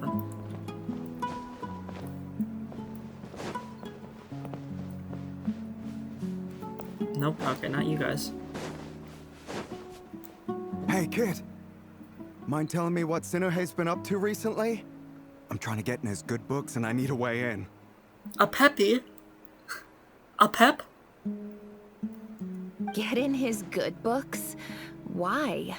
What do you want with my dad, Uncle Apepi? I've written a new song. I was hoping to showcase it at the next festival, but I'll need his approval. A new song, huh? I'd love to stay and listen, but unfortunately, Uncle Retinue says my dad's looking for me. Well, there's plenty of time and I'm not going anywhere. See that pile of stones? I'll be sitting there warming up my vocal cords. Come find me when you're done. Pile of stones. Got it. Pile of stones.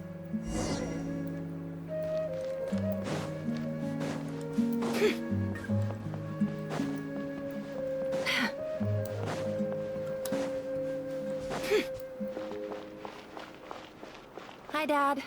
Uncle Retinue said you were looking for me. Ah, there's my little princess. If you'd gotten back just a little sooner, you could have shared the spoils of war with me. Spoils of war? Who were you fighting against, Dad? It was just a figure of speech. The aftermath of a sandstorm is no time to be waging war. I was talking about our war against thirst.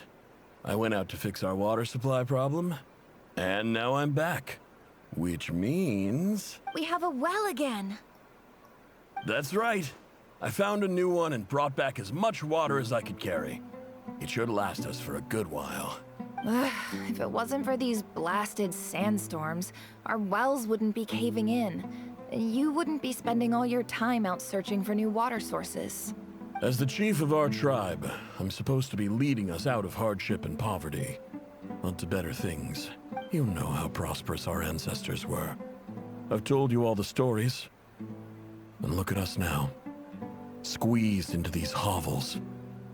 No one would choose this, if it wasn't for the endless wars over the years. But things are looking up. I started working with some folks from the academia a few months back.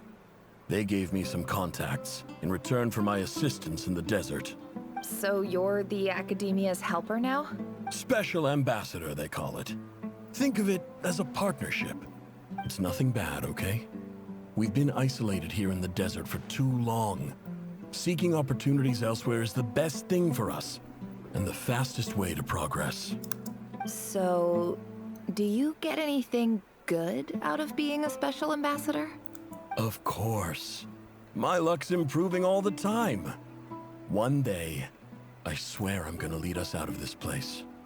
We'll find somewhere new. Somewhere better.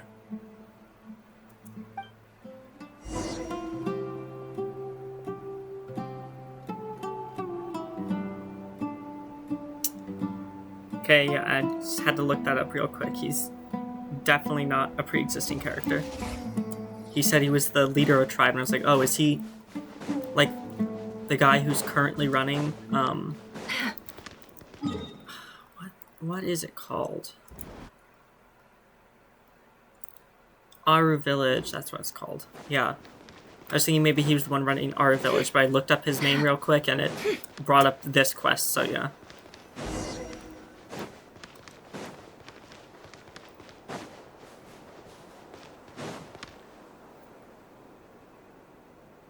That's our well, and you know it. You stole from us! Well, you've gone from chief to thief, and now you have to face the consequences! Did you really think you could take our water without permission and get away with it? You're either brave, stupid, or both. And that special ambassador act? Yeah, nice try! We spoke to the academia. They said it was all news to them. You're a liar and a cheat!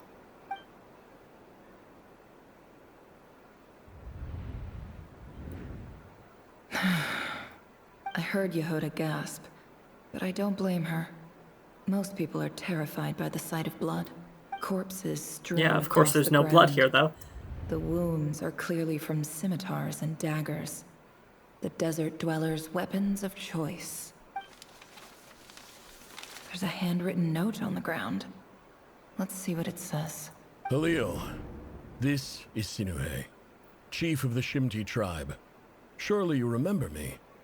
I was the one who helped you and your colleagues avoid the quicksand in the desert. This is my second time writing to you. I assume my last letter must have gotten lost in the mail, as I didn't receive a reply. I hope this one makes it to you safely. I'm writing to you because I need some help. That sandstorm the other day completely blocked up our well, forcing me to look for another water source in Iab and Unut territory. It was a matter of survival. Praise the gods.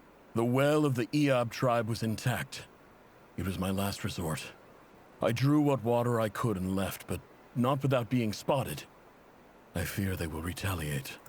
You told me to write to you if I ever needed help. You said you'd be my ally in the academia. I urgently need you to formally recognize my title of Special Ambassador and send some of your people to assist me for a few days. It's the only way I can convince them that this was the academia's decision and prevent them from retaliating. This is an emergency. Please send help as soon as possible. Looks like this letter never got sent. The writer died a grisly death, and the letter was trampled into the ground. It's badly defaced. Some parts are barely legible. What a ridiculous lie the surviving Shimti tell. Their whole village was butchered over a sip of water.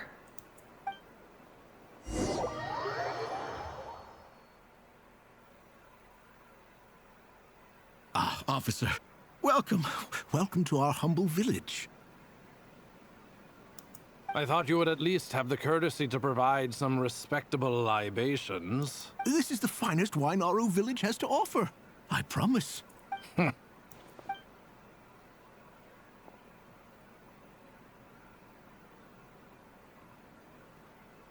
The Academia has agreed to reserve a single space for a candidate from your village. But I remain skeptical of this entire endeavor. I highly doubt anyone in this desert possesses serious academic potential. Please, have faith. If not in us, then in our god. The child we found shows great promise. I beg you, take her away from this place. Give her a chance. Don't let her talent go to waste. I don't recognize her. New arrival? She showed up here a few days ago and we took her in. She's a really bright kid. Please help. I'm begging you. So, where are you from? Nowhere special. Just a sand dune. What about the rest of your family? How many of you are there? Just the one. It's only you? Correct. So, no brothers, no sisters, no mother or father? Is this guy stupid? Does he not understand what only one means? Any who have slept on a bed of sand, I call my brothers and my sisters. Apart from that, I have no family. All right. Get over here. Sign your name on the form.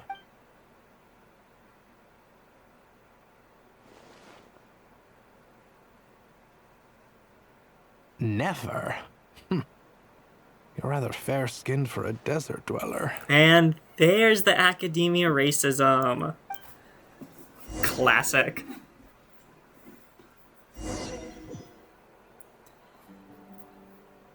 It wouldn't be Sumeru if there wasn't racism.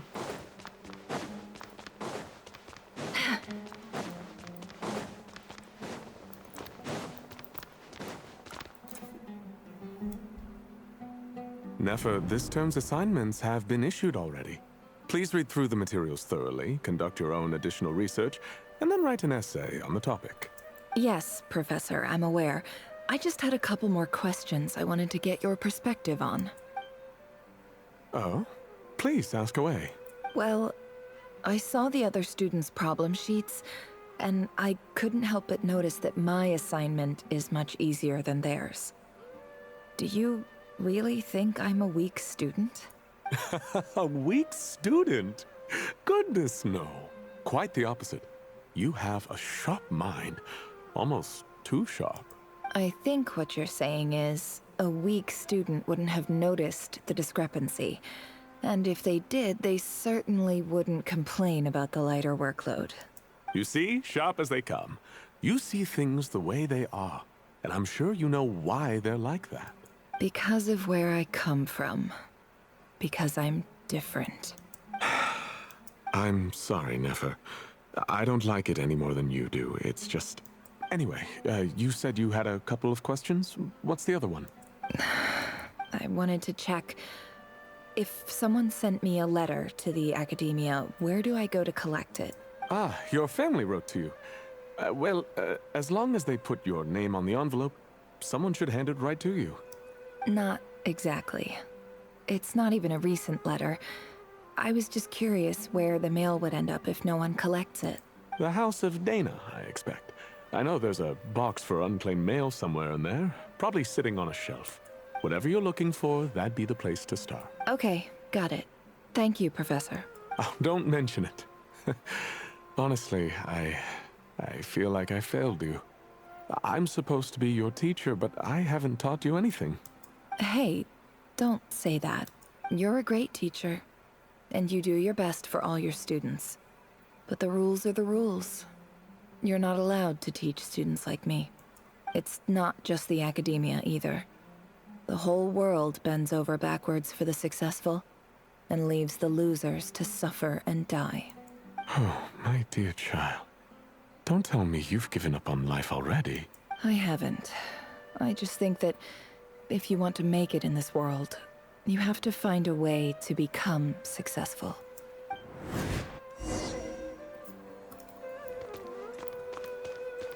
Why is Sumeru so fucked up?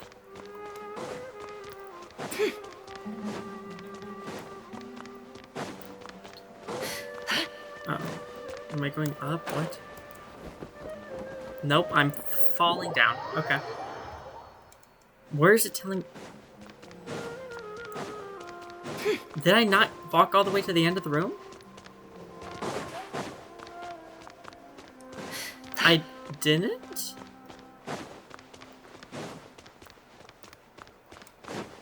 So I'm just stupid? I'm just stupid? Really? This is the box? All the way over here in the corner? This must be it. A big cardboard box full of unclaimed mail. And probably some letters that ended up here by mistake, too. Let's take a look.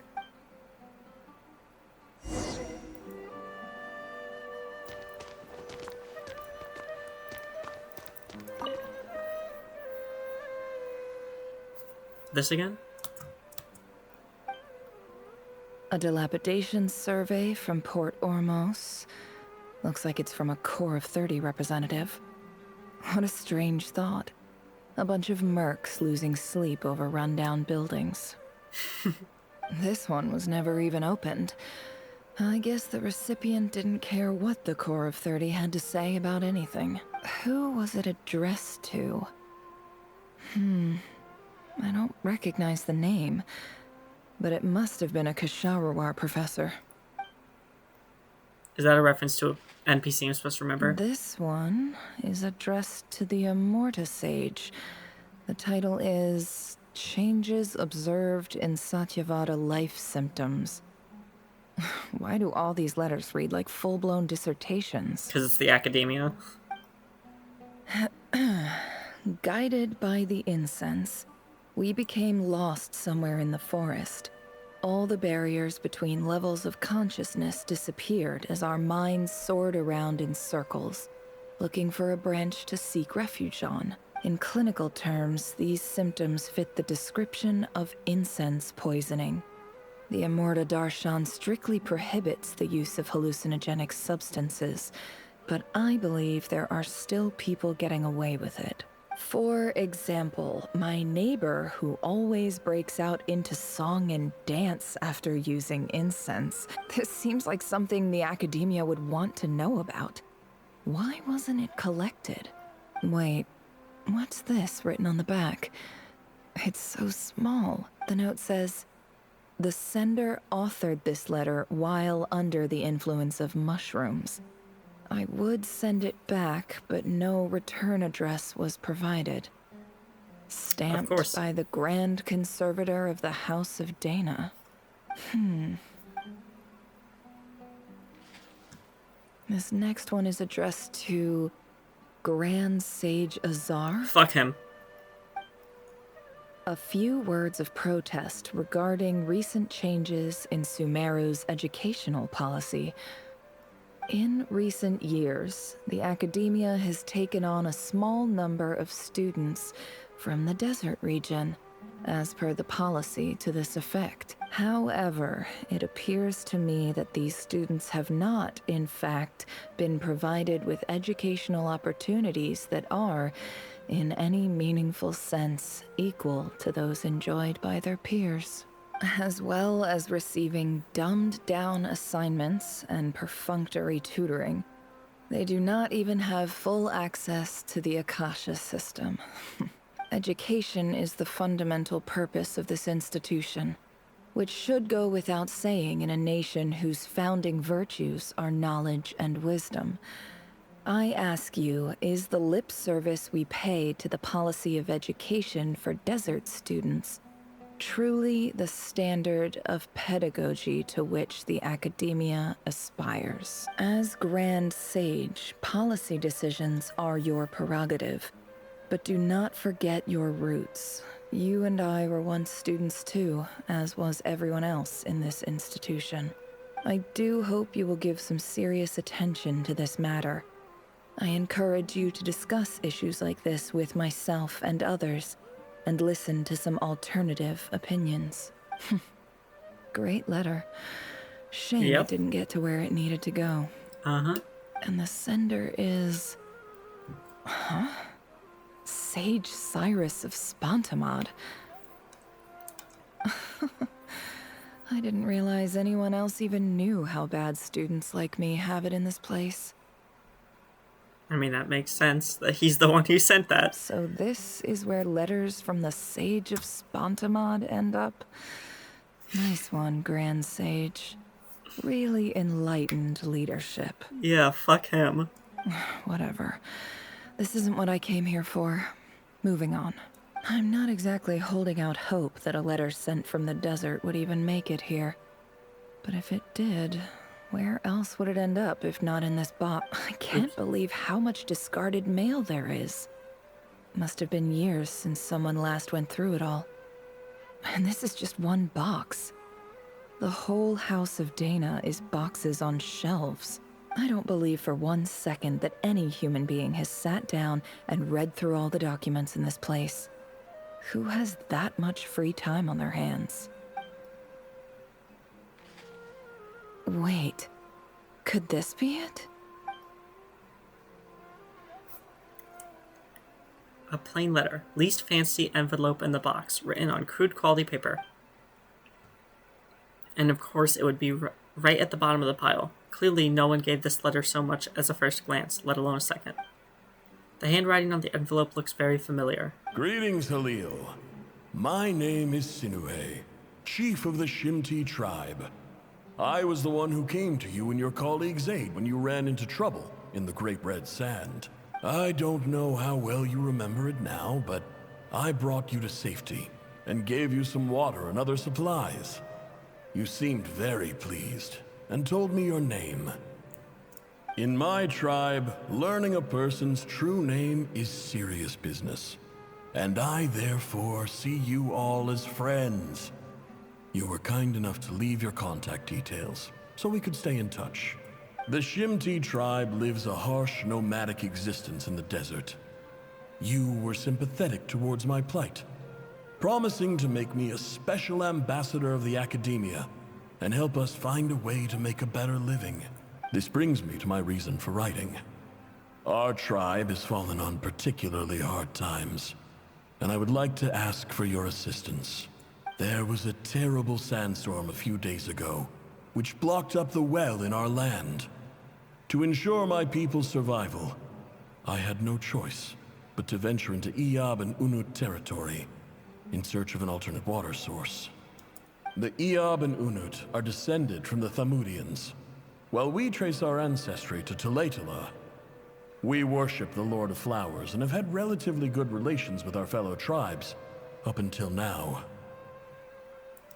I found a well belonging to the Eob tribe. They declined to help us, but I really had no other option. So I took some water to keep me and my tribe alive. My actions are certain to incur their wrath. When we met, you assured me that you would be my ally in the Academia. I would like to take you up on that offer, because I really need your help. I wonder if you could send an Academia representative to meet with me. That aside, the last time you were here, you mentioned that the Academia had started accepting students from the desert, and I told you a little about my daughter, Nefer. We have next to no resources here in the desert, and my power and influence are limited. Would you consider enrolling my daughter at the Academia? She is a smart girl. I know she won't disappoint you. From the outset, the Academia never took you seriously. Those things they promised were just empty words. I doubt they even remember the name Sinue. And you were so emphatic that your luck had finally changed for the better. You swore you'd lead us to a better place one day. You spoke with such conviction, like you were the most powerful chief in the whole desert. You liar. You lied about everything. You promised the world and delivered on none of it. And who fell for it? Just me, by the looks of it. Despite your best efforts. Which makes you a pathetic liar. You weren't even any good at it. I think I'll take over from here. Let me show you how it's done. How you lie? Let me show you how you actually lie? Is that what you were saying?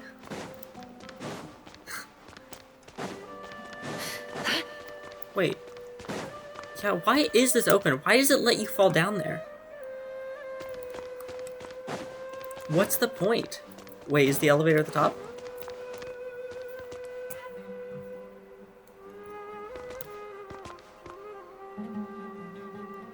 Okay, and I have dash bound to my mouse, and I laid my finger just a little bit too heavy on the mouse.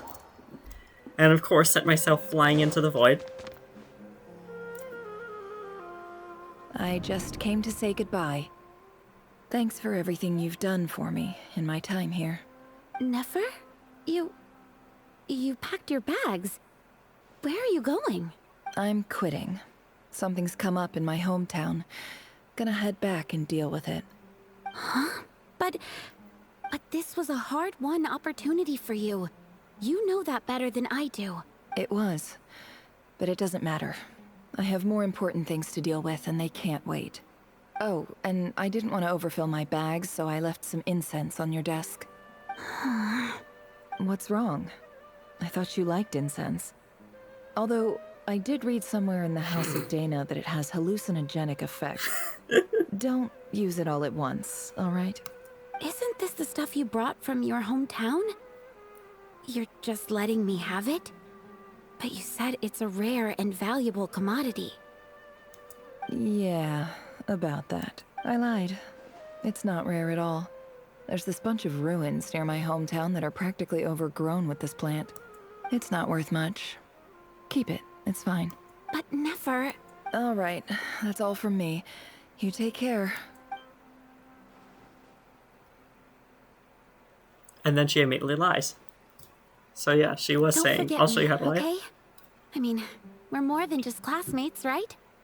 We're friends. Yeah, I'll remember you. I lied again. That incense is worth a fortune, and it's a rare find even in those ruins. And as for remembering her, I have far too much to do when I get back. No time to reminisce. I'll be lucky if I even make it through this alive. But either way, I expect I'll forget you pretty quickly. Damn. That's kind of harsh.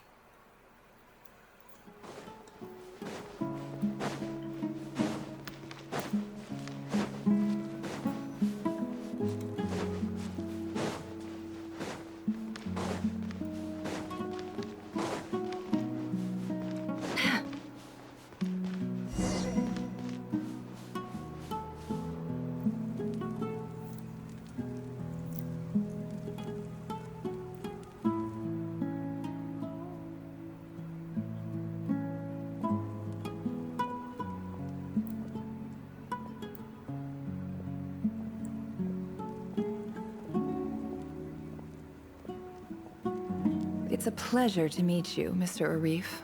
So, what does the Academia want? Since they've sent their special ambassador, I assume there's a big business deal to be made. If not, I'd be very disappointed. Please, sir, lower your blade. You're lucky I'm the one they sent. Not all special ambassadors share my admiration for the Eab people. The ever-shifting balance of power in the desert reduced the once great civilizations of this region to rubble and sand. But the story of the Eab has a very different trajectory. Others grew weak, but you grew strong, beginning in obscurity and moving to prosperity. You're the only ones who defied the trend. Huh. So, you do know who you're dealing with? This well is the perfect symbol of your strength, is it not? It used to belong to the Unut, but it looks like you have control over it now. You're not wrong. But I'm sure you didn't come all this way just to flatter us. Of course not. I came to bring you some very good news. Some information that recently came to light, which might just be your ticket to freedom. Records uncovered by the Vahumana Darshan show that a certain well currently under Eab control is built on top of some ancient ruins. These ruins are of great archaeological interest to the Academia. I checked the map carefully on my way over here, and I'm confident that this is the well in question. The Academia is offering 50 million mora in return for excavation rights. 50 million? No, wait. If these ruins are as important as you say, 50 million's a little low, don't you think? Don't get greedy, Eab. We know far more than you think. We know that you seized this well by force. Wasn't that the first step in your rise to power? To drive away the Unut and steal their water supply? So what if it was?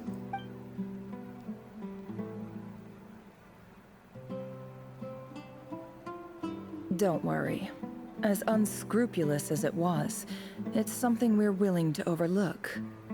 The Academia is only interested in dealing with the de facto power holders in the region. I hope I am making myself clear. And I hope your words are the truth. If I find out the Academia is trying to play me, I'll hunt down every one of your people and make you watch as I cut their heads off one by one. I assure you, Chief, that would not be in your long-term interests. You don't want to make an enemy of the Academia. You see how I'm dressed, don't you? I appreciate that you've never been to the rainforest, but surely even you recognize an ambassador's attire when you see it. And what does a barbarian like you have to lose anyway? You really think the Sumeru Academia would bother to come all this way just to lie to you? We have more important things to worry about. Yeah, like lying. All right, I take your point. The Academia is the highest authority in the land. I'm sure you're trustworthy people. In that case, we have a deal. We will sell you the excavation rights. I'd like to thank you, Ambassador. This is good news indeed. Excellent news. In fact, it calls for a celebration.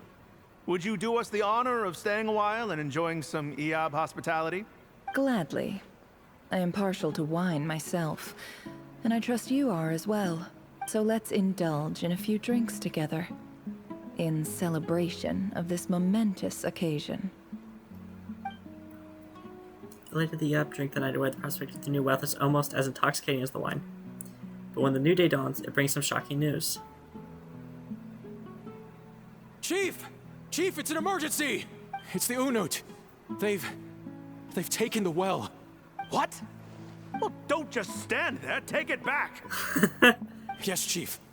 I have every confidence in the EAB's military superiority, and yet... Well, what is it? The Unut's response was alarmingly fast. The day after we reach a deal, they seize the well. This can't be a coincidence. Perhaps there is a traitor in your midst. I don't think so.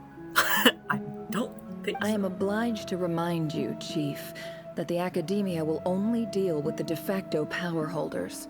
If you cannot regain control over the well, I'm afraid you won't see a single mora of that 50 million. No! Please, Ambassador, just give me some time. I swear the Unut will not get away with this. That well is ours, and so is the mora. Glad to hear it. I will wait here for an update. If there is a traitor, I will find them. In the meantime, make yourself at home. I'll report back as soon as I have an update. Much obliged. Wow. All it took was a few words and I've got him wrapped around my finger. What an amazing feeling. So, in summary, Ambassador, the Academia would rather negotiate with our tribe instead of the EAB, yes? The EAB are ruthless murderers who don't listen to reason. And now they have the gall to interfere in our research projects in the desert region. So let me ask you, Chief. If you were the Academia, what would you do? Kill them all, of course. Precisely. The Academia does not tolerate those who stand in our way. The EAB have held back our academic pursuits for too long, and our patience is wearing thin. At the same time, there is simply no way that the Academia can be seen to be intervening in desert affairs. I'm sure you understand where I'm coming from. We have our own rules out here. If the rainforest dwellers raised arms against a desert tribe, it'd start a bloody war. Right. We can't confront them ourselves, but we can support their enemies. The Unut have always had strained relations with the EAB, which makes you our natural allies. Natural allies. Weren't the EAB your allies once? You were quick to send them after us to protect your interests back when we stole that water. And now look at you. You're at each other's throats. Let me be clear. The Academia wishes to collaborate with the legally recognized rulers of the desert in this matter. We are asking for excavation rights to that well, and our offer is 50 million more. Say no more. I believe we have an understanding. Good. Then I suggest you get to work. Get us access to that well, and the mora's yours. You see, Dad? Lying is easy when you know how. People will believe anything.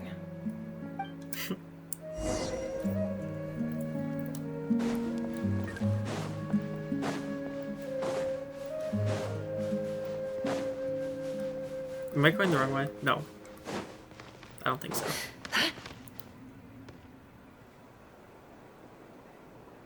Is that a bird? Yeah, it is a bird. Okay.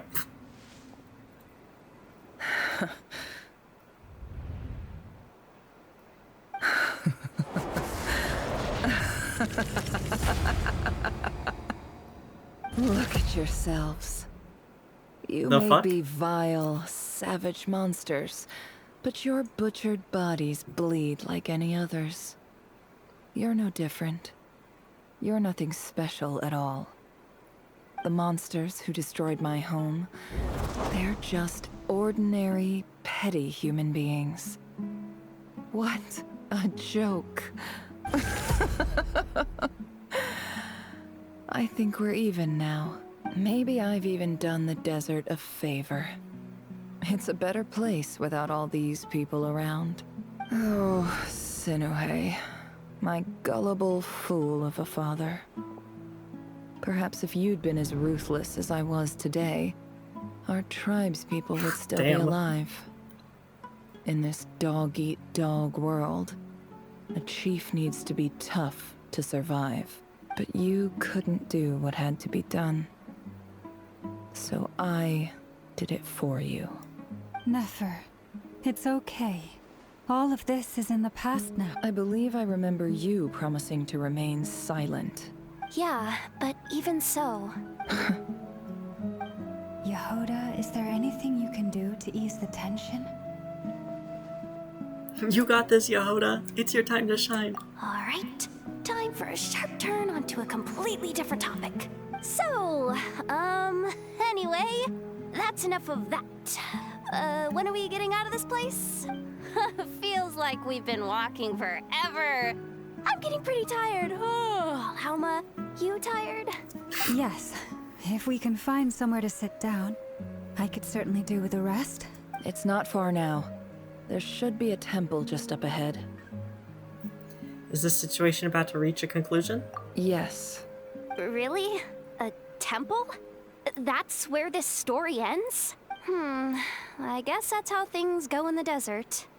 I've been to a similar place with a friend from the desert before. Desert dwellers can never escape their destiny. Or so everyone says. I never wanted to believe it, but looking back now, I'm as desert as they come. You mentioned a temple. What's waiting for us there? The semi-intransient matrix of Overseer Network, probably. My biggest trade secret of all. Ah. Then I'm guessing it's where you got your power from. The power to peer into other people's minds. I didn't know you were clued up on any other religions. I'm no expert in the history of Sumeru, but since you come from the desert, I would imagine it has something to do with King Deshret. And the 7 pillars who served him. They are major figures in the desert belief system too. Sounds impressive. I have some friends with connections to the stuff, specifically with Hermanubis. Oh, I know who you mean. General Mahamatra Sino. The spirit of Hermanubis dwells within him. That's Boss Neff for ya. She knows everything. Sino's hardly a figure of obscurity, but I know about Sethos too. What about him? Is he a big deal or something? Well, he's not a small deal, let's put it that way. You sure know your stuff. Please, this is the bare bone basics. Save the flattery. Thanks for your patience, everyone. I'm sure it's been a lot to take in. With any luck, that's our exit just up ahead.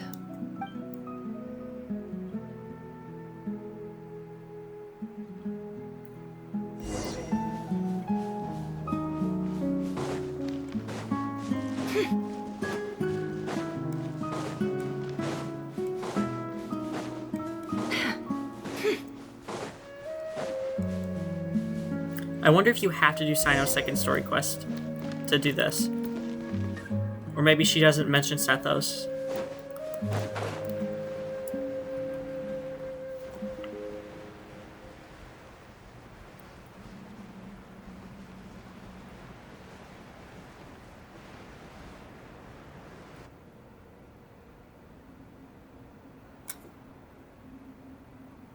Uh-oh.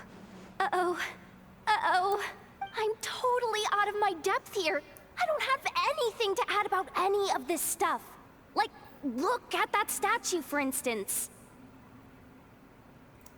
I want to do the whole name-dropping, this girl knows her stuff thing too, but I've never seen anything like it before. A statue with the head of a bird. Looks like something out of King Deshret's mausoleum. That's Thoth, the Ibis King, one of the 7 pillars of King Deshret. The legends say that he, the Crocodile King, and the Goat King were the 3 retainers of King Deshret. Let's take a look.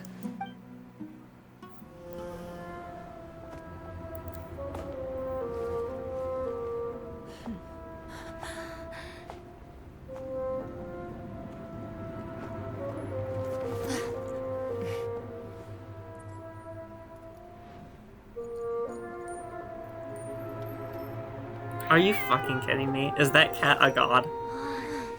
It's just Ashru. So, all is well?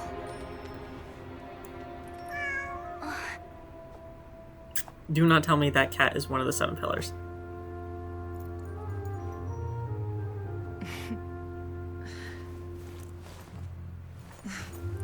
Typically speaking, at this point, the world disintegrates.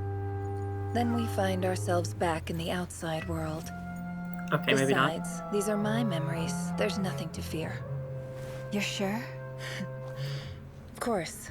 It's almost over. Okay. Or the cat's Reverie.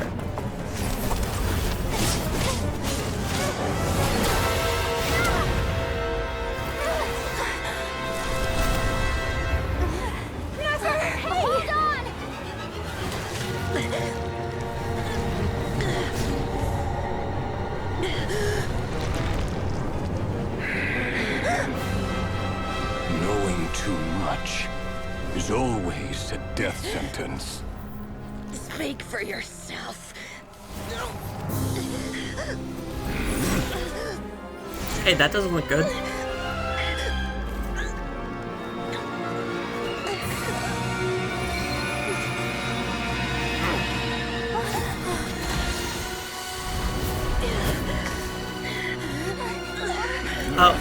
What, was it used up? How are you gonna give it back to Dory?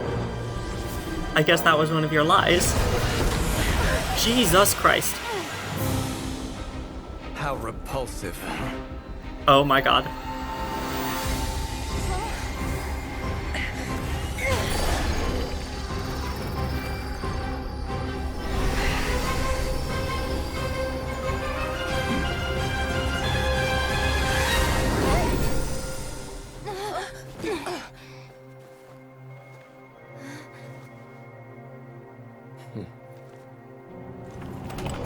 Uh-oh.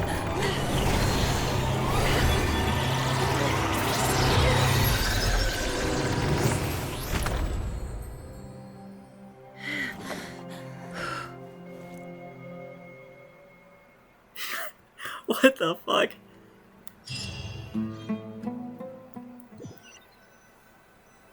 I know she's not one of the 7, but Dainsleif rolling up with a god Timed that pretty well, is really funny. didn't I?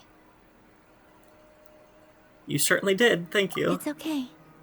I'm just glad no one was hurt. Paimon noticed you doing something too, Dainsleif. Were you helping get them out? Of course. When I asked Nefer to conduct this investigation, I was not naive to the dangers involved. I had a duty to ensure your safety. Good to know your sense of justice is still intact after all these years. I take that to mean that you saw the truth. That comes as a great relief. I certainly did. And thanks to your help, I also managed to trap Reverie inside the chess set. Whoa, really? How'd you manage that? Well, to be honest, I sensed that something was wrong long before we made it to the temple. By using this fragment to probe into Revier's past, well, the monster formerly known as Revier, it seems I alerted him. I was tracking him, then he caught on and started tracking me too. Can't say I'm surprised. But how did he track you through your thoughts alone? That shouldn't be possible. Revier was a secret agent who reported directly to the Vinster King. He is an expert at finding a trail and hunting down his pursuers. No wonder. He infiltrated the chess set, read my thoughts, and built a new virtual chess set inside of it. That's why we weren't able to leave at first. Speaking of your chess set, It's quite a remarkable item. Would I be right in thinking you have some connection to King Deshret? You overestimate me. I only have a connection with one of his underlings, the Ibis King. You all saw how this came to be. A long time ago, the Eab massacred my tribe, the Shimti, in our home village. A few years later, I enrolled in the academia, where some new information came to light. The Unut and the Eab fought a bitter battle over the rights to a well, all for the sake of a non-existent 50 million mora. The Eab ultimately won that confrontation, but their victory came at the cost of almost every warrior in the tribe. The final blow to the Eab came at the victory feast, when an Unut assassin beheaded their chief right before my eyes. The remaining Eab fled and have been scattered to the winds ever since. Having gotten my revenge, I returned to my hometown, where to my surprise, the nearby temple was still standing. There it was, seemingly immune to the relentless hostility of the desert, while my tribal home lay in ruins. As I stood there gazing at the temple, I noticed a cat just outside. This cat, as it turned out, was home to the spirit of the Ibis King. Yep, the cat. He led me to a gate deep inside the temple, and there he made a deal with me. I'm sorry, is this fucking a how? This chess set is my gift from the Ibis King. The chessboard within is made to the same specifications as the one in the mausoleum of King Deshret, and represents his power of piercing analysis.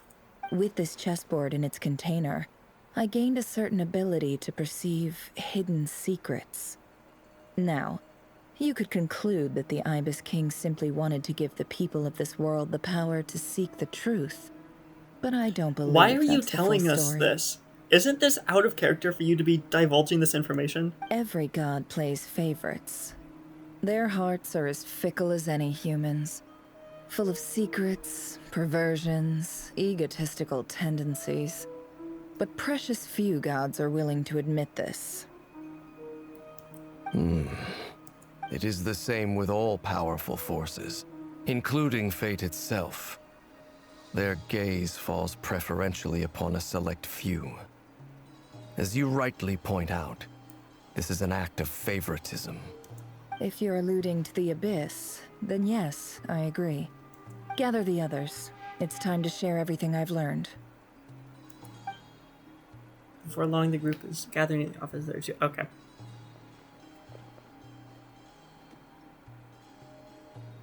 Thank you all for being here. As promised, I did some further investigating into the Raker of Solnari's background. I am pleased to report that the investigation has been most fruitful indeed. The Raker of Solnari, real name Rerir, was once a Conrian subject who served the Vinster King. I will now share the important details of his story. Please save any questions or comments for the end. Nefer narrates Rerir's backstory to the group. At the Vinster King's behest, he gathered intelligence and assassinated descendants of the Crimson Moon dynasty. Unwilling to take down his beloved, Thelindis, who was secretly of Crimson Moon heritage, he then got dragged into court politics. Verfalnir's voice, which spoke to him of his fate, was like a reflection of the moon. Though he could disturb the waters to gain some temporary relief, he was powerless to erase it entirely. In contrast, Rerir's own life was like a reflection of a broken moon. Once the stormy winds of fate blew across the water surface, it was utterly destroyed. Thelindis smuggled away a piece of the moon before disappearing through that mysterious portal. It was passed down through the ages, finally falling into the hands of the knave. Oh my god. But what lies on the other side of that portal? Is it really a whole other world? I read that completely wrong, the complete wrong tone, that first sentence. Thelindis never had the chance to share what she found there, neither did Rerir, who followed her in. So that's why he's so obsessed with the moon. A tragic tale, to be sure.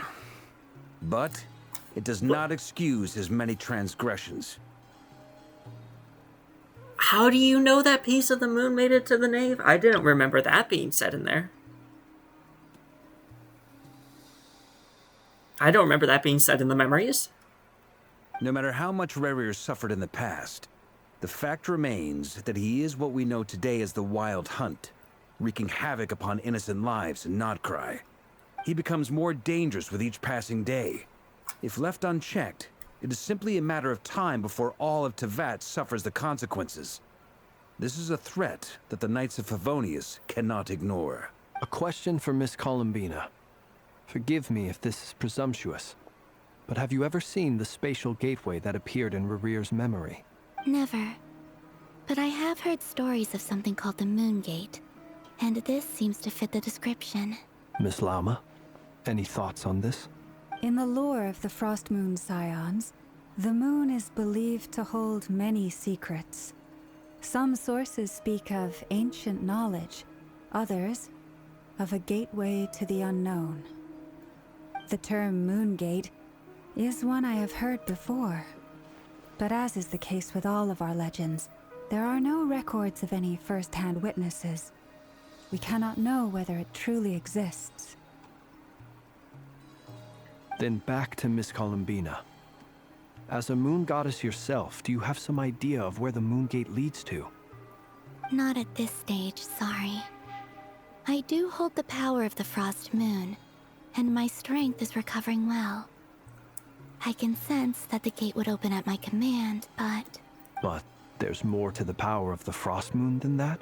Yes. A moon goddess has the right to open the Moon Gate, since it is a path to the moon. But as Nefer mentioned, holding open a spatial gateway takes a huge amount of power. Which you don't have. And right now, I need to conserve my energy to fight the Rahier of Solnari. I'm afraid this is one mystery we may have to leave unsolved for now. I agree. Better to save your strength. But if you'll humor me for a moment, I have a bold conjecture of my own regarding the world beyond the gateway. I highly suspect that neither Tholindis nor Rerir made it through unscathed. The evidence pointing to this is the fact that the Rahier of Solnari exists in the form of countless fragments. With the abyssal power he wields, no ordinary foe can touch him, let alone tear him to shreds. And yet, the Wild Hunt proliferates wherever his scattered fragments lie, drawing hordes of monsters to many different locations across the land. So your theory is that Rerir was physically torn to shreds by some powerful force? Hence, why the Wild Hunt is a distributed phenomenon, rather than a unified one? Makes sense to me. Explains why the Wild Hunt is so pervasive, and why he's been trying to piece himself back together. He was whole to begin with, and he wants to be whole again. Without the power of the Abyss on his side, he almost certainly would have perished the moment he was torn apart. But the Abyss, much like a curse, has kept him alive. I could not agree more. The power of the Abyss is most surely a curse. It is a compelling explanation, and one that accords with my present understanding of Abyss creatures. Whether the life form in question is primitive or advanced, if a curse has extended its lifespan unnaturally, it will continue to survive in spite of everything. This raises some interesting questions. I will run some experiments and see if there is any validity to my suspicions. That being said, regardless of whether my research bears fruit, I would like to thank Miss Nefer for conducting such a thorough investigation. Already, it has greatly enriched my understanding of the entity we face. My pleasure, Mr. Albedo. I too hope that the information I have shared today proves useful as we look to formulate the next stage of our plan. It's still crazy to me that Dainslith is just here. Hey! What is it, Dainslith? You look really upset! It's just... when I think of the man I once knew as Rerir, I struggle to understand why things had to turn out like this. The two of you used to be friends, didn't you? I don't know if these words will bring any comfort, but my heart goes out to you. She has not been paying attention this entire time. Mine too. We can never know all the hows and whys of the way things are. The moon and stars are full of untold secrets and lies. And the skies are host to many more mysteries than these alone. Yet, none of that can begin to compare with the complexity of human life. Those are the first comforting words I've heard in a long time. Thank you, both. Well, I think this is a good place to end today's meeting. I'm sure Nefer needs some time to recover. She's been through an awful lot today. That's very thoughtful of you, Llama. Of course. Sounds good to me. Take some time to rest and digest before we reconvene to nail down a plan. Back at the hotel, you sit with Paimon for a while and discuss what lies ahead. I bet I'm only like halfway through this fucking quest. Is this a bad time? Hope I didn't kill the conversation. Nice room. Oh, I'm not coming in, though. Why not? It's just a hotel room. If it's all the same, I'll just stay out here. I might not look the part, but I'm technically a knight. Barging into people's private quarters isn't the kind of thing we do.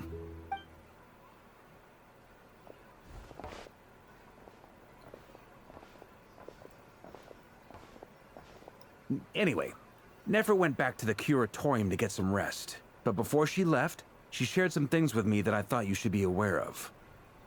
Firstly, although she managed to trap the Raker of Solnari inside her chess set, there's no guarantee that the power of the Ibis King is any match for one of the five sinners.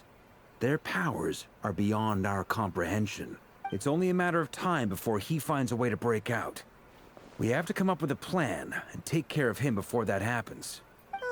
Honestly, I figured that might be the case. So, how long have we got? Well, I asked her that same question.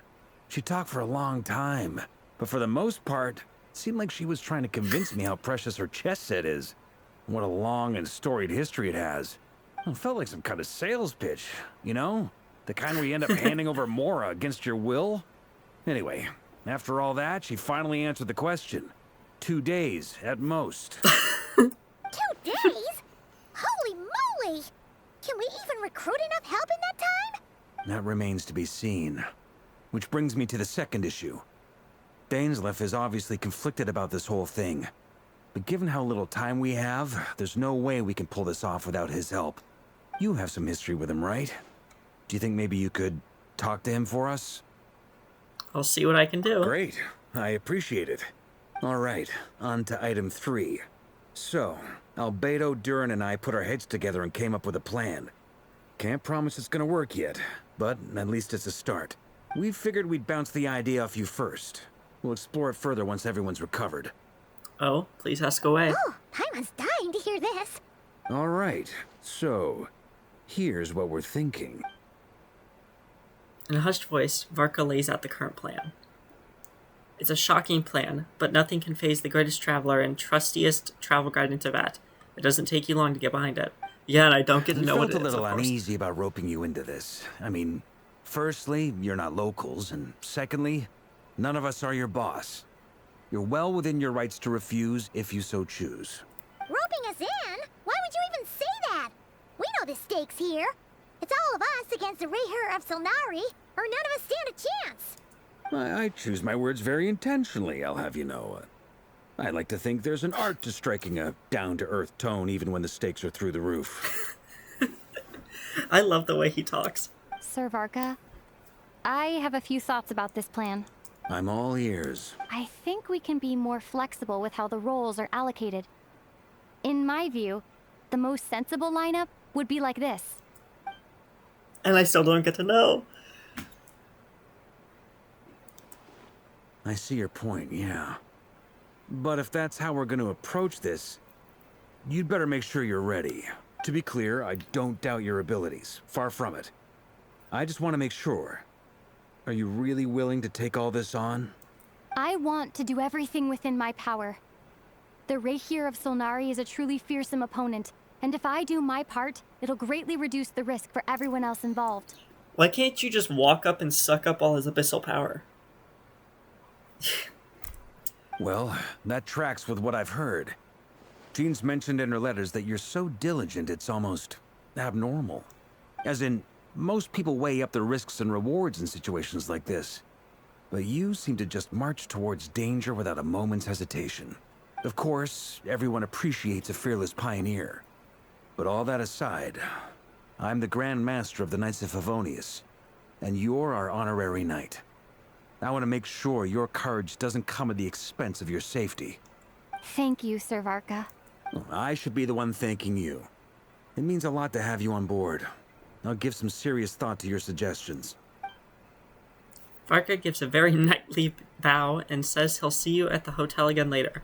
He has arranged for everyone to meet and finalize the plan of action. In an effort to lighten the mood, he booked out the hotel for this meeting, so you could all chat over a drink. As the moon rises in the sky, you and Paimon leave your room, discussing whether Paimon has any other options than fruit juice. Everyone is waiting there. Everyone is already there waiting for you. They're chatting and smiling. Clearly the rest has done... Oh, why am I so bad at reading? Everyone is already there waiting for you. They're chatting and smiling. Clearly the rest has done them good. As well as the existing crew, some unexpected help has arrived. Still, you remain conscious of the fact that the future of Nodcry rests on what is decided tonight. So many lives are at stake. You may never meet most of them, but whether they know it or not, all of them are counting on you.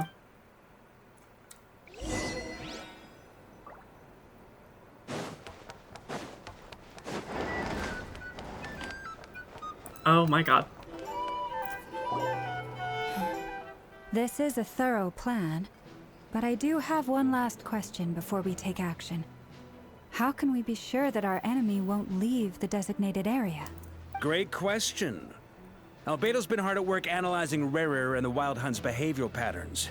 His conclusions are as follows. Firstly, from the earliest known confrontation until now, Rerir has never displayed any ability to manipulate the dimension of space. So it's unlikely he has any power in that domain. Secondly, he seems to have a particularly strong vendetta against our group. Yeah. If we put him in a fight-or-flight situation, he'll choose to fight every time. Thirdly, finally, and most importantly, he is consumed by hatred, both for the moon and for his enemies. Turns out, we tick both of those boxes. We have a reincarnated moon in our ranks, and a spy who accessed his private memories without permission. He'll be baying for blood, not looking to escape. As someone who's had their fair share of interactions with the Wild Hunt, those all seem like valid observations to me. Understood. Then I will defer to the verdict of the group. Well, everyone, that's the plan in full detail. Albedo and Durin are carrying out their part as we speak. Plan approved. Scheduling. Okay, any firepower you need, I got you covered. Let's light this baby up. The Frost Moon Scions are behind you as well. And the rest of you?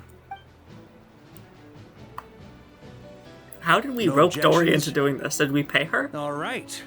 Then it's Is settled. she being paid? This is the plan we're going with. Next up, an old tradition of mine. Anyone who wants to back out, now's your chance. Wait, we can still back out of this? Everyone says things they regret, right? I don't want anyone feeling trapped because their mouth said yes before their brain had time to think things through.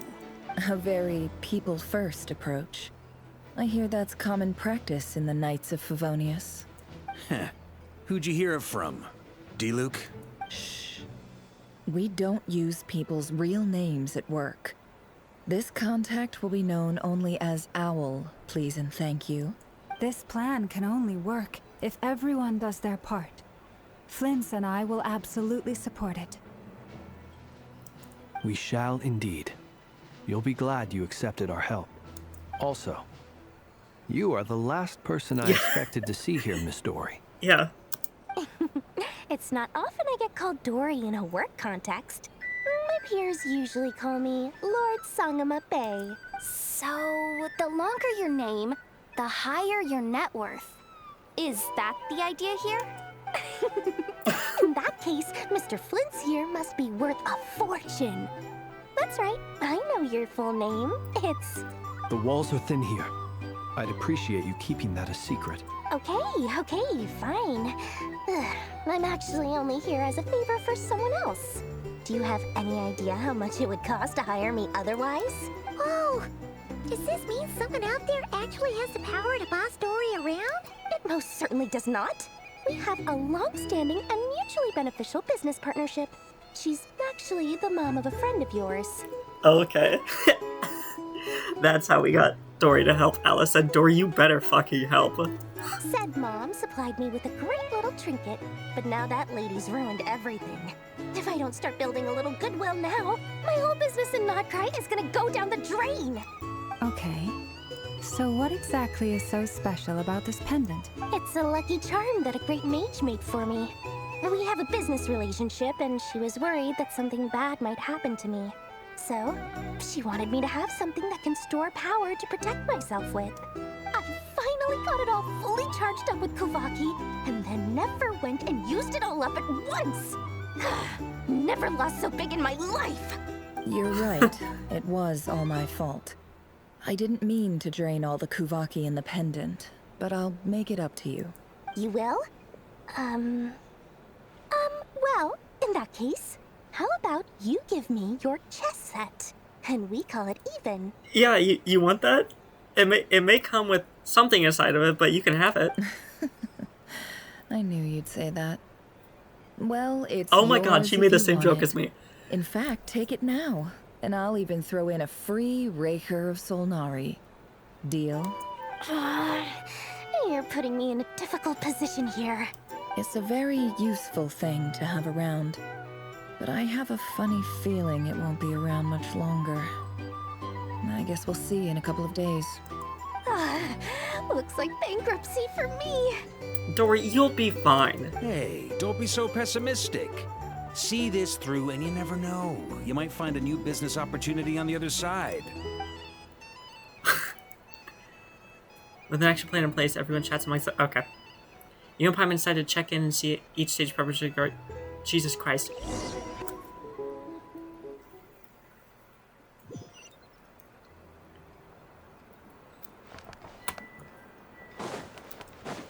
Merciless.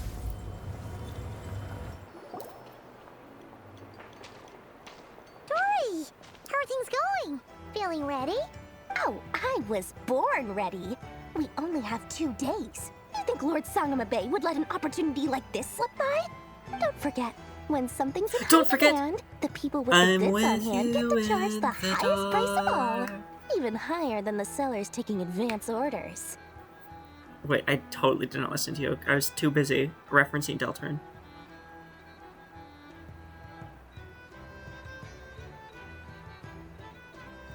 Ta-da! See? It's right here! The fuck is that? It's so pretty. Did you make it? I had no idea you were so skilled with your hands. No, I have a supplier. We go way back, so he made me a very attractive offer. Aha! No wonder you were talking about lucky charms at the meeting. You've been getting Kave to make them for you. That's not the full story. It actually started a while back as a project between me and the Dendro Archon. Mage Alice once warned me that this world won't stay safe forever. There may come a day when everyone faces a great crisis. I passed this on to the Dendro Archon, and she secretly brought together a research team made up of Sumeru's top scholars to invent a technology that could keep people safe. I won't go into the details because it's all very complicated, but if you want to know more, you can ask the Dendro Archon about it sometime. Anyway, point being, it was the Dendro Archon who asked Kave to build this little contraption. As one of the top Kashara War talents, he was the obvious choice. Took him long enough. He stressed over it for ages. Must have gone through at least a dozen designs before producing a final product. But that's Kave for you. Marak delivered it to me a couple of days ago, along with a letter from Kave. Could I ask why I'm sending this technology to you? What's your proposed use case? Has it been approved by the relevant authorities? So nosy. My fault for sending him the research permit to begin with. Surely Nahida must have told him you were involved in this project. He was probably just nervous because you're always so secretive about your business. Could be. Anyway, I just replied, let's hope there never has to be a use case. Because it would involve grave danger. Fair enough. was just being cautious. He probably felt responsible as the one who made it. Or maybe he was asking as a favor for his housemate. He's done that before. Not sure why, though. His housemate doesn't seem to really care that much about this kind of stuff. Huh. Either way, now why is he all's doing well that? ends I well. wonder. I'm just glad to finally have my hands on the product. I wouldn't want to be without it, given the potential dangers that lie ahead. Huh? What does that look mean? Paimon's just super surprised. This must be the first time we've ever seen you actually get serious about something. This is not the Lord Sangamabe we're used to. Well, a long time ago, I made a promise to myself. I promised that I was gonna live every day of my life with a big beaming smile. Obviously, Mora plays a big part in that. But there are always gonna be times in life when you have to give something back.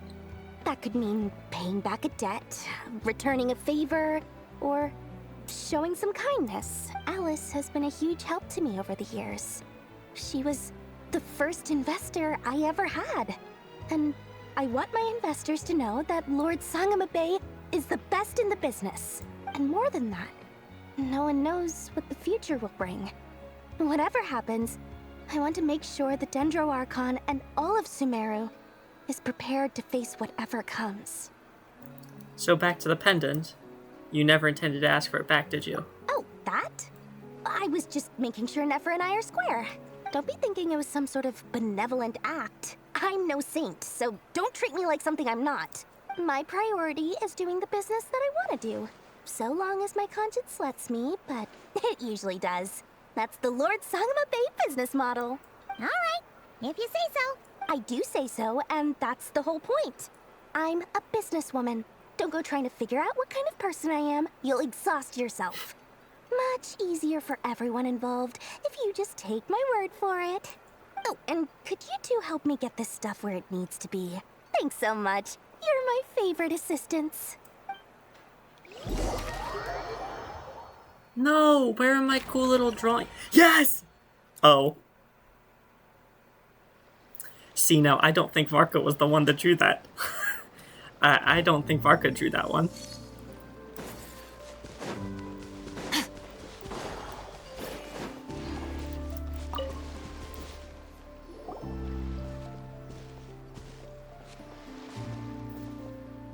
Traveler, Paimon, it's good to see you. Everything going smoothly over here? Sort of. As you're probably aware, Varka, Durin, and I captured some abyssal creatures from the Wild Hunt. Per the plan, we dissected and analyzed some samples of these creatures. The process went very smoothly. The findings, however, come with some troubling implications. What? You can actually dissect the Wild Hunt? That depends on your definition of Wild Hunt and dissection. Harmless, lifeless. These words are accurate descriptions.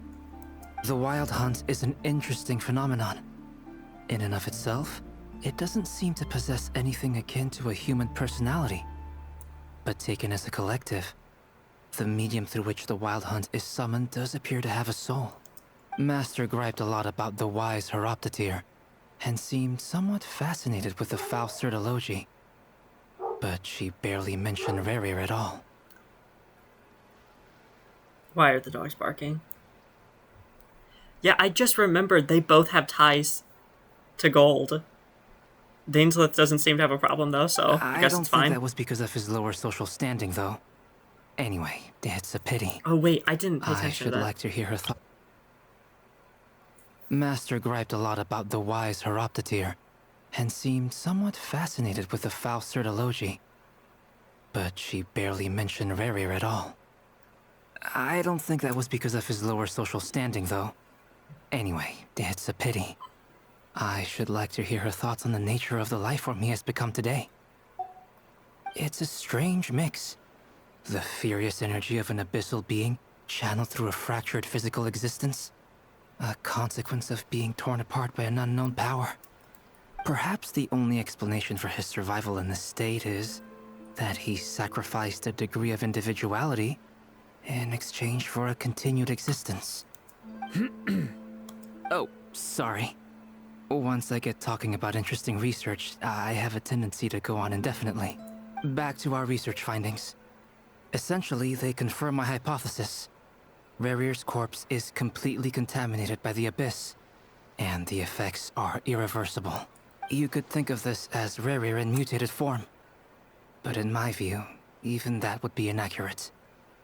In reality, his whole being has been consumed by the Abyss. In other words, he is now nothing more than a manifestation of abyssal power. Unfortunately, at present, we have no means of completely eradicating abyssal power. Hence, we cannot fundamentally destroy the Rerir of Solnari either. Oh, that's terrible news. So, that's it? We can't defeat him? Why can't I suck up his abyssal power? Miss Columbina's situation is a difficult one. She can never achieve wholeness when the world does not accept her presence. It's as if her creator banished her to a place she can never be accepted. It means she spends most of her energy just on her own survival. Given the circumstances, it's only natural to despair. But we must see this plan through to the end. Time to kick off the backup plan. Oh, Paimon almost forgot. This is for you. Dory asked us to bring it. Ah, how wonderful. Well, thank you for making the trip. Durin and I will be heading off shortly. I'm sorry I won't be there to protect you in person this time. Please be careful. We will. All right then. Stay safe.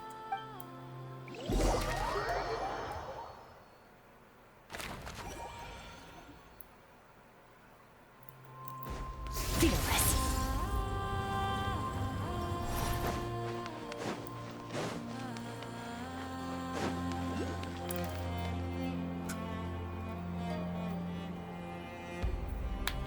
Miss Lauma, is everyone here? Yes. The fate of my flock is in your hands, Grandmaster Varka. Please keep them safe. My lady, what are you saying? Within the next 24 hours, we will face the biggest crisis the world has ever seen. This is not a burden that we deserve to bear. But I believe that we reap what we sow in this life.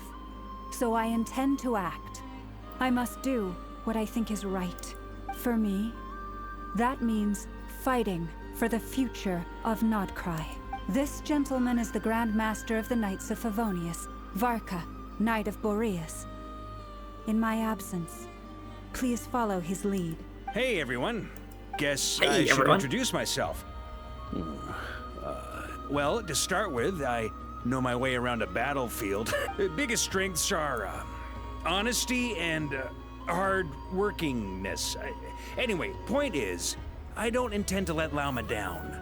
I'm gonna do everything in my power to keep every last one of you safe and sound. He's so funny.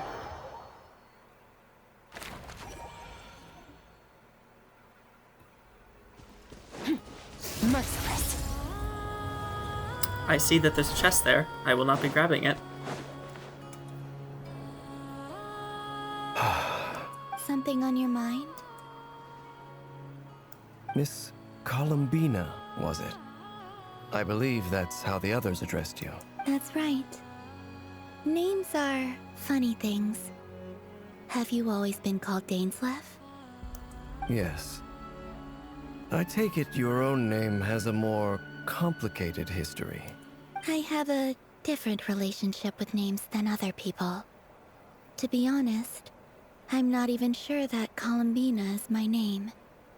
At least, not in the same way that Dainslev is yours. But it's what everyone calls me, and I go along with it. A lot of my life has been that way. I get so used to things that I forget to question why they are so. I never used to think much about where names come from, or what they mean to people. Maybe something's wrong with me. You're different from other people. I sensed it the first time we met. You're more perceptive than most.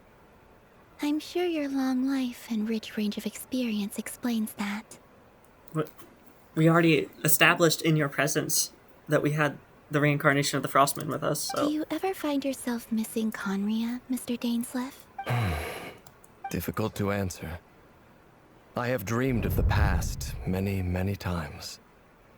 Sometimes I'm fighting tooth and nail. Other times I'm lying on the ground, defeated. I don't recall any happy moments from that time. It has been too long.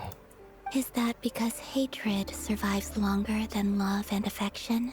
That would not be for me to say. I make no excuses for the grudges I bear. But whatever the reason, I remember little that was beautiful or sentimental. Thank you for your help with the Rerir situation. Without your efforts, I never could have learned the hidden truth of his story. You're welcome. I know he's your friend. Friend? He betrayed me. And I never really understood what he was going through in life. Some friendship, that is. Okay. So, do you plan to fight him with us? You see, you're torn. Now you know what really happened. You see the things he's done in a new light. This is a pattern with him. He keeps hesitating whenever he needs to fight somebody that he knows. I need some time. Of course. I completely understand.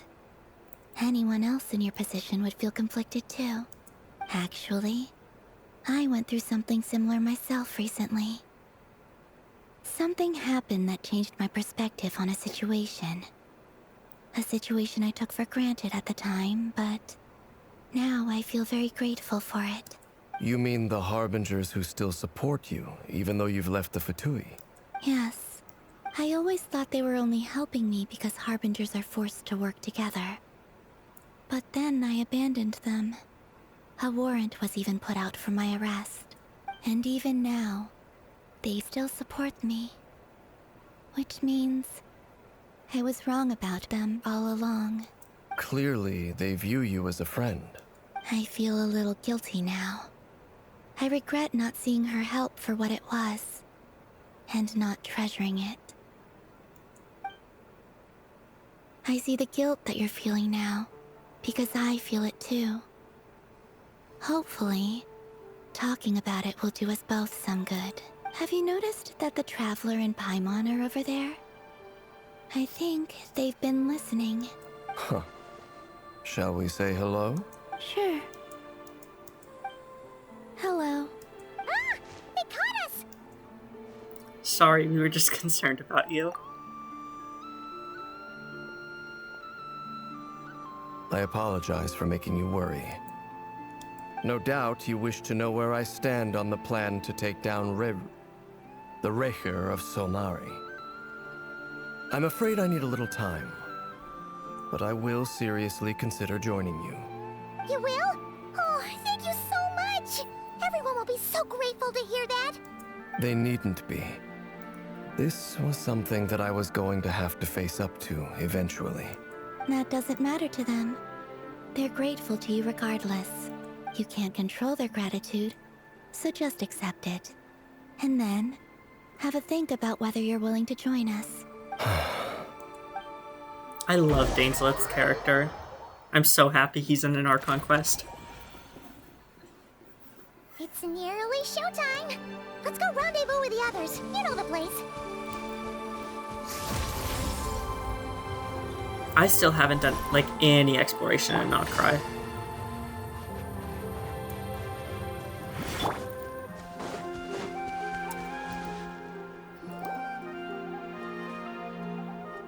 Ah, you're earlier than I expected. Hey, Flint's! Been waiting here long? Not too long. I came a little early so I'd have some time to think. Are you nervous about the battle? Quite the opposite. I'm reminiscing on my past battles. When I was awakened by the Radniki, I had not touched a weapon in many years. I felt like the battlefield was not where I belonged. But after waging war against the Wild Hunt for so long, I came to realize something. A life of absolute peace is simply not a possibility for me. My restless flame indicates that somewhere inside of me, there is a deep yearning to root out the evil in this world. Ooh, that doesn't sound like such a bad thing. I agree. Well, in the past, when I was a Fae whose primary concern was hibernation, it was hardly ideal. But it certainly serves me well here in the present. And I am delighted to be able to join forces with you in this endeavor. Looks like I'm not the first to arrive. Ah, Miss Lauma. Did you sleep okay last night? I struggled to settle down at first, because of the nerves. But don't worry. I got enough sleep in the end. I'll be just fine. I just realized she can't sleep with her bed in the corner of her room. Like, with her head in the corner, like normal, because her antlers would hit the wall. That is completely not related to anything happening right now. Very random, but that's a sad existence. Thanks for everything. Please, I'm just doing my part. Never! Over here! The goods have been delivered. The backup plan is underway. Ino asked me to relay a message. She said Anefa will be on high alert and keep a close watch over all secondary districts where defense is required, providing support as necessary. Meanwhile, Ino herself will provide range support to us directly, using her latest invention. Excellent. My thanks to all involved. The chess set's looking a little unstable. It won't hold him much longer. We should be prepared to engage at a moment's notice. No sense sitting around waiting. Let's make the first move while we still have the option. I agree. Paimon, find a safe hiding place. Yeah, get the fuck out, Paimon. You should not be here for this. Be careful, Traveler! I will.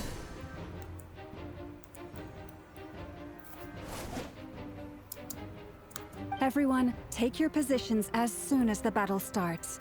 Every ounce of strength we have in our bones, let us bring to this fight. Ready?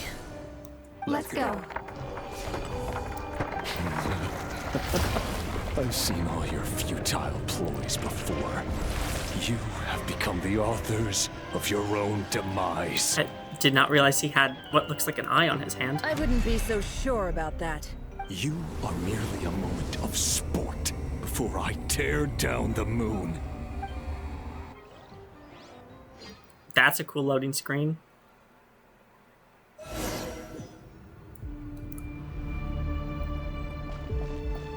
What? Stay on your toes. Yep, Why is you Ino too. here? What? Let me help you guys. Take this! Okay, I don't know how to use this team. What? Observe. Are you quite finished? No more lies.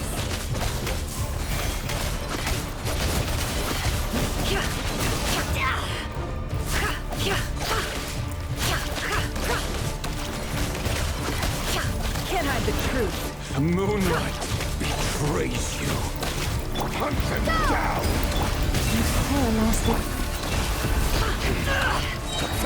The mystery unravels. It all falls into place. The moon hunt them down! Just close your eyes. Steady now. Futile. I really don't know how to use this team. Water jet! No more love. Time to come clean. The moonlight It betrays all adds you. up. Seek within. Can't hide the truth. Began with the moon, and so shall it end. The moon will protect you.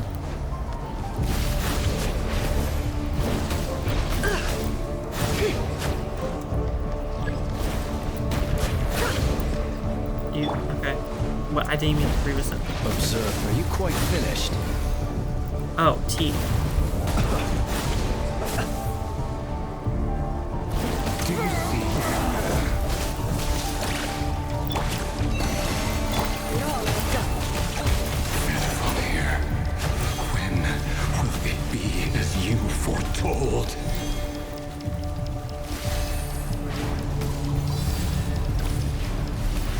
I don't know what to follow because her things are just everywhere.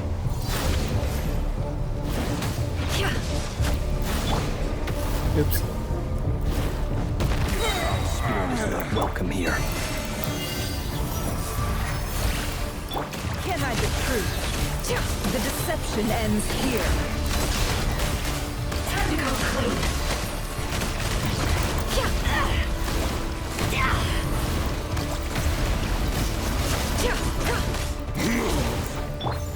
Branches of song.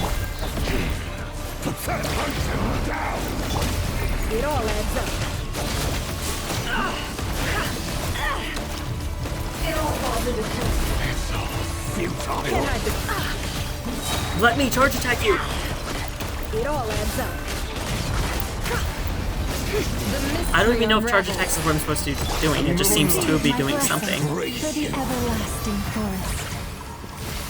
Can't hide the... Pathetic! Shit. Let's see what you're made of.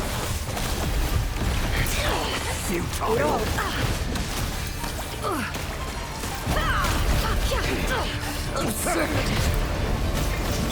Lush is the moonlight. Are you quite finished? Can't hide the truth. Futile. Moonlight.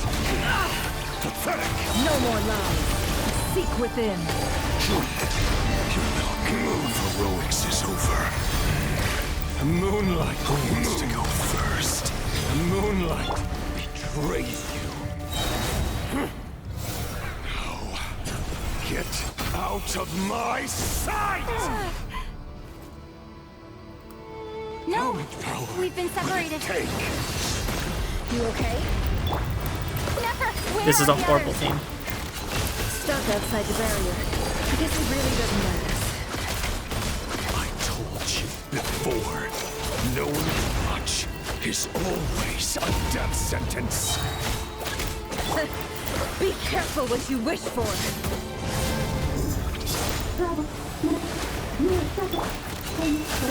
Lauma! Can you hear me? Silence. Voices are gone. But at least Destroyed. Reborn. Stick to the plan. Remember my most important task. Stalling him. If I can stall him for long enough, the moment will come. Water jet! Wipe out! You have got to be fucking kidding me. And this is why Hydra Trap was the worst one. Ends here.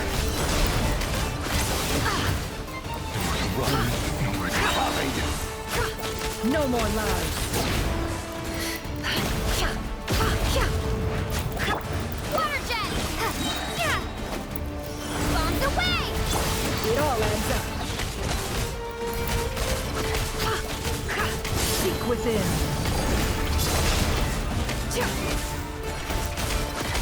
Can't hide the truth. It all falls into place.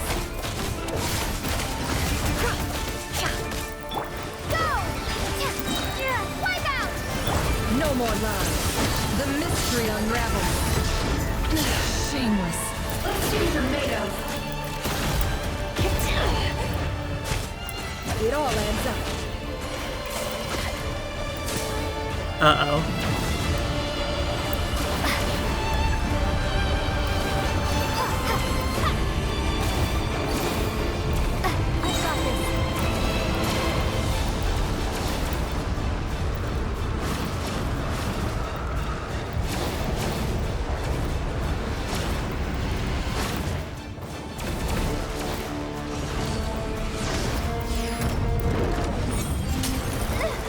The shield's broken. I can't take. Don't push your luck.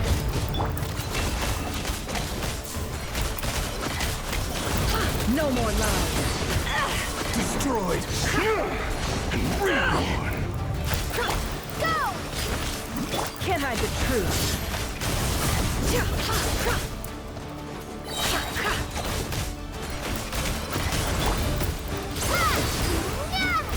The deception ends here. Time to come clean. It all falls into place. Destroyed. And reborn. Go! No more lies. Time to come clean.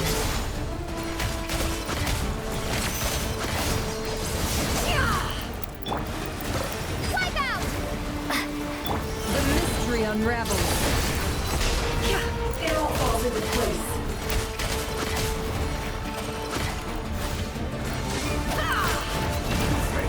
Okay.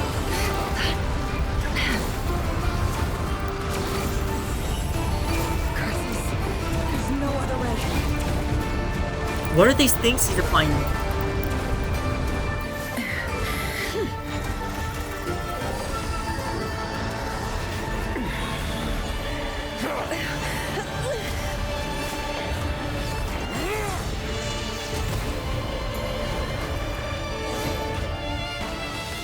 The only way to defeat Rarer is to borrow his own power.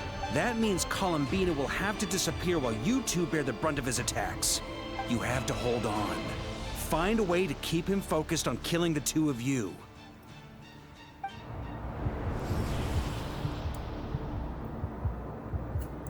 Okay. Never! Your eyes are bleeding. Oh my god, and it has to be fucking black and white so that we don't show the blood. Soon you will be powerless to resist. And then, I will reduce you to dust. But that dust will plague your memories. Come on. Keep holding on. Any other tricks up your sleeve? Let's see them. As entertaining as they are, you've backed yourself into a corner. You don't fool me. I see your fear clear as day. I have to stoke his rage. Make him unleash everything. You fear what you could never defeat. You fear the thought of never being able to save your beloved. You cannot win the fight against fate, Rarir. Is that what you think? Well, now it's your turn to feel afraid!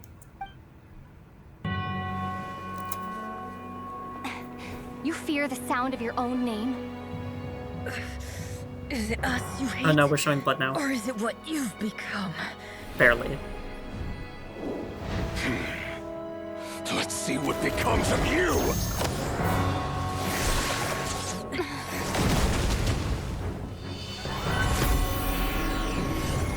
Whoa.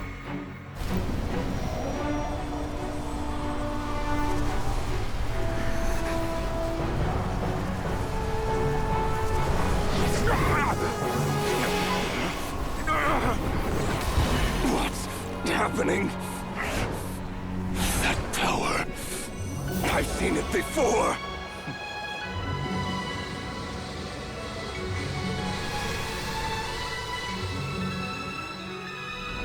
His power is on another level. We'll need to use an alchemical array to convert his power into a usable form. Then quickly channel it into Columbina, rendering her powerful enough to compete with him. I'll join you. I can help. If I release enough abyssal energy into a confined space, it'll create a potential difference, allowing us to extract a huge amount of elemental energy. Next, I'll synchronize with everyone's minds using Pyro, then give you temporary access to their abilities and fields of view. But it won't last long. Can you see? Well enough. This is crazy, by the way. So, we have a student of Gold Rhine-Daughter in our midst. How about that?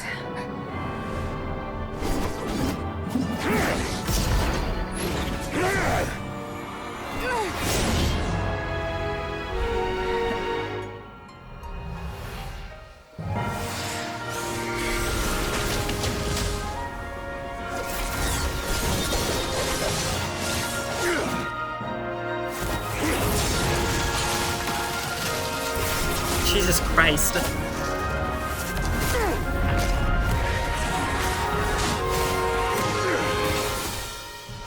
You use my own power against me?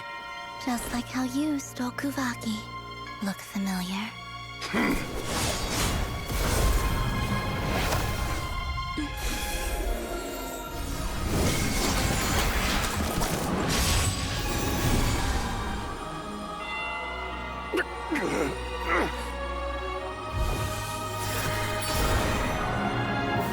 Oh.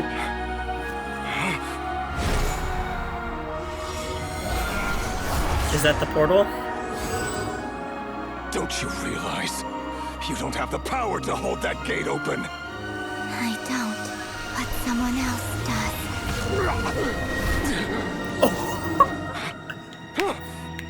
Goodbye, Reverie. Oh my god!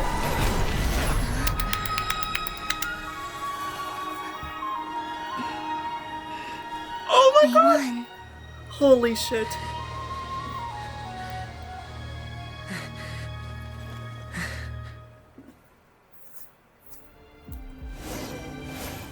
Oh, holy shit, he said goodbye, Reverie. Oh my god. Nefer, how are your eyes?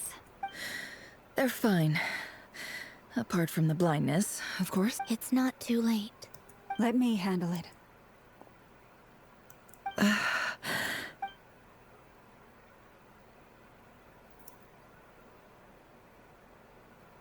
Showing a lot of blood in this quest.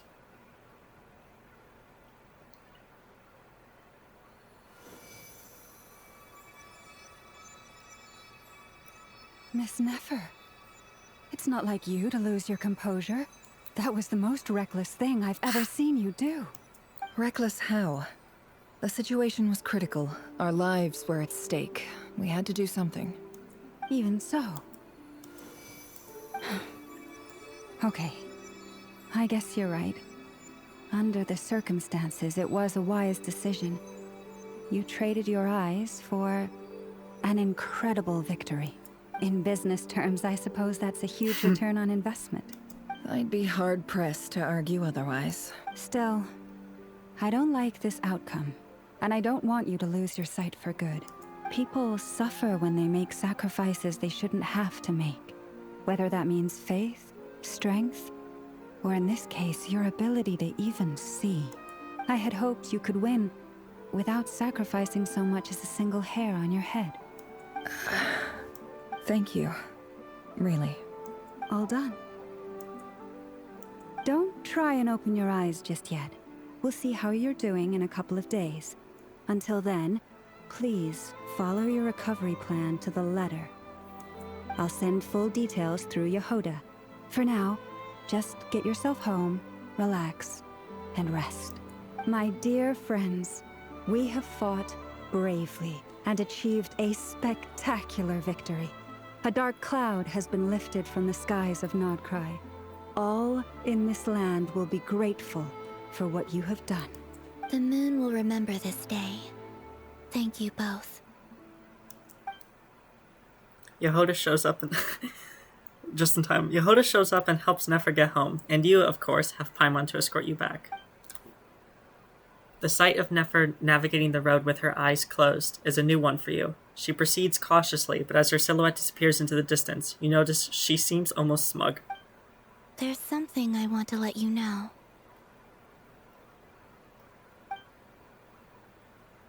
What is it? When Durin connected everyone's minds so I could access their powers, I also felt everything they felt. And since Nefer's eyes were injured, my eyes are hurting now too. Hold on. Let me try. I only feel the pain. There's no actual damage. I just thought I should tell you. You're right. There's no damage. That's a relief. But I must say, I'm surprised to hear the Kuthar share something like this with me. In the past, you never used to open up about yourself. Things are a little different now from how they were. I'm learning to share how I truly feel with my friends. Friends? You have no idea how glad I am to hear that. You can't help but break into a smile at the word friends, as a warm and fuzzy feeling fills your chest. One by one, your fellow teammates report in to inform you that everything is under control. At Lauma's insistence, you lie down. You fought on the front line against Revere, and now you need to rest. Or now you need rest.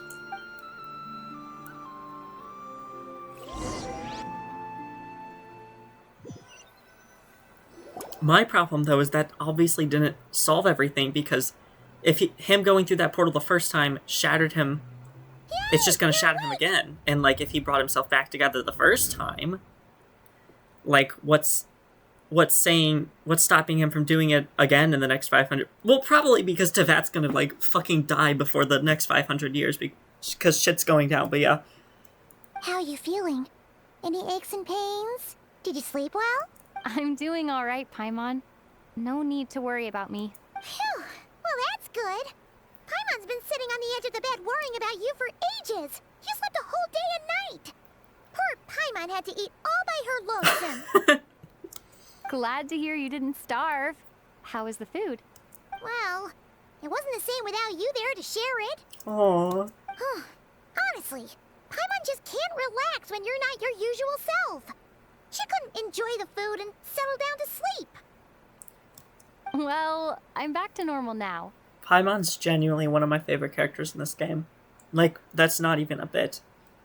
Oh yeah, and Albedo swung by earlier. He said to tell you to head to the tavern when you woke up. Barker and the others are organizing a victory feast and they want to celebrate with you. He also dropped off some medical supplies, but you seem fit as a fiddle, so guess you won't be needing those. If you're feeling up to it, let's head over now. Wouldn't want to keep them waiting. This just begs the question again. Where did Dainsleif get his powers? Because I feel like they're abyssal. But that doesn't make sense. He hates the abyss, but I feel like his powers are abyssal in nature. We're here! Fanfare. Oh, Traveler and Paimon! Perfect timing! We were literally just saying how there's no way we're holding this victory feast without you any longer, and we would have postponed it till tomorrow. How are you feeling today? Much better, thanks. Don't worry about me. Relieved to hear it. If that changes, just let me know. Happy to check you over at any time. Yep, we're here for you.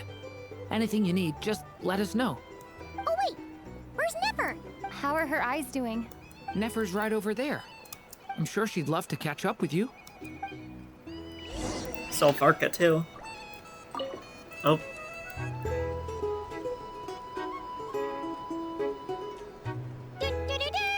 Okay, I just triggered the exact same scene again. Traveler and Paimon! Perfect time! How are you feeling today? Much better. Relieved to hear it. Yep, we're... Oh wait, where's Nefer? How are her eyes? Nefer's right over there. I'm sure she'd love to...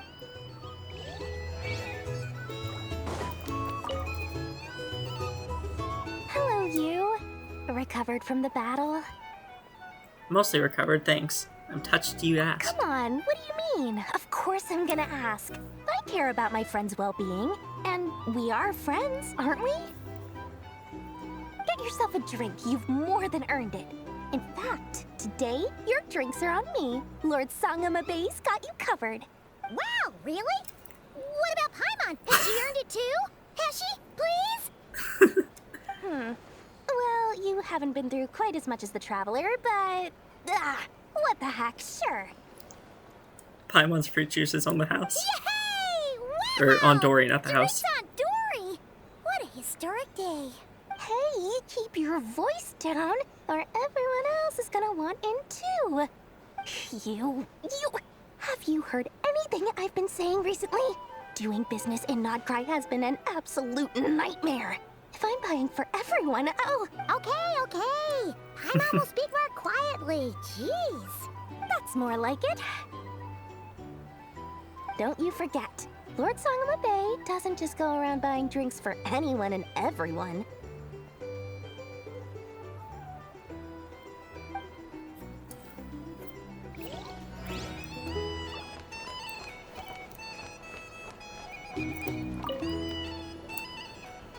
I thought of 1,000 ways to congratulate you, but now you're here, words are failing me. The honorary knight stuns them speechless once again. Well said. The honorary knight showed us all how it's done. The other knights tell me that Mondstadt was the first stop on your journey. All of us are truly delighted to count you as our friend. I'd like to thank you for supporting the Knights of Favonius, and also for helping us save Nodcry. Don't mention it, Grandmaster. Nonsense. Of course I'm gonna mention it. This is more than just business. It's a relationship. And there can be no relationship without showing gratitude where it's due.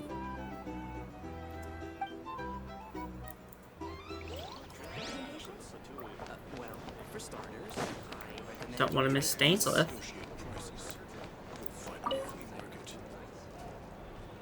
I see you've recovered. You bet. Snooze your way to a full recovery. I'm doing much better. Thanks for checking on me. Glad to hear it. A healthy body is paramount. Nothing else in life is possible without it. So take it slow. You can't afford an injury. I'm so grateful that you decided to help us in the end. I can't afford an injury. A single injury. You cannot afford a single injury. You really saved the day when you swooped in to open that gateway. I came to accept that although Rerir was my friend in the past, here and now, he was an enemy that must be defeated. Though I will never fully understand what happened between us, I could not let this crisis deepen any further. We fought a very necessary battle, and you played your part admirably. Thank you. I know it was hard, but you'll get through this. Yeah. And if you ever need to talk, just remember, we're always here. I'll do that. I have a feeling he's not going to talk, though.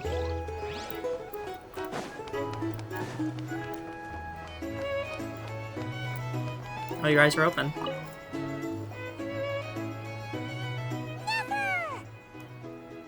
Traveler, Paimon, are you recovering well?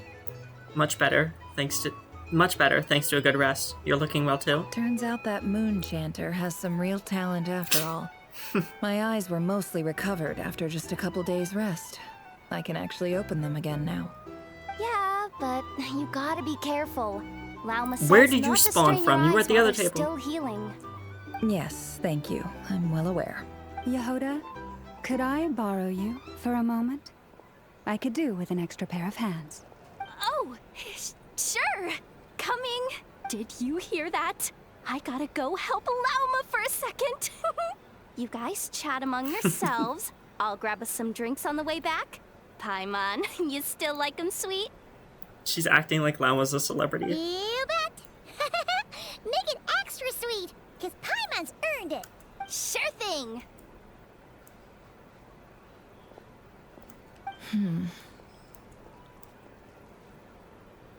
What's on your mind? The Raker of Solnari. Kind of a snake, don't you think?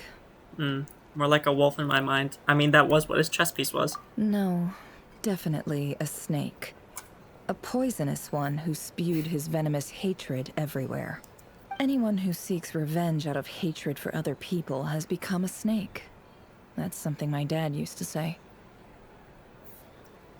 I guess he didn't like seeing people go down the path of vengeance. Perhaps. I'm sure it sounds like a very wise and open-hearted perspective to your ears. But me? I think hatred is a perfectly justifiable emotion. What else is left when everything you depended on in life gets stripped away? Something's gotta fuel that drive to keep on living. When I look at your life, I see a lot of things that you can depend on. If you're worried about me, you can nip that in the bud. I'm not someone who gets stuck in the past. It's just... I suddenly feel like I was wrong to call my father a liar. He was just a fool. That's why the Academia turned their back on him, and why the other tribes ganged up on him. Oh, Father. How much better things could have been if you were a skilled liar. Look at the Ibis King. Thoth is a fiendishly cunning liar. And yet, strangely, he feels more like a father to me than my real dad ever was. He's never brought it up, but I'd bet he feels the same way. Why else would he give me the power to perceive the truth, while at the same time training me in the art of deception? Sadly, I've never heard the Ibis King's voice. What's he actually like? Well, King Deshret banished him to Aru, which is essentially a prison, and posed 3 questions to him. He promised that he'd have his freedom if he could find the answers. His response was to take on a physical form and approach me, hoping that I could become his envoy and search for one of the answers on his behalf. Did he really think I'd fall for that? He's stuck there. He can't make me return what he gave to me. Sounds like he was nice enough to you. You definitely sound like father and daughter. So that's enough for you to decide he's nice, is it? He's a prisoner, and he was scared. So he decided to perform some good deeds to win people's approval. He lives in fear because he's a deceiver. How is Rerir any different? You can't work as a spy your whole life and expect a happy ending. It's preposterous. Yet I can't say I don't understand it. Liars live in the darkness of their own making, but it's still human nature to want to go on living. They say that a liar's soul is the most worthless thing in the world. What do you think? I have to disagree. Oh, really? Well, it takes a very kind person to find compassion even for liars. If you ask me, the soul of a liar really is worth nothing, because all they care about is themselves. For example, when something good falls into my lap, I don't go sharing the news around. Stops other people trying to steal it from me. I have a feeling some people over there may have overheard that. So be it. They have sharp ears. I can't keep anything from them. Is that your way of saying is that your way of saying you've warmed up to them now? Oh, is that what it looks like? What it looks like is you're starting to see us as your friends. Well, you all know my past now. And I can't simply eliminate everyone who knows too much. So I guess I just have to put up with you. For the foreseeable future, at least. When you find yourself in a situation you can't control, the safest play is to keep calm and start monitoring everyone involved like a hawk.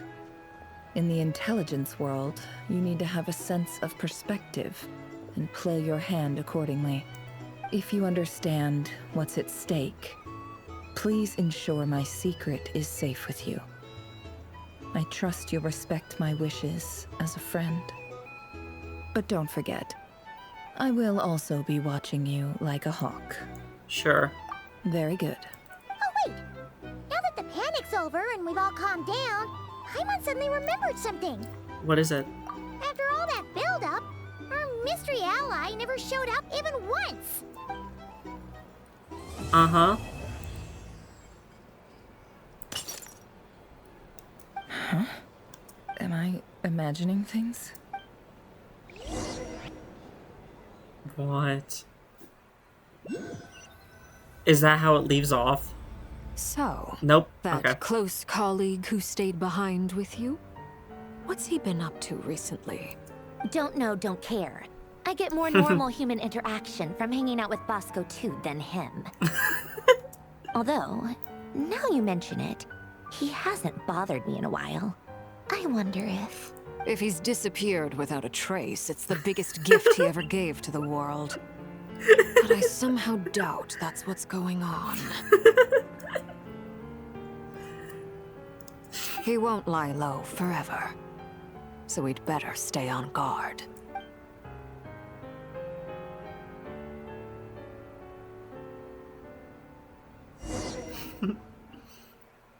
If he disappeared without a trace, that'd be the greatest gift he ever gave to the world.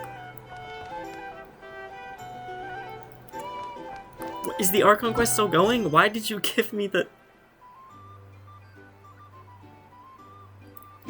Why did you give me the ending?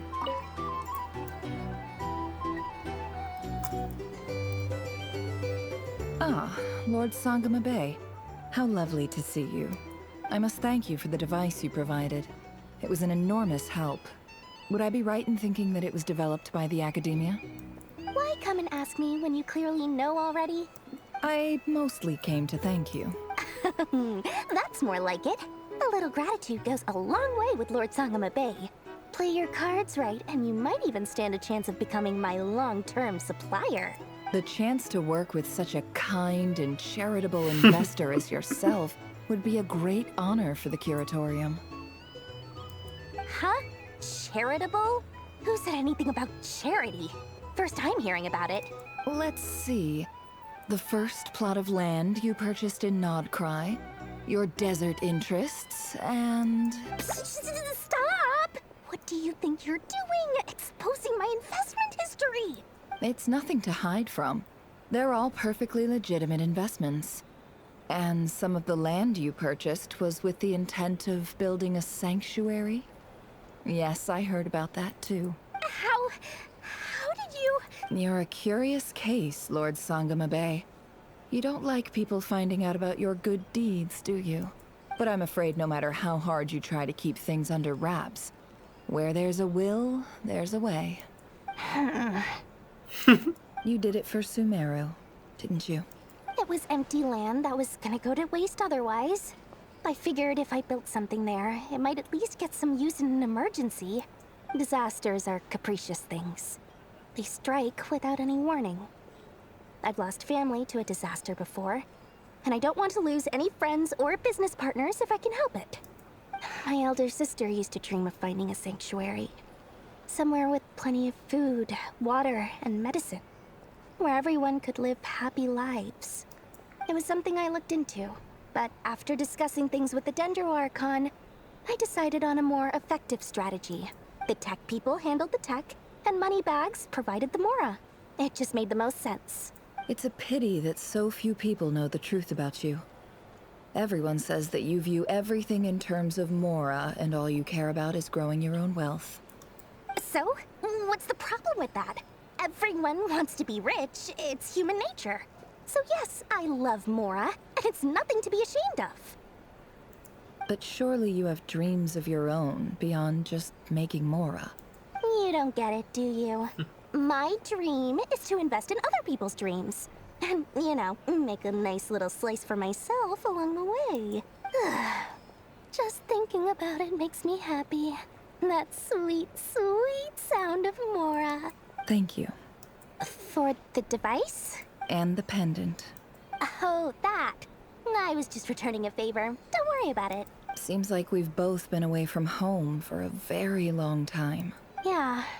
So long that I barely remember what my family even looked like. That would be your mother, father, and sister? Yeah, though it's been years since my sister passed away. It's not like I want to forget them, obviously, but memory can be even more ruthless than the most calculating business person. Beyond a certain point, if something isn't helping you, it just gets rid of it. My sister can't help me now. Slowly but surely, her face is fading from my mind's eye. It's become a vague impression.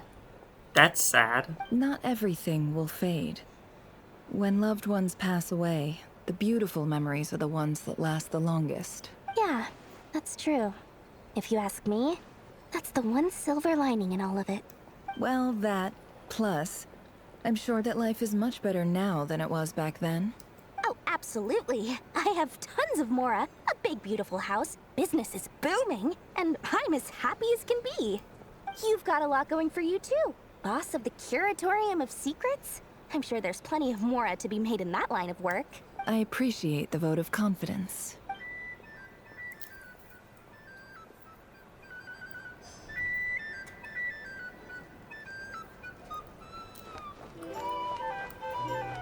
Just want to make sure there's no one else around before I do this last one.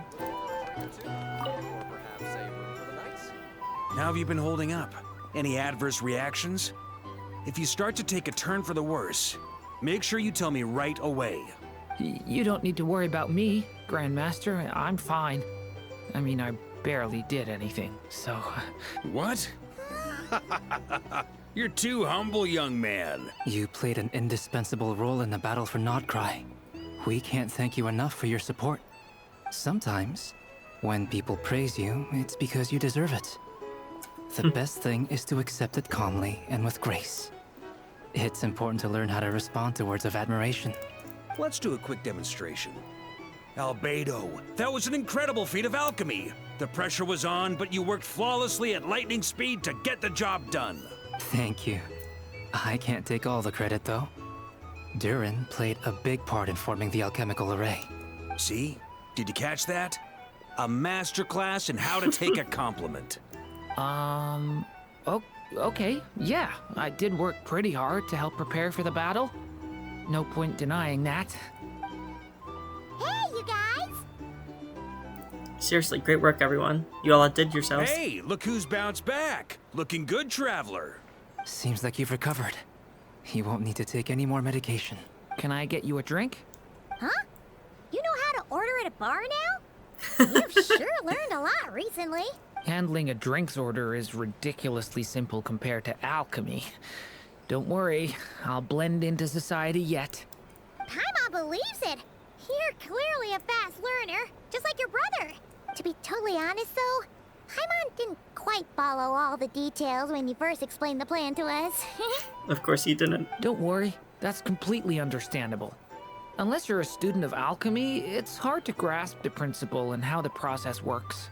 To put it in the simplest terms, we saw how our enemy stole the power of Kuvaki. And that gave us the idea of stealing his power to turn it against him. When facing an enemy you have no hope of defeating, it's best not to engage them in battle. So, instead of looking for a way to overpower him, we decided to help Columbina get strong enough to at least stand up to him in a fight. For this to work, we had to analyze his modes of attack, confirm who his main target was, and make sure that he wouldn't go beyond the range of the alchemical array. For added security, we prepared a total of 4 arrays. But to mitigate the impact of the battle, we identified one location in particular as the ideal spot, which is where the confrontation took place. The alchemical array absorbed his abyssal power. Then Durin processed it to render it usable by Columbina. That power enabled her to do what would otherwise have been nigh on impossible. What surprised me was that I just got Dainsleif jump actually scared. agreed to join us. Holy shit, that's scared. I got jump scared by the low battery sound on my earbuds. Holy shit.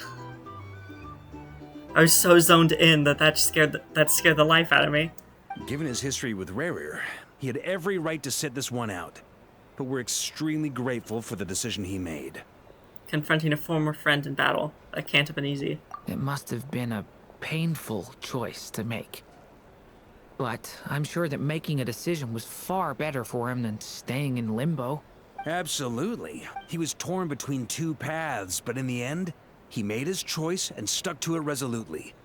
He doesn't strike me as the sort of person who'd stay trapped in limbo for long. Well, he's basically been trapped in limbo for 500 years, but sure. Anyway, however you cut it, everyone gave a stellar performance. And now, it's time to kick back and celebrate.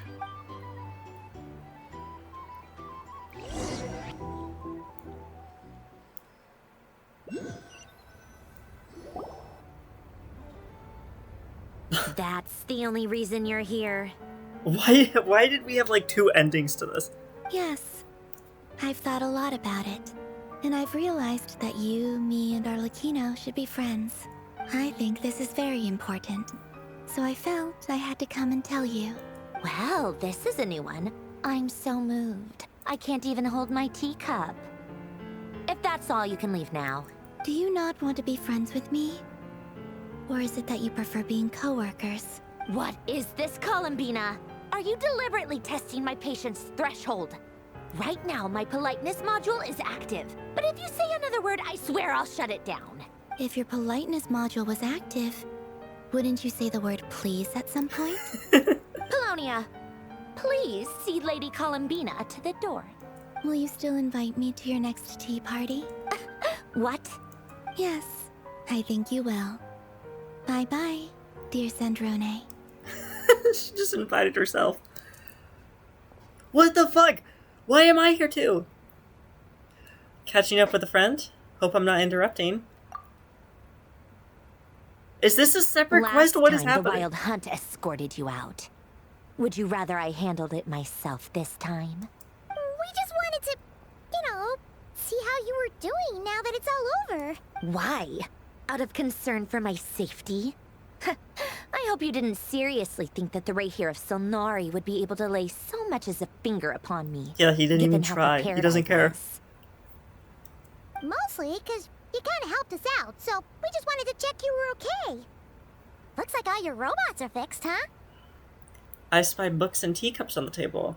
Afternoon tea. So we are interrupting after all. Oh, don't you worry about that. Tea time is already a write-off. The visitor before you managed to kill my appetite. If you're in the mood for tea, go ahead and help yourself.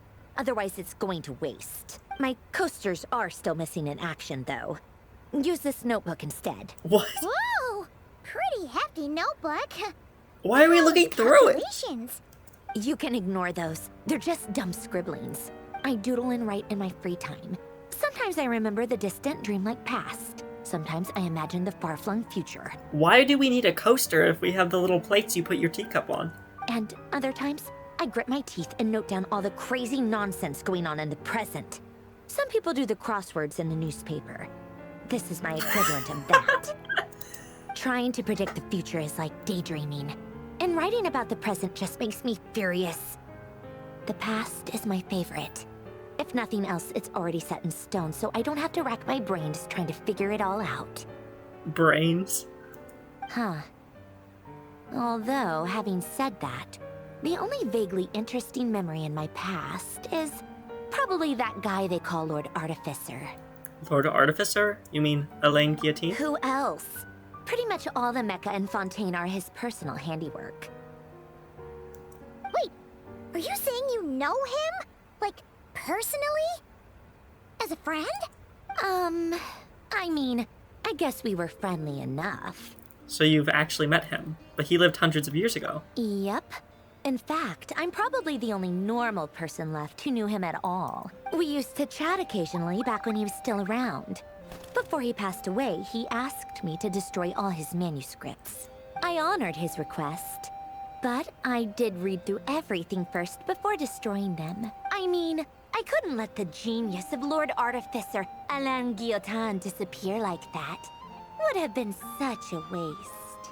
So, that's where the formulas in your notebook are from? I just told you. Those are my equivalent of crossword puzzles. I might keep up. They're just dumb formulas that I solve for fun when I'm bored. Alain's work was like epic poetry. The formulas in my notebook are just silly little riddles in comparison. Not that there's anything bad about them. I mean, at least, solving those riddles isn't going to hurt anyone. Except me, 'cause I lose a few brain cells in the process. Anyway, while we're on the topic, I might as well tell you about what happened to him and his friends. Alain Guillotin had two close buddies, Renee and Jacob. I've seen this picture They before. spent their childhood years together in the Nazissenkreuz Institute. They were all quite competitive, so there was some rivalry between them. But it was a friendly rivalry. But beneath the friendship and the rivalry ran something deeper, a sense of nostalgia for the past. Unfortunately, childhood would end. The prophecy would come true. The apocalypse would arrive, and the future would never be. A mad dream that would normally only capture the minds of lunatics begin to take root in their hearts. A dream of saving the world. And if Renee and Alain had been people of lesser wits, that dream would probably have ended up as something for them to joke about in their older years. But alas, they were some of the sharpest minds around. They nurtured that dream with the full power of their intellect, and it grew into something that ate away at their souls. The first of them to fall under its spell was Renee. Against Alain's wishes, he persisted in experimenting on a mutual friend of theirs to try and save their life. Alain did not approve and parted ways with Renee. It's complicated. Alain wanted to believe that Renee only did what he did for the sake of their friendship. But when he told me about what happened, I could tell he still had some suspicions about Renee's motives. That's one way to put it. Perhaps the seed that would grow into a nightmare had already sprouted in Renee's mind. Even then, the next time they met, Renee's soul had been completely engulfed by the dream of salvation. His futile attempt to change the tide of fate only resulted in a wave that swallowed up the world, even before the apocalypse came. And although that wave died down eventually, I hear that it just recently came back with a vengeance. As I understand, Renee wanted to live out his dream of salvation once more, but I'm told that the attempted resurgence finally died out for good.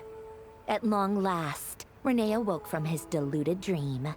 Though of course by then it was far too late. What do you think of Renee? Do you admire his transcendent genius? His view that any price was worth paying to achieve the lofty goal of saving the world? Or do you despise him? Dismiss him as an evil madman who wrought havoc on the lives of everyone around him as he pursued his delusional dream? Same difference, really. Just a matter of perspective. I don't admire him. Really? I can't tell whether that's because you disapprove of his deeds or because he failed. Or maybe you have some other reason. Renee no longer exists in this world, and the dream he started went on to be realized by someone else. What about you? What's your take on Renee? I don't like fanatics who give up their whole lives for their ideology. Nor do I like fools who let their delusions take control. Maybe I could understand if Renee had just been an ordinary person. But he had a sage-like intellect, and still managed to get himself lost in a labyrinth of his own desires. Anyway, that's enough about Renee. Now, moving on to Alain Guillotin, the Lord Artificer. He managed to put a stop to the first storm whipped up by Renee. But after that, Alain lost his friends and family. To his credit, I suppose, the loss of his family and friends was purely a tragic accident. It's not like Alain sacrificed them for his cause or anything. After that, the only thing supporting his work was the same dream that had dragged his closest friend down to the abyss.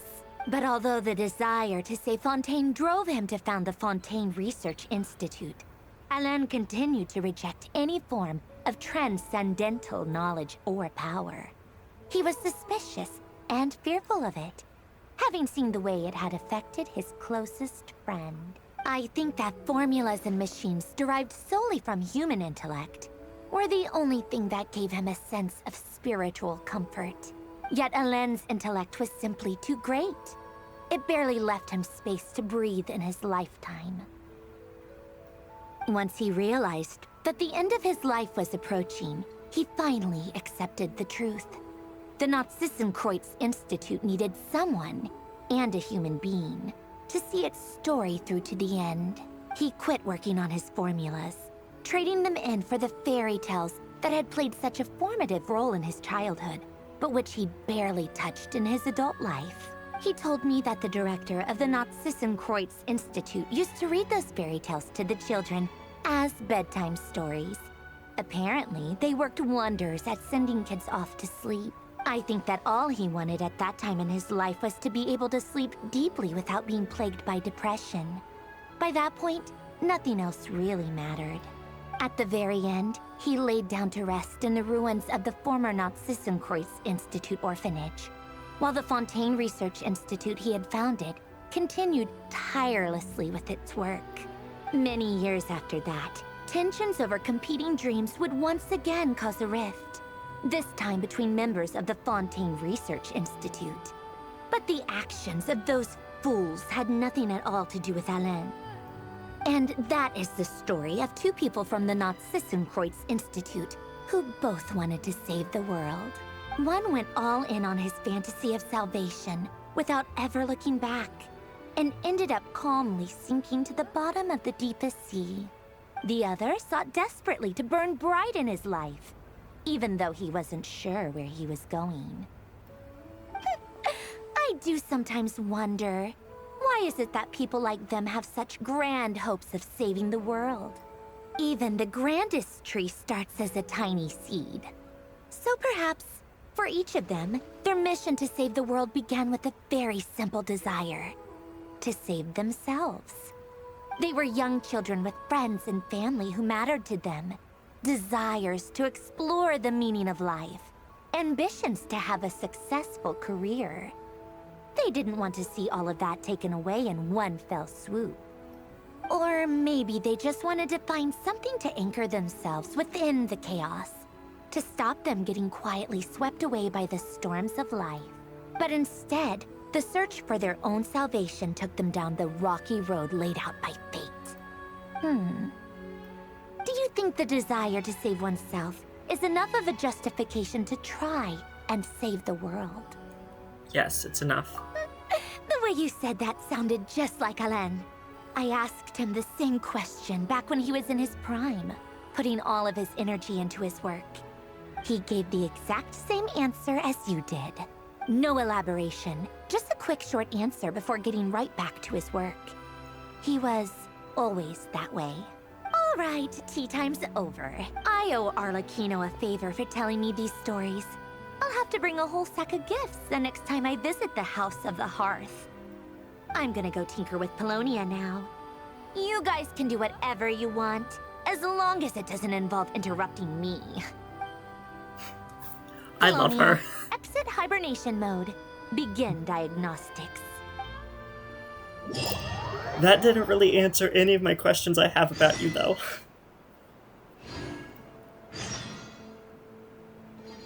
I'm sorry, what? Is this still going? Or was that a different quest? It just said... Whatever... Okay, it popped up with a quest, and I thought it was telling me... that I was continuing the Archon quest. It was probably this. Wow, that took a while. What am I looking at? No, stop that. That was Act 4, the Song of the Welkin Moon. That was a lot, but I really liked it. Anyway, as always, I have no outro, so that's where I'm going to cut it.